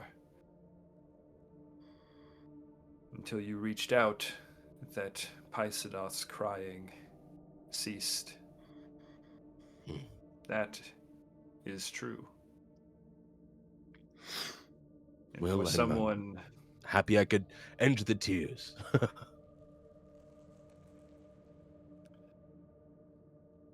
Ta'Rouk, you carry so much on your shoulders. For a while, it even affected your posture. It looks better now. No, but sure. He's like, you're an old lady, sure. Yeah. Like, if you want to claim that's it, sure. Why not? Would you be willing to carry one more soul with you on your journeys? Sure, if that means... Is somebody dying to do this? Because if somebody dies to do this, no, I'd rather they be alive, if I'm being so completely honest. No Alec. one's Finn in the no one's background. dying. You have to carry Finn back with you, actually. Yeah. Shit. I promise this will be much easier to carry than young Master Reese. Gotcha. Happily then. Paisadoth, I asked for you. He said yes. Ta'Rouk. Collection of branches begin to twist towards you from across the floor of the dungeon, and you see they begin to intertwine and form a staff right in front of you, just kind of growing up from the ground. Paisadoth's face that is jutting out of the wall stops moving at all, quiets and stills, and then begins to form on the front of the staff. I'd be honored to carry you with me. And I think he waits for the growth to stop before attempting to remove this. And then I think he kind of picks it up and holds it. And I think you will see Ta'Rouk kind of testing the weight of the staff, making sure it moves with him. You see somebody who's used the staff for his whole life, balancing it with his movement, making sure he understands how this staff works compared to his other staffs. As you go through the motions, Ta'Rouk, initially it's a little off, but you start to become aware of Paisadoth studying your movements, and the staff almost seems to adjust. It starts to feel more natural the longer you use it, because, and in large part, Paisadoth, you can tell this is accelerated by Paisadoth as a sentient weapon, doing his part to wait and shift appropriately with you. So, you can go ahead and add the arboreal staff to your item. This is also a really good item. Cool. Okay. Sentient weapons give you a lot of great stuff. You have tremor sense. I can see the And then- future. And now you can speak well, you will eventually learn Arboreal. Forest lore. Ooh, I can come Guys. talk to you when you're a tree. Yeah, come That's visit. Come true. hang. That's true. Oh, that's so good. That's that makes me perfect, happy. actually. Yeah. Yeah, that's really good. Okay, guys. That is the dungeon looted. Get We us have out of come to here. that time where you are out of here. Okay. You are out of here. Now, we didn't mention it at all so far, I think. But this is the last session for both Ta'Rouk and Farryn. Surprise. So, my friends, I will leave the floor to you to have whatever scenes you like. Otherwise, once goodbyes are said, epilogues are ready to go. So, Ta'Rouk, we're headed in the same direction for a while, right? Mm-hmm. We Should travel you want to together. travel together? Yes. Yeah. I might, I'll try not to slow you down too much. I'm already feeling a bit sluggish. But I could throw you on my back if needed. I wouldn't want to do it the whole time. This isn't yes. a all trip offer. I wasn't going to But if suggest it, but that was kind of in the back of my mind as I knew it was solution. Okay. And yeah, I think Ta'Rouk at this point, this is I'd assume back. We've moved back, and I think he's Yeah. packed his stuff. And We're like on the outskirts of helps. Damarel. Yeah, I think it's like resources have been gathered, everything. Yeah. And Ta'Rouk, I think, takes off the other wooden staff that he has, looks at you, Finn, and tosses it to you, and says, whenever that handle breaks, put that as a new long axe handle. Make it a true ironwood staff. So it becomes at some point possibly become a great axe. Give you like a long handle to swing. Hey, we got some Finn will- downtime, man. We can craft. And after you do that, after you give him the old staff, Farryn will come up and she's going to affix it looks like a little claw to the top of the staff. It is an owlbear claw. So you can add that to your inventory. And as she's tying it on, she says, may this token help you hit with more intensity when the moment calls for it. More intensity. More intensity. He's going to disbelief that could even possibly exist. he grabs you, Farryn, and just gives you a squeeze. And while we're hugging, she says in your ear, words cannot express how invaluable you have been to me in my mission, not only as a partner, but as a friend. Please take care of Cress. I know you will. I will. You and Ta'Rouk take care of one another for the times you're together. I will hear your words and I will take the hug as ample thanks. I'll squeeze a bit tighter. There was a time, thank you. There was a time when I told you, Finn, that I would not always be here. Mm-hmm. While I might not be present in the form that you recognize, I want you to come visit me in the savannah. And there will always be a safe place for you. I will see you again. Thank you. I will see you again. And she moves to Cress. And I move over to Finn. Do you wanna It's do the your thing with Finn classic first? goodbye. Sure. Yeah, I we're think crossing hugs. yeah, I think it's like you move on. He walks up. Now I know that we haven't been longtime friends. Squeeze.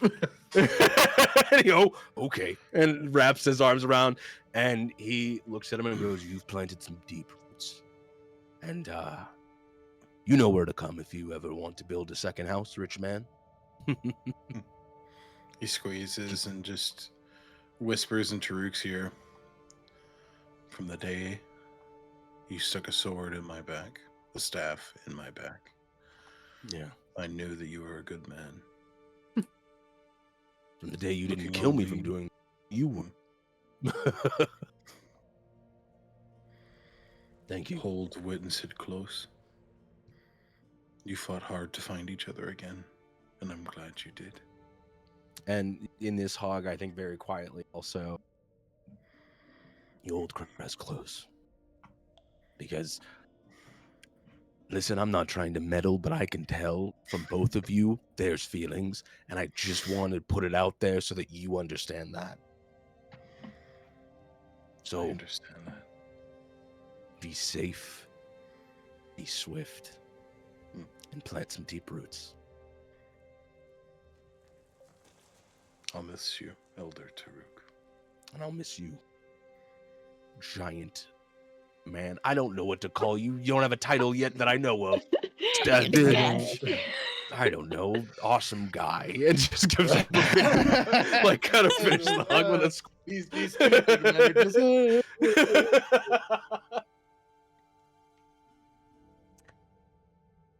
As Farryn approaches Cress, she starts by giving Cress a big old hug.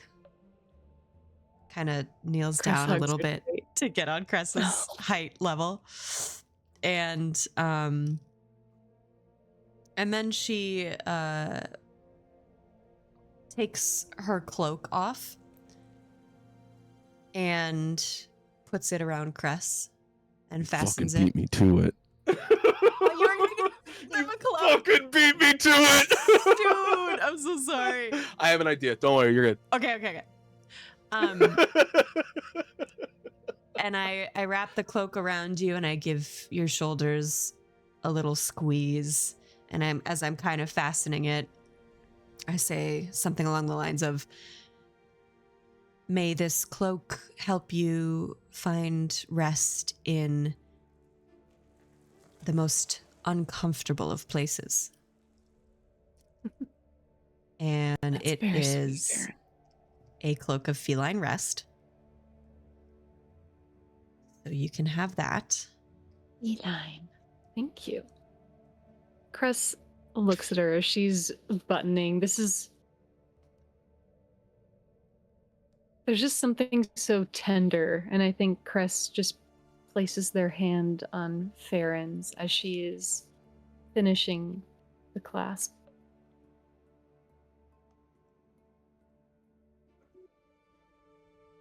I'd forgotten what the world was like before. And you showed up. And I remembered everything beyond the horizon worth saving.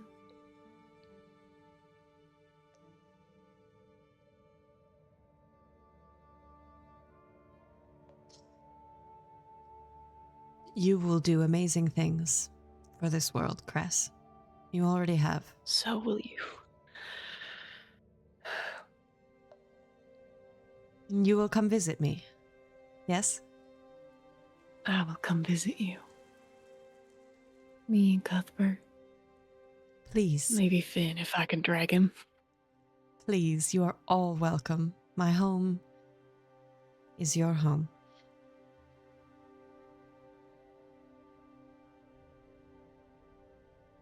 And then she just takes a step back and looks at both of you and Anatole and Pascal. What could have been with Pascal?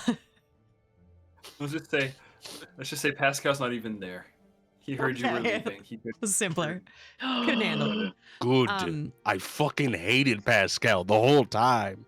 I don't know if anybody caught on. And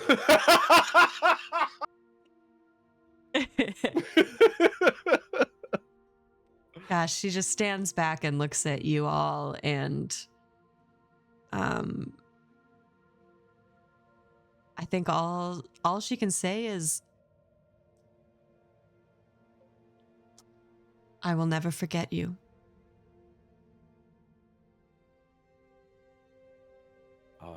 I think when you say that, Ta'Rouk moves over to Cress. Gave you the space to say everything, and then I think he moves over. No, I'm done. Right. Do you mind if I pin something to your new cloak? Absolutely. Do you Okay. mind if I hug you first?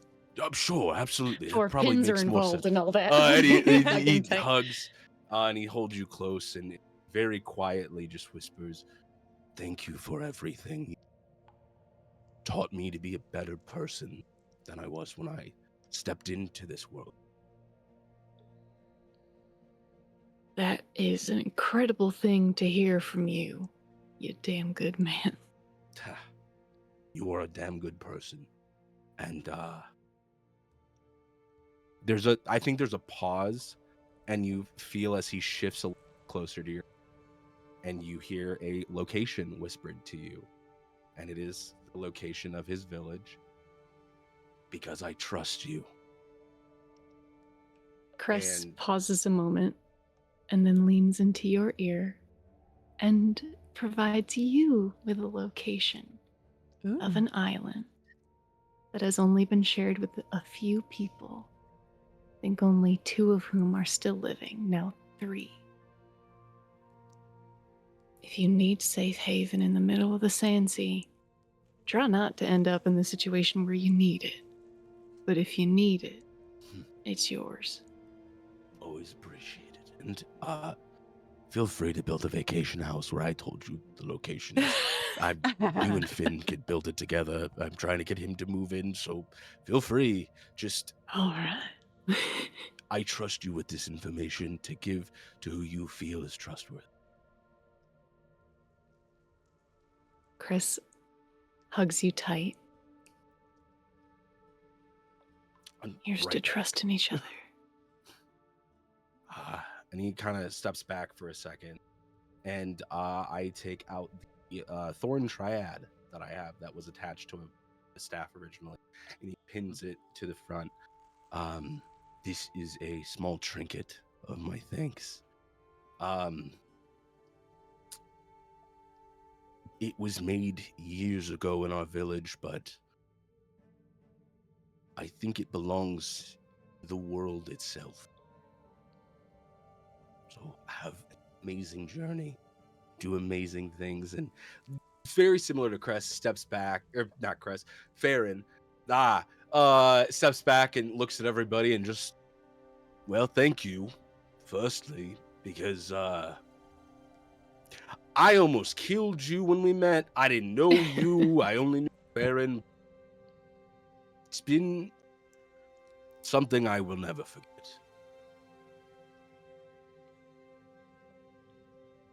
I'll never And with forget that, you. he turns and starts walking.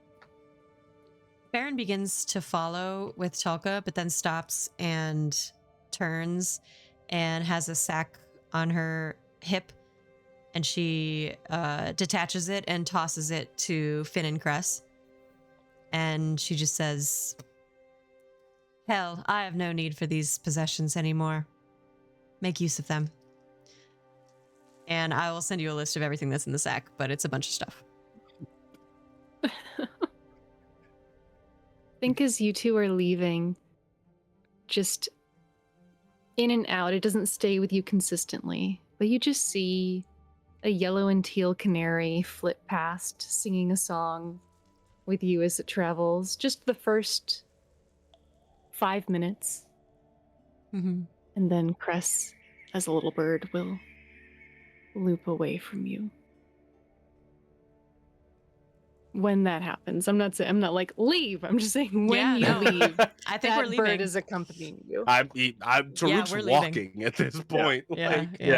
Ta'Rouk turned away and grabbed Sid. Sid's waiting, like takes your hand, and Wit's there. You guys all head off. Okay. Very well done, guys. As we leave, I just want to give a couple of quick little epilogues for our guest characters. Thank you so much for joining in this adventure. And Ta'Rouk, rest assured, you do finish your journey. Yourself, Sid, Wit, Farryn and Tulka as well for a good part of the journey as well. The three of you make it over the brine dunes, which is the worst part of the journey. And then you hit the realm of the Ironwood that starts to feel like home. You start to recognize the trees. And the three of you walk along paths that only the denizens of Zalos would know. Only the paths only accessible to Vieira and Anadi, high in the branches. And as the three of you make your way, Ta'Rouk, much like the last time, much similar to when you all delved into the Black Reef and things felt off, unfortunately, things start to feel off. The wood is quiet. It feels scared. Ta'Rouk, as the three of you make your way towards Zalos, anticipation now bubbling up within you. You start to smell the fires before you see them. Before you see the smoke rising up. Huts, dwellings in your village, Sydney's apothecary in flames. No. You see the people of Zalos in chains. Elves, Anadi, Vanaran, goblins, bugbears. Looks like a few Kolo, which are Pathfinder's gnolls, are all kind of circling the townsfolk, prodding at them with daggers, torches, maces, spears. You see Mavic, the third elder of Zalos, as he is thrust to his knees by a bugbear who's clearly in charge, who looms over him and laughs in his face, spits on him, and you see Mavic, devoid of the strength to resist. Yourself, Sydney, and Wit up in the branches. And Wit looks to you and says, Ta'Rouk. Mm-hmm. I think they didn't realize that the elders are back. Unfortunately, they didn't realize that back. And I think at that, Ta'Rouk, it's the drops down, grabs branch, flips up, tail grabs branch, launches himself at the guys. And I think it's that very clearly these guys are about to be overwhelmed by these three because they've been childhood friends, been fighting together. He knew this was a possibility, and I think as he's descending the branches towards Zalos, I think it's Wit is webbing towards there. I think it is a very we're just gonna wipe all these bad guys out and then rebuild, because I think Ta'Rouk is in a very, very big like rebuild stage of his life. So. Yeah, absolutely. And Ta'Rouk, as you descend, Wit and Sid at your back. Sid throwing out a few grenades and bombs that she learned from Cress. Wit shooting some spider webs, very Spider-Man style, providing surfaces and cords for you to trick off of and get better angles. Sid picks up a sort of Venaran howl, battle howl that kind of echoes throughout the forest, and the people of Zalos, inspired by their elders' return, all start to fight back. And sure enough, you do save your town. You do protect Zalos. And I think, he just lives, keeps protecting. Yeah. Goes. I think he leaves though. I think he does leave from time to time and goes and visits. Sure. I think he actually goes and travels from time to time. I think that's what it's called though. And I think he goes and travels and visits the plains where Cress is. Because he's never been out there, so he's like, gotta figure out where this is. Gotta figure out been where in one this is. direction. Yeah, that's true. I can go It's a bit anywhere and outside. figure out a friend. Yeah. Like...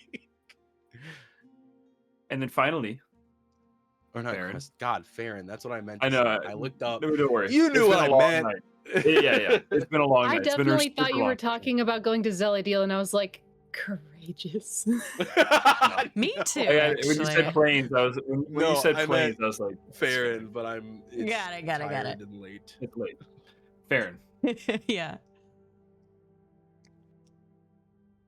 I imagine you were probably there when Ta'Rouk and crew saved Zalos, but you are slowing down at this point in the journey. The journey alone so far has definitely taken the better part of a month going into the second month, and your body is becoming more tree-like. I know Ta'Rouk, I would imagine you said you would carry Farryn. So you do carry Farryn to the border of the Ironwood. This is after Zalos is saved.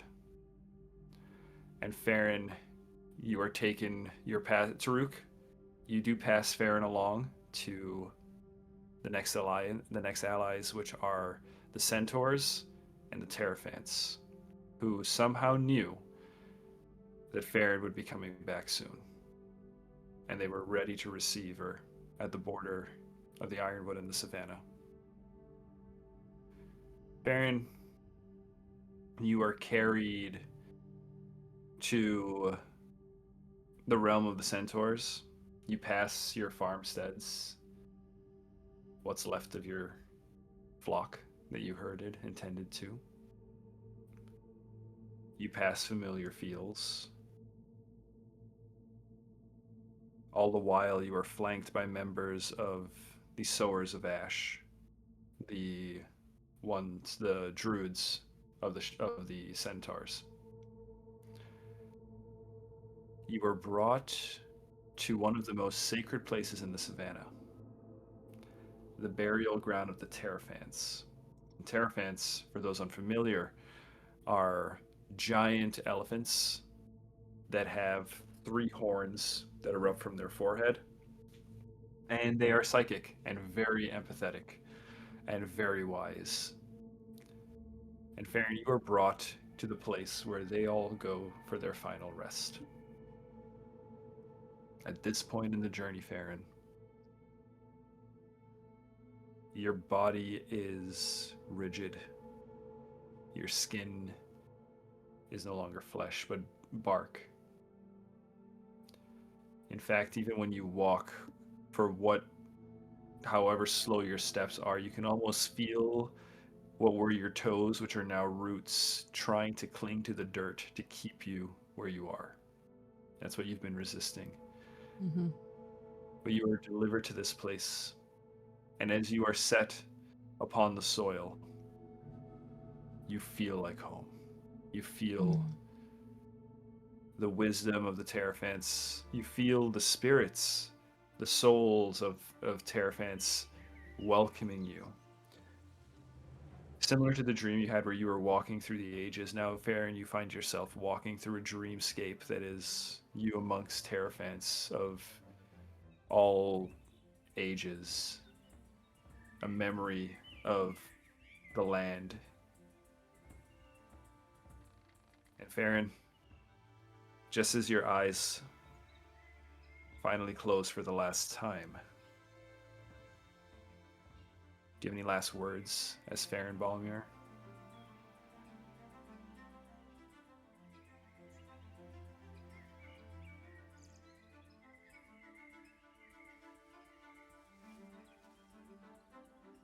I did not think about this before. This feels so important.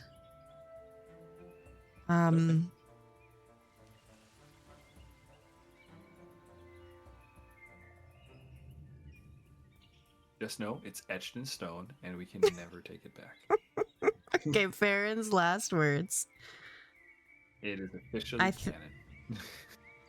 I think it's...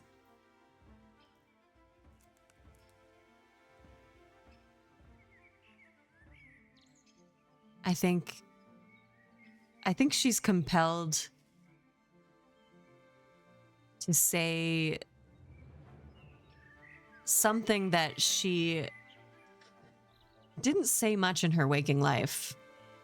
But it's a phrase that is known across Histaeria, especially amongst those that practice the religion of the Pantheon of Oros. And she says, with eyes closed, mouth barely moving, "What once was shall be again." And then she erupts into a massive, titan-sized tree that's like, I mean, hundreds of feet tall, equally as wide. When you think it stopped growing, it goes even more. And it's sort of a combination of trees that have been meaningful to her in her life. So there's an element of like an acacia tree, like this type of savanna tree that very much thrives in the savanna world. There's also elements of ironwood in it, of course. The bark is somewhat metallic and kind of woven throughout. And then there's elements of wisteria trees as well. The leaves hang at a height that is just perfectly appropriate for Terraphants. Smaller creatures won't be able to get to them. So that everyone can feed, but especially the Terraphants. And then the last feature that she makes sure to kind of manifest in this state is at the very base of the tree, beneath the winding roots, there's a small burrow. And that is meant to be a very special, safe place for Tulka. And perhaps if Tulka chooses to start a family. Well, whether or not that happens, Tulka does walk into that little hollow, walks around in a circle twice, plops down, and just... And that's where we're going to end our session. Oh, my lord. Thank you Thanks, guys you guys. so much for a fucking marathon of a session. You guys are such troopers. I love you. Adam, thank you so much for playing in this game, man. You've been amazing from day Thank you. one. So Thank you. thrilled to have you. You're always welcome back. Open door anytime. I appreciate it. Yeah. Hannah, thank you for playing Farryn.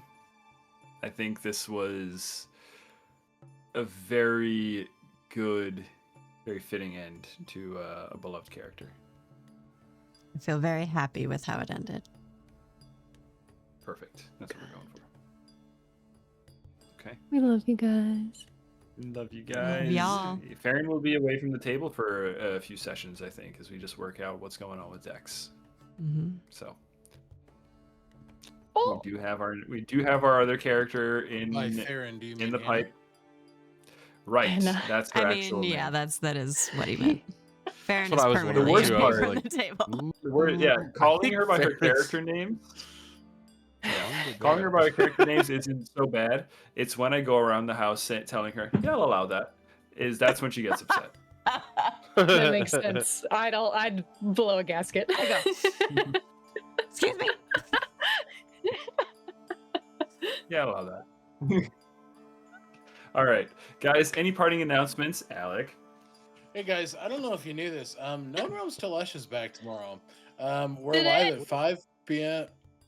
Well, no, If for you're- for you, it's 11 p.m. Make a wish! Oh my Hey! God, it came true. KRT's back did it. tomorrow. Oh my god, that's what How'd you know my wish? Oh my gosh. Oh my That's god! why I'm so happy I didn't say my wish out loud. Tune in as Dolores, Echinacea, and Triss finalize their plans to enter Grimoire Keep to take on the Queen of the Winter Court and restore her Ice to her cream. rightful Oh mind, boy. Coleata, to break the Yeah. curse of the Fell God Caravan. Go ahead.